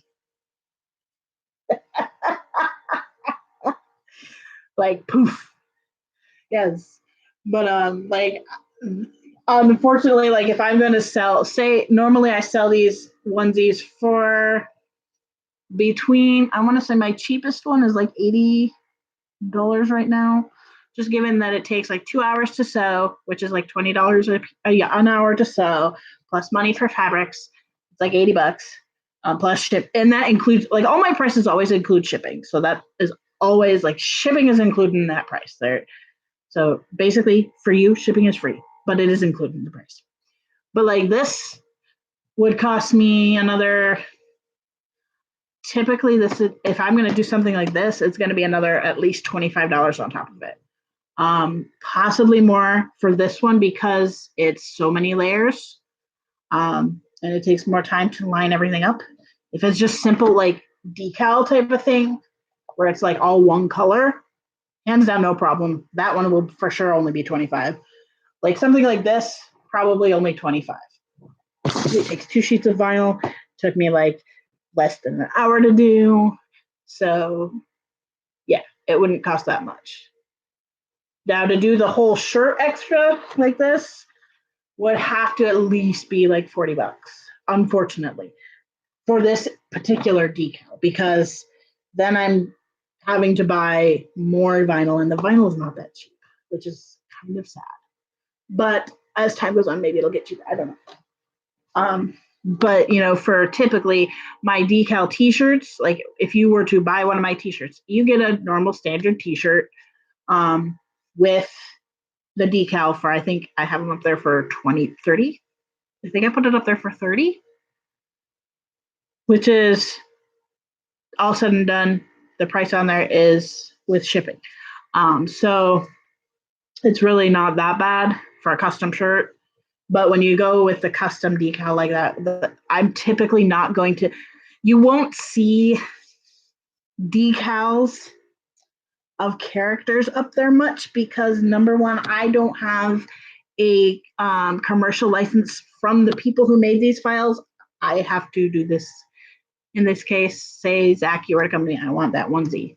I would just do it in a way that was not, like, I won't be posting it, but if you were to come to me and say you wanted a custom onesie, then I could do it, but it would be in a specific way, because technically it's not mine to use for that. I did buy this one for me. I did buy this one. Yeah. No, and that's the thing. Like when it comes to, unfortunately for me, this is the problem I run into. And I've actually had friends not buy from me because of this. There are a couple Etsy shops out there, just a couple of them, who undercut their prices so bad. And when people are like sewing the same things that I'm sewing for a much lower price, it's really hard for me because they're a hobbyist and they're not serious about having this as a business. They're doing it for the fun. So they make it lower to recoup their cost. For me, this is actually making profit. So I charge as if I were, this is an hourly thing. I charge my hourly rate and the cost of supplies. Now I know for a fact that my quality is better, even though technically we're using the same fabrics a lot of the time. My quality is better. And, a lot of care goes into my stuff. And the fact that it's completely custom to your measurements and your needs is the big difference we have there. But these people that are on Etsy selling just to recoup their costs are hurting those of us who actually do this as a business. And I technically actually charge a lot lower than I should for custom stuff like this. According to a couple of shop experts, I should be charging way more, and I can't do that. I cannot bring myself to do that. If I'm putting a thing out there for $150, I might have half of that in profit, maybe. So it's kind of, I can't fathom going higher than that, really. Typically, my prices are costs of materials and costs of sewing, like the time-wise. And it's like, I can't fathom going higher than that. And I think that differs a little bit when it comes to other things, like when you're not making the clothing itself. A lot went into, like, I lowballed myself at first, and I'm like, you know what? If I'm going to get the really serious, good clients, I need to be charging as if I were really good and serious, which I am. I've been sewing for 25 years, it's more than half my life. So it's like, I'm good at this point, and I need to allow myself to think that, even though I very often will, I'm not that good, but when I do things like this, and I have people like, where the heck did you get that shirt? It's amazing. I made it. No, you are not serious. Yes, I did. They're like, that's amazing. When I have people like stopping me in stores because my stuff has been so well put together that they stop me to say something, like, I know I am good. I am not bad at all. So I have to kind of, while I hate doing it, and I hate doing this, especially to people I know, I hate that I do charge this much, because I know, like, the footed pajama I make, you can basically go buy a very similar thing from another Etsy shop for about $50 less. But I have worked my butt off to get this pattern perfect, to make adjustments to the pattern, and to make sure that I'm using really good quality products, really good quality, like my thread is really good quality. I go as high quality as I can. I smell alcohol again. No, I don't know. Maybe it's just my hand. I don't know. I spilled rubbing alcohol in my sewing room the other day. So you know how yesterday I was wrapping gifts and I kept saying it smelled really strong of alcohol in there? And I thought, it can't just be because of the marker. The marker I was using is alcohol based.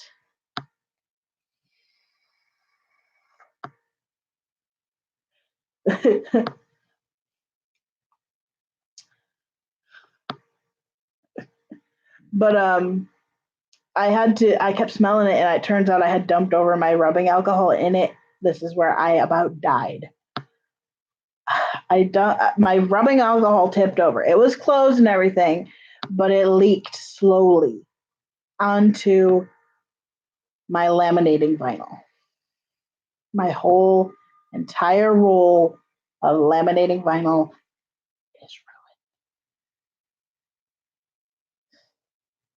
You are, but in a good way. Oh man. Ugh. I am very naughty. Okay, so I'm in a little Andrew's been puppy for like the last 3 or 4 days, which has been really wonderful for him, and I've really embraced it. Y'all know I have a hard time sometimes embracing puppy. Because little side gets very jealous. And little side is like, no, you're not puppy, you're daddy. But as of late, I'm trying really hard to embrace the puppy side more and to interact more when I can. There are days where I literally am just like, I am so overwhelmed in my head, sensory wise and all that, that I cannot interact with puppy on the level that I'd like to. But we are doing things in a little bit of a different way. Instead of like having one night a week where we're full blown little, it's more Andrew's doing little bits more often. Like we're living more of the little lifestyle instead of having little nights and days where he solely focuses on us being little. We more just spend our general time together as little and daddy. It's just a more consistent way of doing things, which has allowed Kai to be able to let go when it's time for puppy to come out, because I know that I'm still going to get just as much love and care consistently when he's coming out of puppy. And puppy is the type of thing where he'll do puppy for several days and then he's done. And then he's daddy for a whole week and then he does puppy for a few more days. Like he ebbs and flows. And puppy, him being puppy feeds him being daddy. He has to have some puppy to be a good daddy, and he has to have daddy to be a good puppy too. But anyway, he's been puppy for the last like 3 or 4 days now, and it's been really good. We already did puppy's Christmas last night because we always do it separate because he wants to be daddy when he gives us the gifts from him, and we want him to be puppy when we give him puppy gifts. So we did those last night, and I had a dream that really kind of shook me a little bit to the core. It was a dream that really feeds into a lot of fears. And I've had a lot of dreams like that lately. But this one just was like really hard. And I texted him kind of around, like before he woke up. I texted him on Telegram and said, I might need daddy. This is what happened in my dream. So that I knew when he looked at that, if he was waking up semi-puppy, it was a little bit selfish of me to do it this way, but I knew that if I told him this, it would pop him into daddy mode. But he also needed to be popped into daddy mode so he could go gift shopping. But it was a little selfish of me in a way because it's like, no, it's been like 4 days. I need my daddy. I need my daddy around for a little while. Even if tomorrow he pops back into puppy, which I doubt he will because he has to work tomorrow. But I'm like, I don't typically like to do that. I typically won't say anything until he's through with his puppy. He's had all the puppy he can take for a while and he turns into daddy. It's really funny because he'll go upstairs as puppy and he'll come down as daddy. It's really interesting. But I knew that when I had this dream and woke up from this dream, it rocked me and shook me to the core. And I've spent most of the day not focusing on this dream because I know I will sob and cry and everything like that if I really sit and focus on it and talk about it. Because it's a valid fear, but it's a irrational fear in a way. And it involves relationship stuff and whatnot. And it just like shook me so bad that I'm like, I have to tell him, regardless of how he wakes up, I need to tell him that I need my daddy today. And he has no problem with that. He has always told us that if it comes down to he needs puppy, but we need daddy around, it is hands down daddy, unless he's had a really hard time and he just has to do the puppy thing. But like, he's like, if you truly need daddy and you tell me I need daddy because, this, he will automatically just flip into daddy mode. Just like, boop, that switch flips and he is daddy. Because he truly, he's like, littles are first and foremost the important thing. Like taking care of my littles is very, very, very important. Yes, puppy at times takes over. But he's like, when it comes down to it, if I'm flip-flopping, then and one of you says, I need my daddy, boom, puppy's gone for the day. So I knew that what I was doing is both totally okay with him, but I also felt really selfish for doing it. But it was necessary. Like, I need my daddy today. Now, he is gone right now, yes, but daddy came down and said good morning. Daddy came down and hugged me and sent me a message and, told me it was okay and that that's not going to happen and things like that, So the fact that he's daddy, I know I can lean on him when he is home. Now they both woke up at 2:00 in the afternoon. Actually, it was later than 2:00 in the afternoon. It was almost 3:00 in the afternoon. So they've only been up for a couple hours. But it was, I struggle with telling people what I need when I need it. Typically, I'll just sit here and bottle it up until I explode in a fit of anger and frustration. I'm working on not doing that. I'm working on, we've discovered a thing with my sensory issues when it comes to people chomping chips in my ear. If I'm eating chips along with them, I'm a lot less likely to be triggered by the sounds.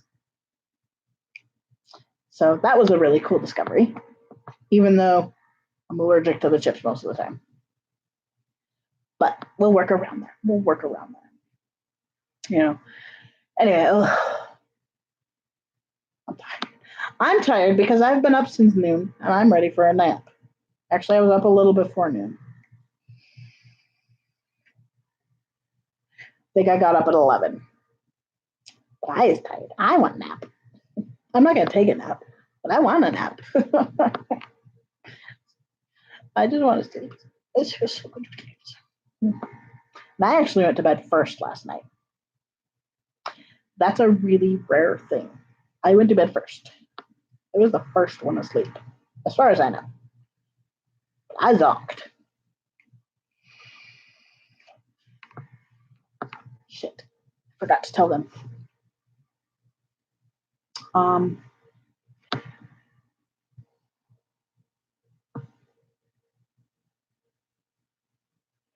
Forgot to tell them I'm out of Dramamine, which is my anti-nausea med, and I need them to pick some up.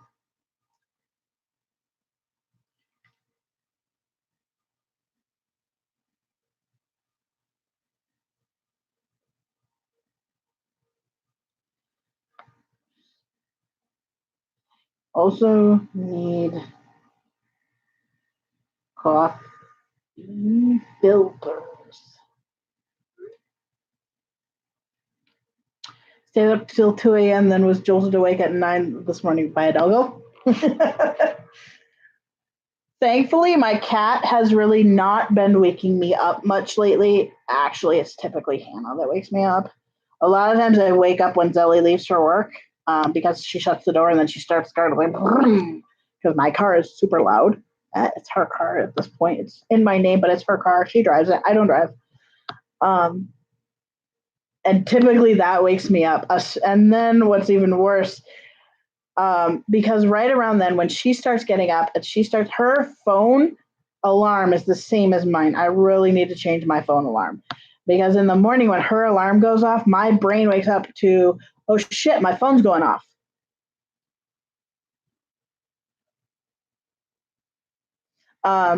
So it's like, it's hard for me to fall back to sleep because my brain wakes up thinking I need to get my alarm. I need to see what my alarm wants because I have different alarms set for different things. I never set an alarm to wake me up. Well, I will tomorrow because I have to be up at 8:30-ish, 9. I have to be to the hospital by 9:30, like there at 9:30 because they want x-rays before my appointment. And so like when her alarm goes off at, 8, 9 in the morning, she literally sets like 6 alarms, all like 5 minutes apart to wake herself up. She sets an alarm for the time she's supposed to walk out the door. Fireflies. I have to have a fairly jolting type of ringtone or something like that because I sleep through things all the time. Because of the way my insomnia meds work and stuff like that, between the hours of 6 and 10 are my deepest sleep. Like that's when I sleep the deepest. We have had this problem where I will get woken up around 6 o'clock in the morning, because that's when Andrew typically gets up for work, is around 6. That's when his alarms start going off. If I am woken up and I at all wake up, like if I just like, and go back to sleep, that's one thing. But if I'm woken up for any period of time, it can be 5 minutes, it can be half an hour, it can be an hour, then I fall back asleep. I do this super deep sleep where I literally hear nothing. I won't hear a phone call. I won't hear anything for at least, it's actually shortened, but it's about 3 hours, sometimes 4. If I really fall deeply asleep, like if I actually like really fall asleep at that point. Now, if I'm woken up at say 7 or 8, then typically that sleep cycle goes till about 11 and not the full all the way till noon. But it's like my body kind of, that's when I sleep the deepest. Pretty much during the night, like if the cat's being a twerp, he'll wake me up. He rarely does that, mind you. He's a very good sleeping cat at night. But like if I'm woken up by a thunderstorm or neighbors or something like that, and I typically don't sleep real deep most of the time. With the insomnia meds, I do sleep better. I get to sleep faster. And we're really working on sleep hygiene with me because my natural state is to stay up till 4 and sleep till noon, which is okay if that's the schedule I choose to go with. I don't want that schedule. I want to be able to be up by about 10. Like my ideal time to get up is 10, because that's when I feel the most rested and the most ready to get up. If I sleep from like midnight to 10 or 2 to 10, like those are my best. That's like my easiest. I'm not going to force myself to go to sleep before midnight. There are days where I do, but it's rare. Typically, I go to bed around midnight. And it takes me about an hour usually to fall asleep. I just scratched something and I'm not trying not to check. I accidentally just scratched the scab. Did not feel so good. It just itches all around it. But yeah, we have to work on. And the funny thing is if Daddy puts me to bed, I can typically go to sleep without watching TV. Especially if we've like done the whole you have a bottle thing and then you go to bed, Daddy tucks you in. That really helps. And we're working on what we can do at night to help that routine. But I've literally suffered from insomnia since I was a very young child. That's one reason I sucked my thumb for so long, is it was the only thing that could get me to sleep, was sucking my thumb. And funny thing is I've actually grown slightly out of using my pacifier as much right now because I'm so congested. I really probably need to see an ENT and think about getting some sinus surgery done, because it's getting a little ridiculous. Because I can't breathe at night. So if I'm not breathing through my mouth, I cannot breathe. And so using my binky is not so easy right now, which is kind of a bummer because I love my binky. But if I keep myself, we've been doing a humidifier, which actually has helped a lot with keeping my passageways open more. The last few nights I have not had it on because laziness of refilling it. And I have not slept as well. Which is interesting. But it's the best when Daddy, like, for me, I don't like when Daddy actually physically feeds me the bottle because he pushes weird and he doesn't hold it in the right angle. So for me, I like to hold the bottle. But when Daddy brings me a nice warm bottle and sits me on, like, lays me in his lap and stuff like that, and then they'll take me up to bed and tuck me in, it's really awesome. And I absolutely love it. Bedtime stories would be great. That's something we're going to be working on because I told him Kai loves bedtime stories. And I also pointed out to him yesterday while we were in Target that they have my favorite book.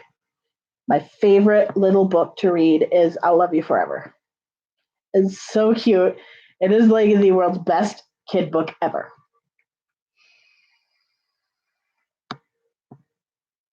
I really want to look and find some of the vintage books that we used to have when we were kids, like Caps for Sale. One of my other favorite books is Make Way for Ducklings. This is one of the best children's books ever.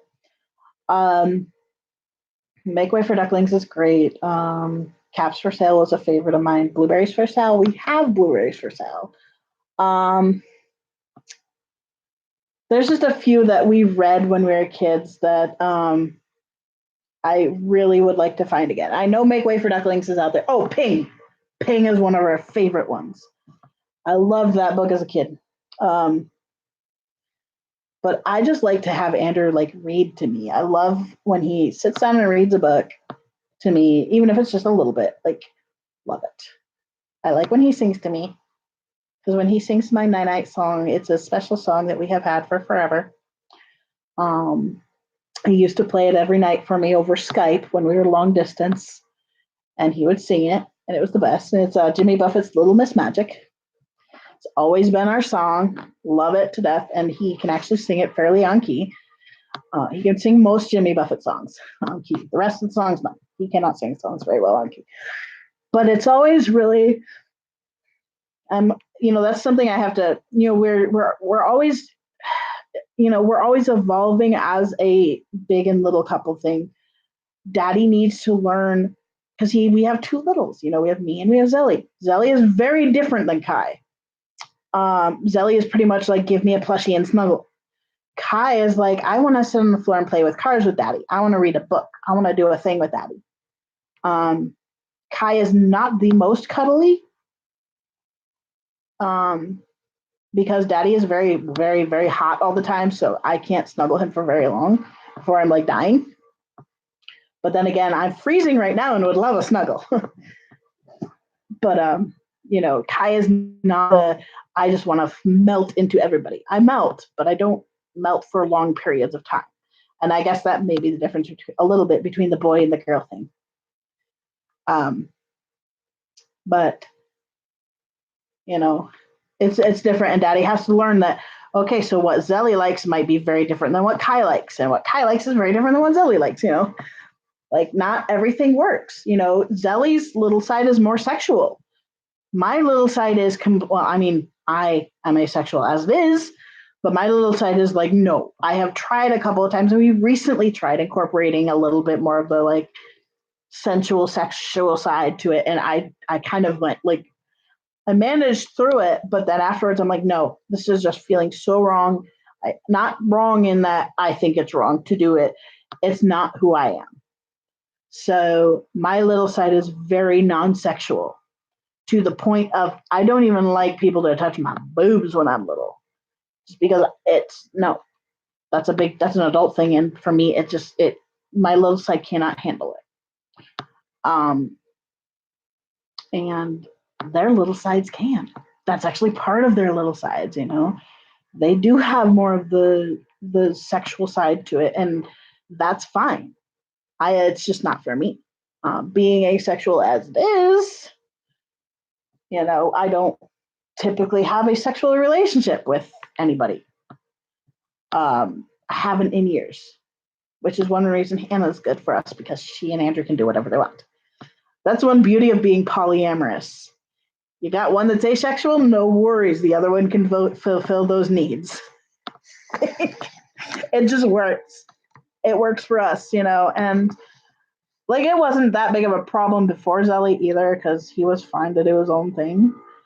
But I always felt bad that like I basically couldn't handle doing that with him or with any man in general. Just couldn't handle doing that. And I felt bad all the time. And I would do it, and I'd enjoy aspects of it when we did it, but it wasn't me. I didn't like it. I don't like it. So there was a little bit of that tension. Also, when you're incontinent, sex can be a really annoying thing. Dealing with sex and incontinence during sex is a pain in the butt. Pain in the butt. And we tried a lot of different things to curb the problem that I had with it. I'm not going to get into graphics because it's gross.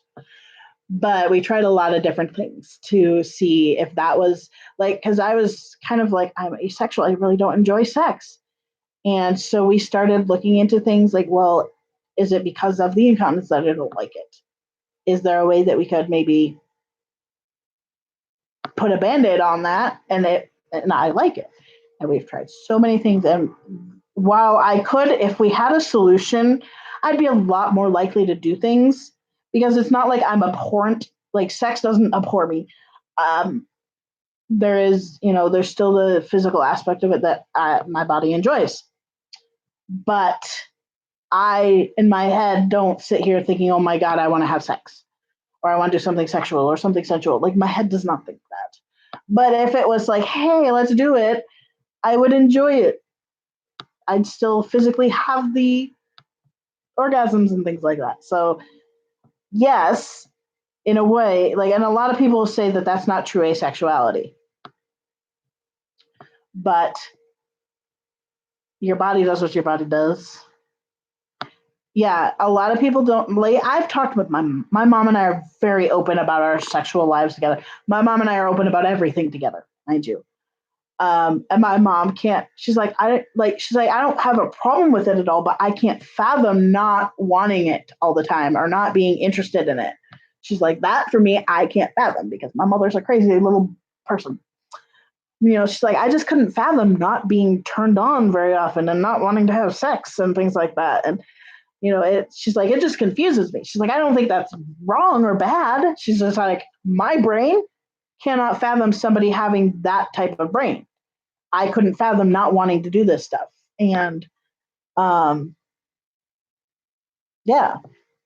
But at the same time, she's totally understanding of it. She's like, while I can't fathom that, she's like, I understand where that might have come into play for you, because there is sexual abuse in my family, not necessarily toward me myself. We're not sure of that. But there's a lot of abuse in my family, both immediate and extended, to the point that, yes, to me, part of that is like, if I don't do it at all, then maybe I won't. Yeah, I don't know. Freud would have a heyday with my brain. But she understands that, and she's asked me before, she's like, well, would this type of thing help you be more interested in, she's like, involving the whole little thing in your sex life. She's like, does that help or is it a problem? And I'm like, actually, it makes my little side cringe. And like her and I have literally, she knows all about the AB stuff. She is totally fine with it. I can talk to her about it. I don't go into depth with my mother about it necessarily, but I could if I wanted to.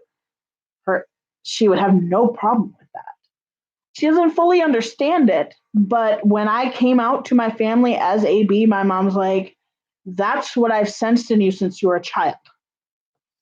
She's like, you were always a different kid. And she's like, I never knew what was so different about you.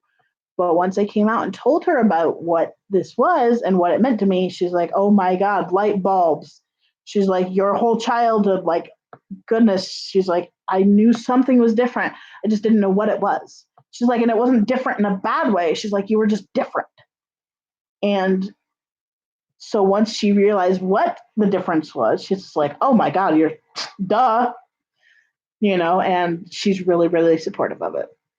She wasn't at first, because when I first discovered I was an AB, my parents were still together. My dad we were very Christian at the time. We were very, very I never really had that much belief. I enjoyed the friends and things like that, but I was not as deep into the religion aspect as my parents were. Once my parents split up and my mother was finally free to have her own thoughts and her own beliefs, she basically told me, she's like, it's not my thing, but I'm not gonna judge you for it at all. And she's like, she started being okay with it, especially once Andrew and I got together. And she saw how much Andrew and I connected and how big a part of our lives that was, and how much me being a little helped heal me from what I went through. She was like, this isn't a bad thing at all. This is not something to be weirded out by. She's like, yes, it's not my thing. I'm not an AB, but she saw that, and I've told this story several times where the moment my mother broke down in tears when she saw the true need for my little side and what it did for me was when I was very ill and in the hospital and started with my PTSD flashbacks and things like that. And the doctors, I was in ICU at the time, not surgical ICU. I was in the cardiac ICU for some reason. And I was having a flashback, and they actually tried certain medications to calm me down, and my body just could not come out of the flashback. And I don't remember this all. This is all from what my mother has told me. She said I was not consolable. And I communicated to her that I had a pacifier in my backpack and that I needed that pacifier. And she says, like, she's like, I pulled it out of your backpack and saw it. And she's like, I knew you had this before, but she's like, it never really been that, like, she's never touched it before. She's never actually like seen it. She knew I had one, but she'd never seen it in use like that and all that. And like, she told the nurse that was in there and the doctor was there, I don't agree with this, but let's go ahead and give it a try. And she gave me the pacifier, and within 5 minutes, I was out and asleep. The flashback had stopped. I had calmed down. And she said, when I saw you fall asleep with that in your mouth, she's like, I literally had to sit down, and I was just sobbing. Because she's like, it went from this weird thing that you do to, I saw my baby again. She's like, I didn't see my adult kid. She's like, I saw my baby again. And that's when the light kind of flipped in my mom's mind for it. She still had the thought of, she's like, look, keep it private. Because after this hospital stay, I actually had to live on the main floor of our house. I no longer had the privacy of my bedroom for several months. So I was on the main floor of our house. My hospital bed was literally in the family room because I could not walk. I could not take care of myself. People had to help me with diaper changes and everything. But she said, look, keep it as private as possible. She's like, once we're all in bed, fine. But she's like, when everybody's in the room, try not to, have it out in front of everybody. And at this point, it was me and two sisters. We're still living at home, I believe, and my parents. She's like, I'm not going to say that. I'm not going to tell you not to do this. Because she's like, I've seen what it does for you.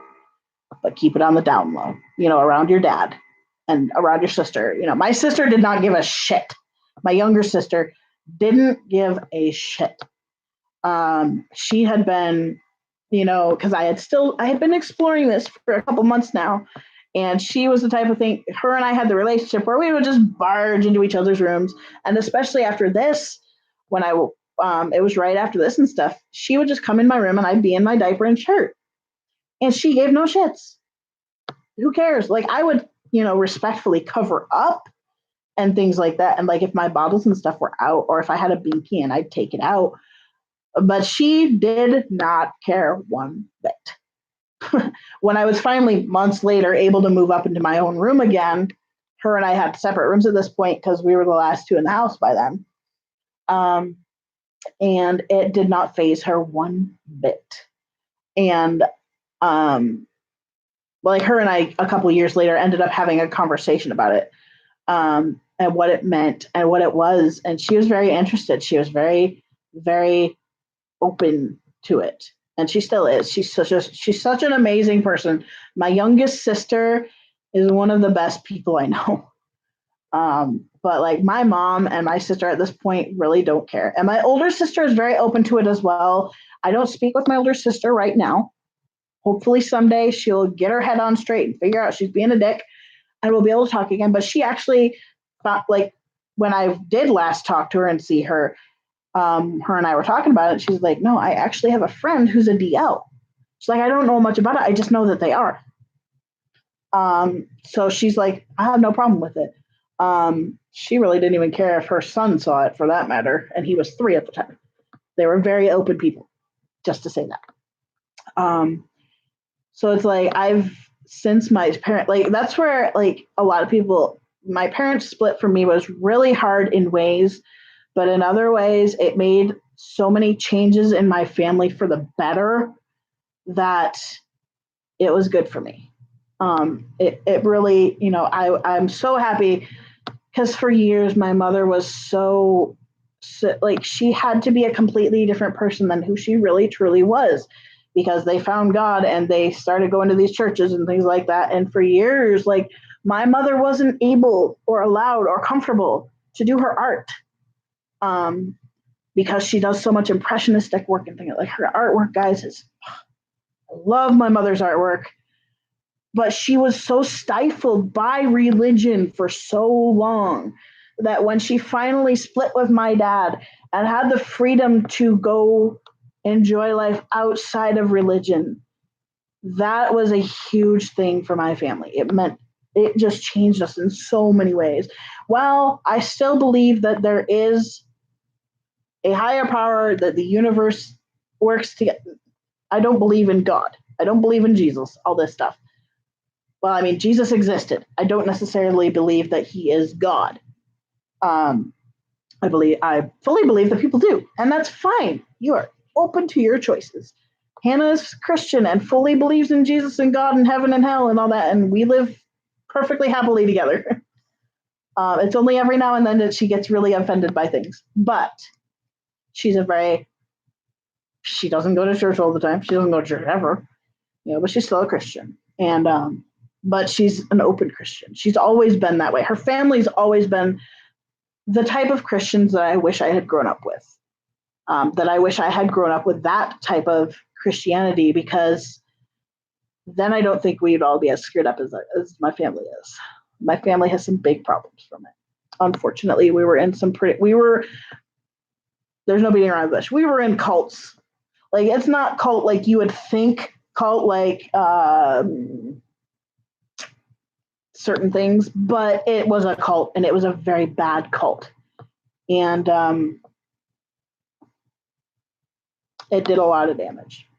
So when I first started, is somebody cooking? Is the crock pot going? Is that what I'm smelling?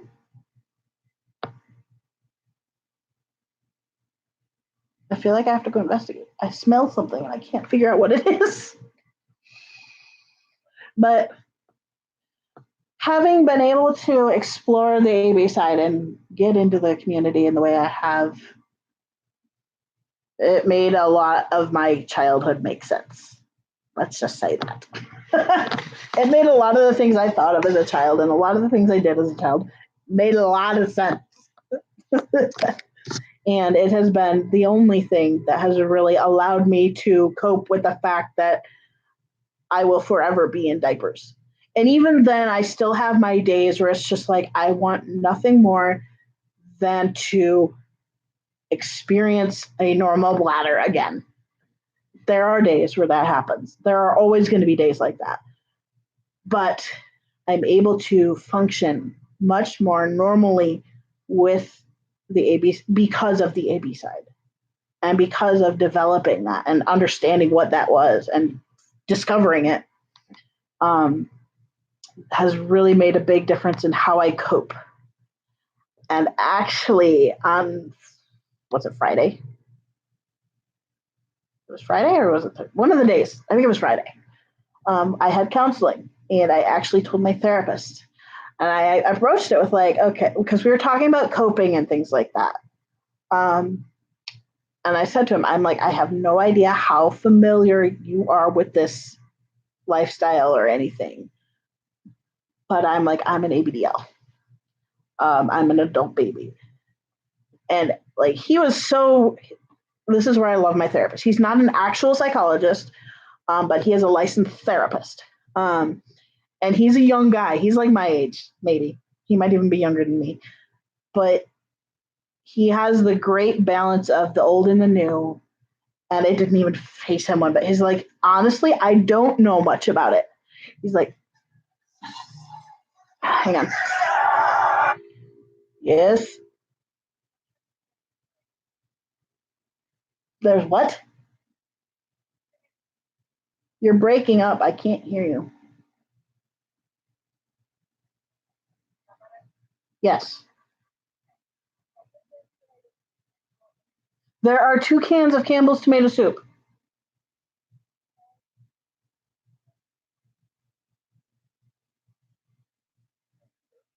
Yes, I just looked at them yesterday. I am right. Yeah. I am going, but I am right. They're on the bottom shelf. Campbell's tomato soup. Campbell's tomato soup.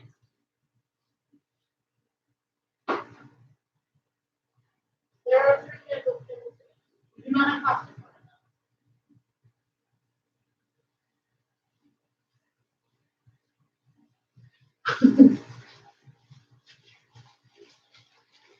We are having tomato soup. I love me tomato soup. Burn, cold. God, I've been streaming for 5 hours almost. This is nuts. But yeah, now they made me lose my train of thought. But anyway, he was like, I might have to look into that just because he's not that educated on it. So, yeah. My one hand is freezing. I hate this. My left hand is always warm. My right hand is always cold. Although my left hand is not that warm right now. Based on putting it. But if they're to the food point, although if they're at the store. Aw, I'm glad you like it. I'm glad you're able to hear it. Yeah, life has been really interesting. And a lot of the things that have happened in my past are just now being dealt with. Like, not even dealt with, but the PTSD has kind of hit a point where it's like we really have to focus on coping and treatment, not necessarily fixing it. You can't really fix PTSD, but you can get to the point where you can cope.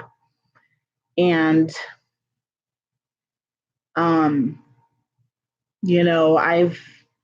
I lost count of how many times I've almost died, and I've lost count of how many times certain things have happened. And it's like it's incredibly hard to deal with. And that's where when I started doing the AB thing, it helped so much. Even though it kind of helped me just not block it off, but partition it off for now. For the most part, it helped me do that, and it's helped me be able to deal with it at this point. If it wasn't for being a little and having that ability to regress, I wouldn't be able to do the stuff that I do. I wouldn't be able to go into therapy right now. And honestly, I feel like I'm not getting as much out of therapy as I should. I really need to kind of delve into things with the therapist. But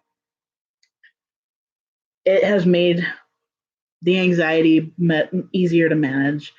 It's made the seizures easier to manage. It's made everything, easier to cope with, because if it all gets to be too much, I can, it's never shut off, but it's like you put up a wall there for just a little while, and you can just leave it behind for a little bit. And the learning I was a little just and accepting it and embracing it has been huge. Like, I am so much happier. I feel more me, even since Kai. Those of you who have been around know that I was going by Chloe. I had, I was doing the typical, I am female, therefore my little side should be female. No, I knew for a very long time that was not the case. And it just was really hard for me to do that and switch that and all that. And finally, it's like, no, my little side is male. I am a little boy, and even in real life, I've kind of discovered, even before I discovered Kai was a boy, I discovered that I am not really what I would consider cisgender per se. I am more masculine. I'm not trans. Like, I don't think I would want to be a male. I would like to have more male characteristics, more androgynous. I'm very androgynous. I'm not male, I'm not female, but I lean more toward a male side of things. I'm more in between. So discovering that and discovering that Kai really is a little boy and he's not a little girl, and actually taking the time and discussing it with Andrew and Hannah, like, hey, my little side needs to change. And finally doing that and saying, we literally sat down for like an hour and a half just going through names. And Andrew ixnaying this one because no, it reminds me of this high school friend, and Hannah ixnaying that one, and me ixnaying that one. It came down to Kai and Remy were the names I was really liking. I really still like the name Remy too, and maybe we'll incorporate it later on. But we all said Kai is a really cool. All of us each were like, Kai is cool. And I chose it as the more Hawaiian type of Kai. There's a lot of different meanings for Kai. And I go with the more Hawaiian type of meaning, where it's ocean basically. And it has more Hawaiian themes, I guess, to me than it does. Like, I don't really identify with the Kai that everything else is about.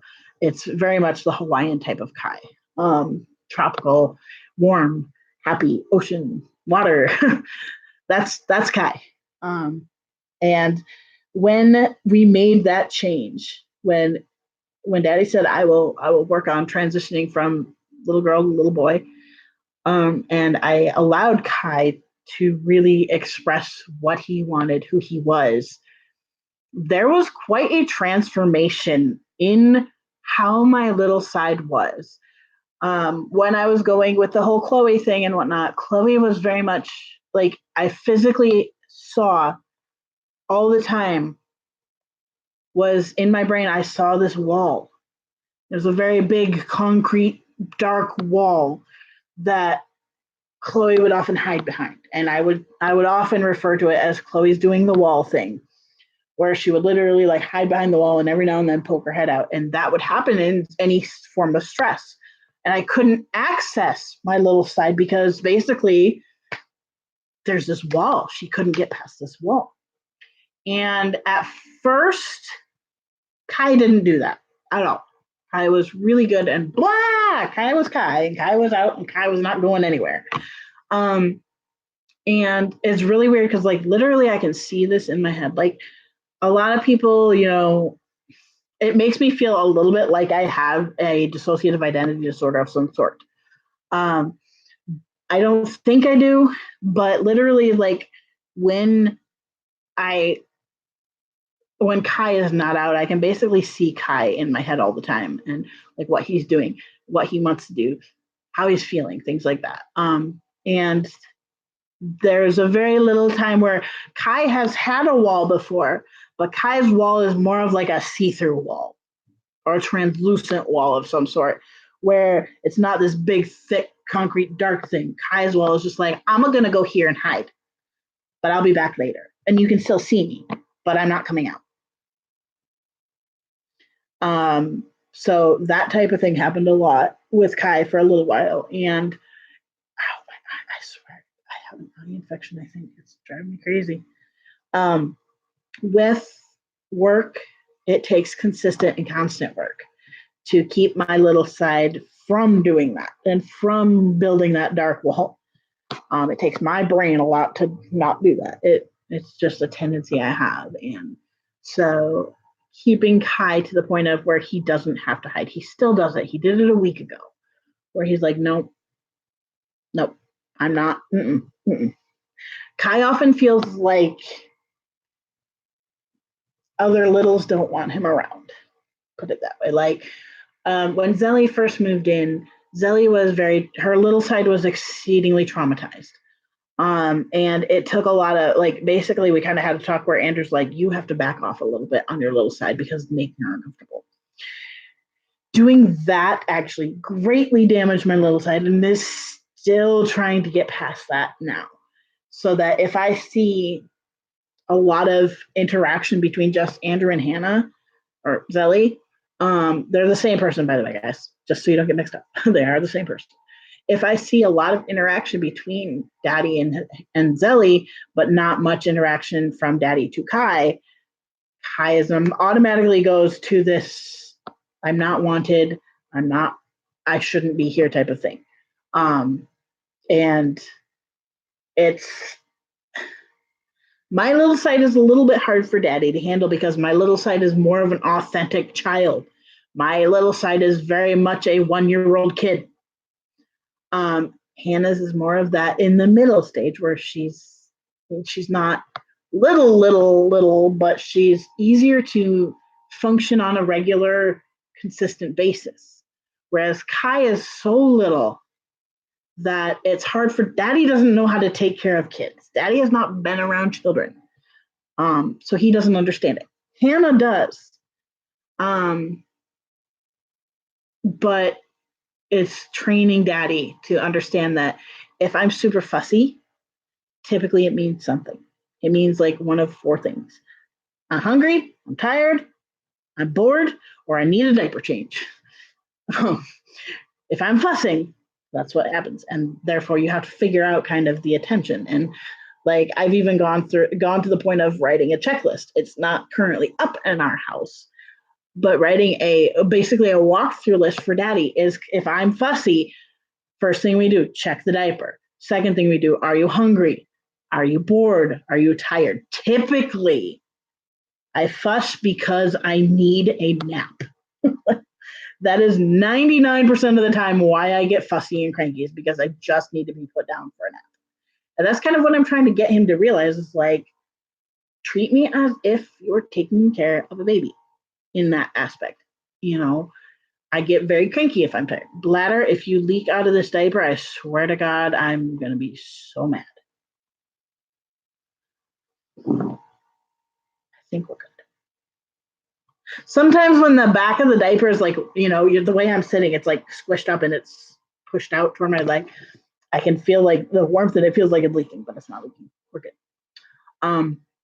But like, I'm seriously like, I need to put Andrew in a freaking daycare and have him observe the 1-year-olds versus the 4 or 5-year-olds. Cause it's like, you need to understand what a 1-year-old brain is like. Cause literally that is how it's like for me. Like when I'm really regressed and really in my little headspace, I am max age is 2. And yeah, so it's like, you got to learn how to deal with that a little bit. Because if I'm really, truly regressed, I don't have much control over anything. Emotion,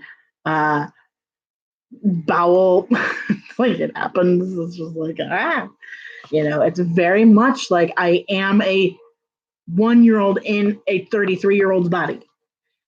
And that's where it confuses me to some degree, because knowing the little bit of psychology that I do and understanding some of the disorders, I'm like, sometimes I wonder if I actually have 2 different personalities. I really wonder sometimes. To this day, I still wonder, and because of how authentic it is for me and how real and how much it actually is like, boom, I am no longer Brit. I am now Kai. That's where I get so confused sometimes. It's like, am I actually suffering from some sort of dissociative disorder? Like, I don't think I am, but I wonder. Ugh. Hello? Okay. I'm actually in the living room, so. Okay. But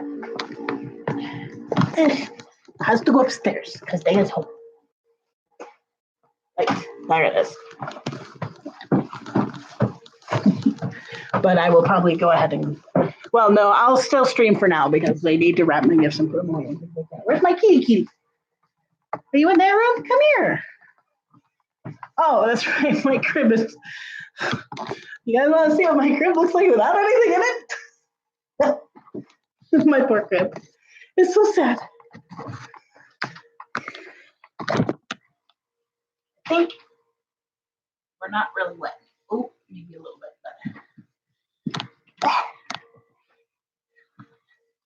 this poor mattress thing needs to go be put to rest.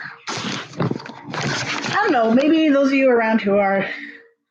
Sorry, now I'm out of breath because I climbed the stairs.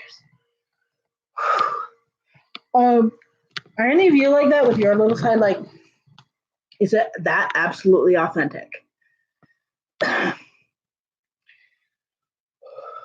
it's a daily battle for me to be in a headspace that's like acceptable to go out in, and be like, when I basically am keeping check on my little side 24/7. Like, if I were to truly regress, like, it's not really a functional way for an adult to live at all. But when my little side regresses, guys, I've regressed to the point of like, there have been times I've been so deep in my regression and so deep in little headspace that I don't remember when I come back to big brain, that I don't remember what went on. Like, I'll have the feeling of, for the most part, like, it's actually at first it's really creepy because it's like, I don't remember what just happened and it's a scary thing, but at the same time, my little side is feeling very calm and happy. And feeling very fulfilled, I guess you could say. Oh my God. Kitty, kitty, kitty, come here. Snitch, come here. He's like, no. But I'm curious, do any of you ever feel like that? Like, do you feel that authentic in your little side? Or is it more of like, little side is a part of who we are, but at the same time, there's like a whole nother level that my little side goes to, where it's just it's not even a desire at the point, it's like almost a necessity. Like, living as a 1-year-old is sometimes like all I can do, and it's all that my brain and everything is. Like, it's so weird to me. Like, it's so weird.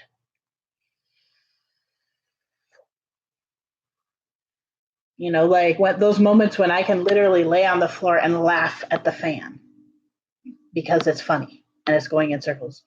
And I don't even know why I'm laughing. It's just that I am.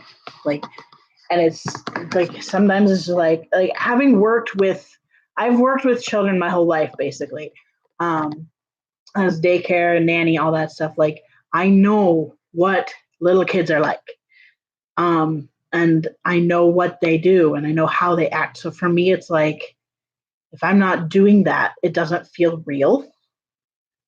I don't know. It's interesting. It's a very interesting headspace to be in. And that's where I'm always like, well, am I truly a little, or am I having dissociative episodes? Like, it's almost like I have two and some of you probably don't understand the terminology of like co-fronting and stuff. V would know. But I feel like sometimes that there's literally another personality in there. Like, it's a completely different person. I don't know. I want my kitty to come over here, but he probably won't because there's nothing on the bed. Oh, wait, your blankie. Oh, your blankie's even in the wash. Sorry. I peed on your blankie. I'm sorry. He has a special pink blankie that goes in my bed. It's actually mine, but he steals it. And so that one got peed on. Literally, like, I have not peed the bed or peed through to the bed in like a year, guys. Like, I've had to hear little bits of leaks here and there, like, oh, you laid on your side and a little bit dripped out. But this was a full-blown, like, I'm pretty sure none of the pee was in the diaper. I mean, my diaper was wet, but this particular spot was like a full bladder sore. It was bad. It was so bad, and I was not happy at all. I was so mad at this. It was hilarious. It was hilarious and frustrating all at the same time. Like, I wanted to scream. I wanted to stomp into Daddy and be like, Daddy, I peed the bed and change my diaper, please, and things like that. But I didn't because he was asleep. He had been up apparently till like 4 a.m. watching Numbers. But it was like, but then again, it's like sometimes like I don't even like when I'm really little, I have no clue how wet my diaper is. I'm always telling Daddy, I'm not wet. But when I'm truly little, like my brain doesn't go there.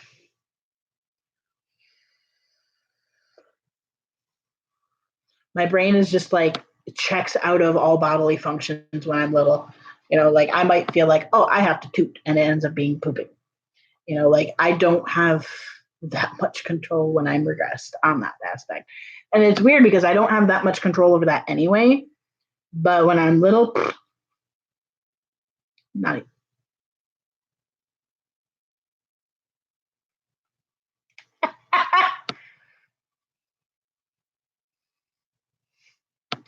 So someone just took their kid's temperature, right? One of my friends took their kid's temperature. And it came up as 174.1 Fahrenheit. And she's like, one of two things could be happening here. Either you have a front row seat to the creation of a new superhero, Lava Lady, has a nice ring to it, or my thermometer broke.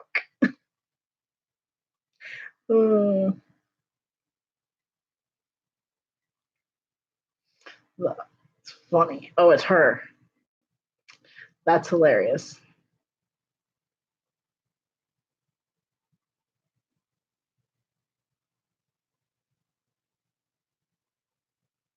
Oh, that's cute. But yeah.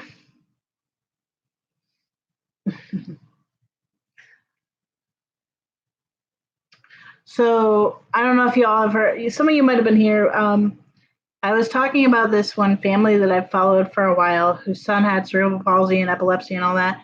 And he had been in the hospital for a couple of weeks, and they finally they said like, hey, his body is shutting down. He is going to die. He is going to pass away.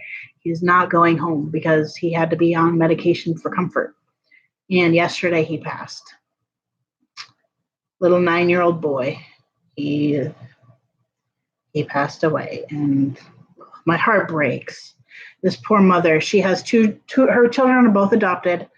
They're full biological siblings. When they adopted their one daughter, and then the mom got pregnant again, had another kid, and they adopted him.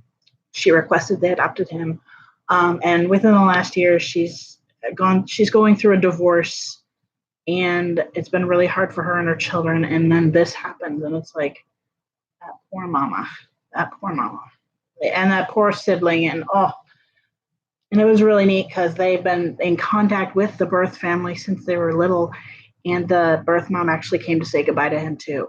And my heart is breaking. Y'all know I've been talking about it a little bit.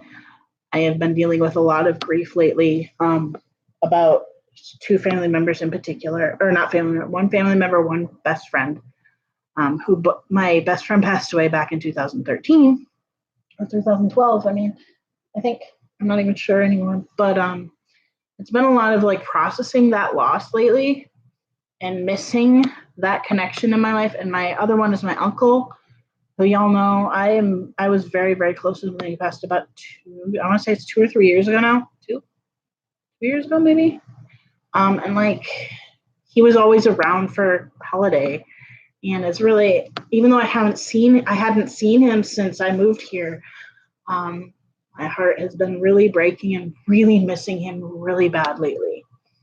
And so I've had to deal with a lot of those emotions and processing and things like that. And it's weird for me to be processing grief like this and at this time of year. And so watching other families, like the fact that she's going through this right now, like of all the times of year to go through it, so hard, so hard. And yeah, my heart breaks for him. Like, and he was such a precious little boy. And he's touched so many people's lives, and that like breaks my heart.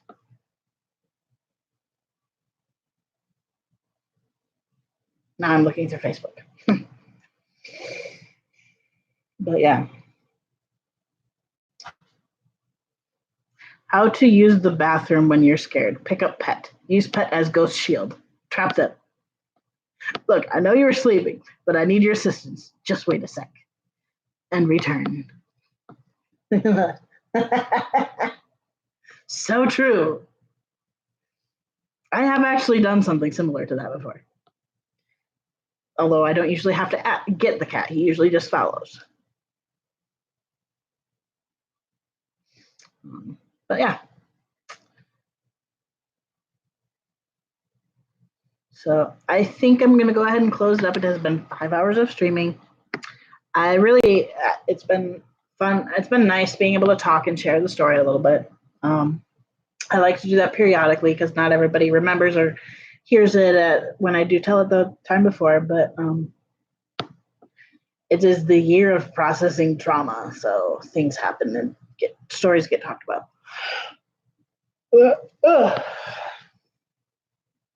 But now that they're home, I think I'm going to go ahead and close up stream and wait till I can go back downstairs. So you guys have an awesome night. I don't know if I will be around before Christmas, but enjoy your Christmas, both as a big and as a little. And I will be definitely sharing what I got for Christmas after Christmas, because I always do.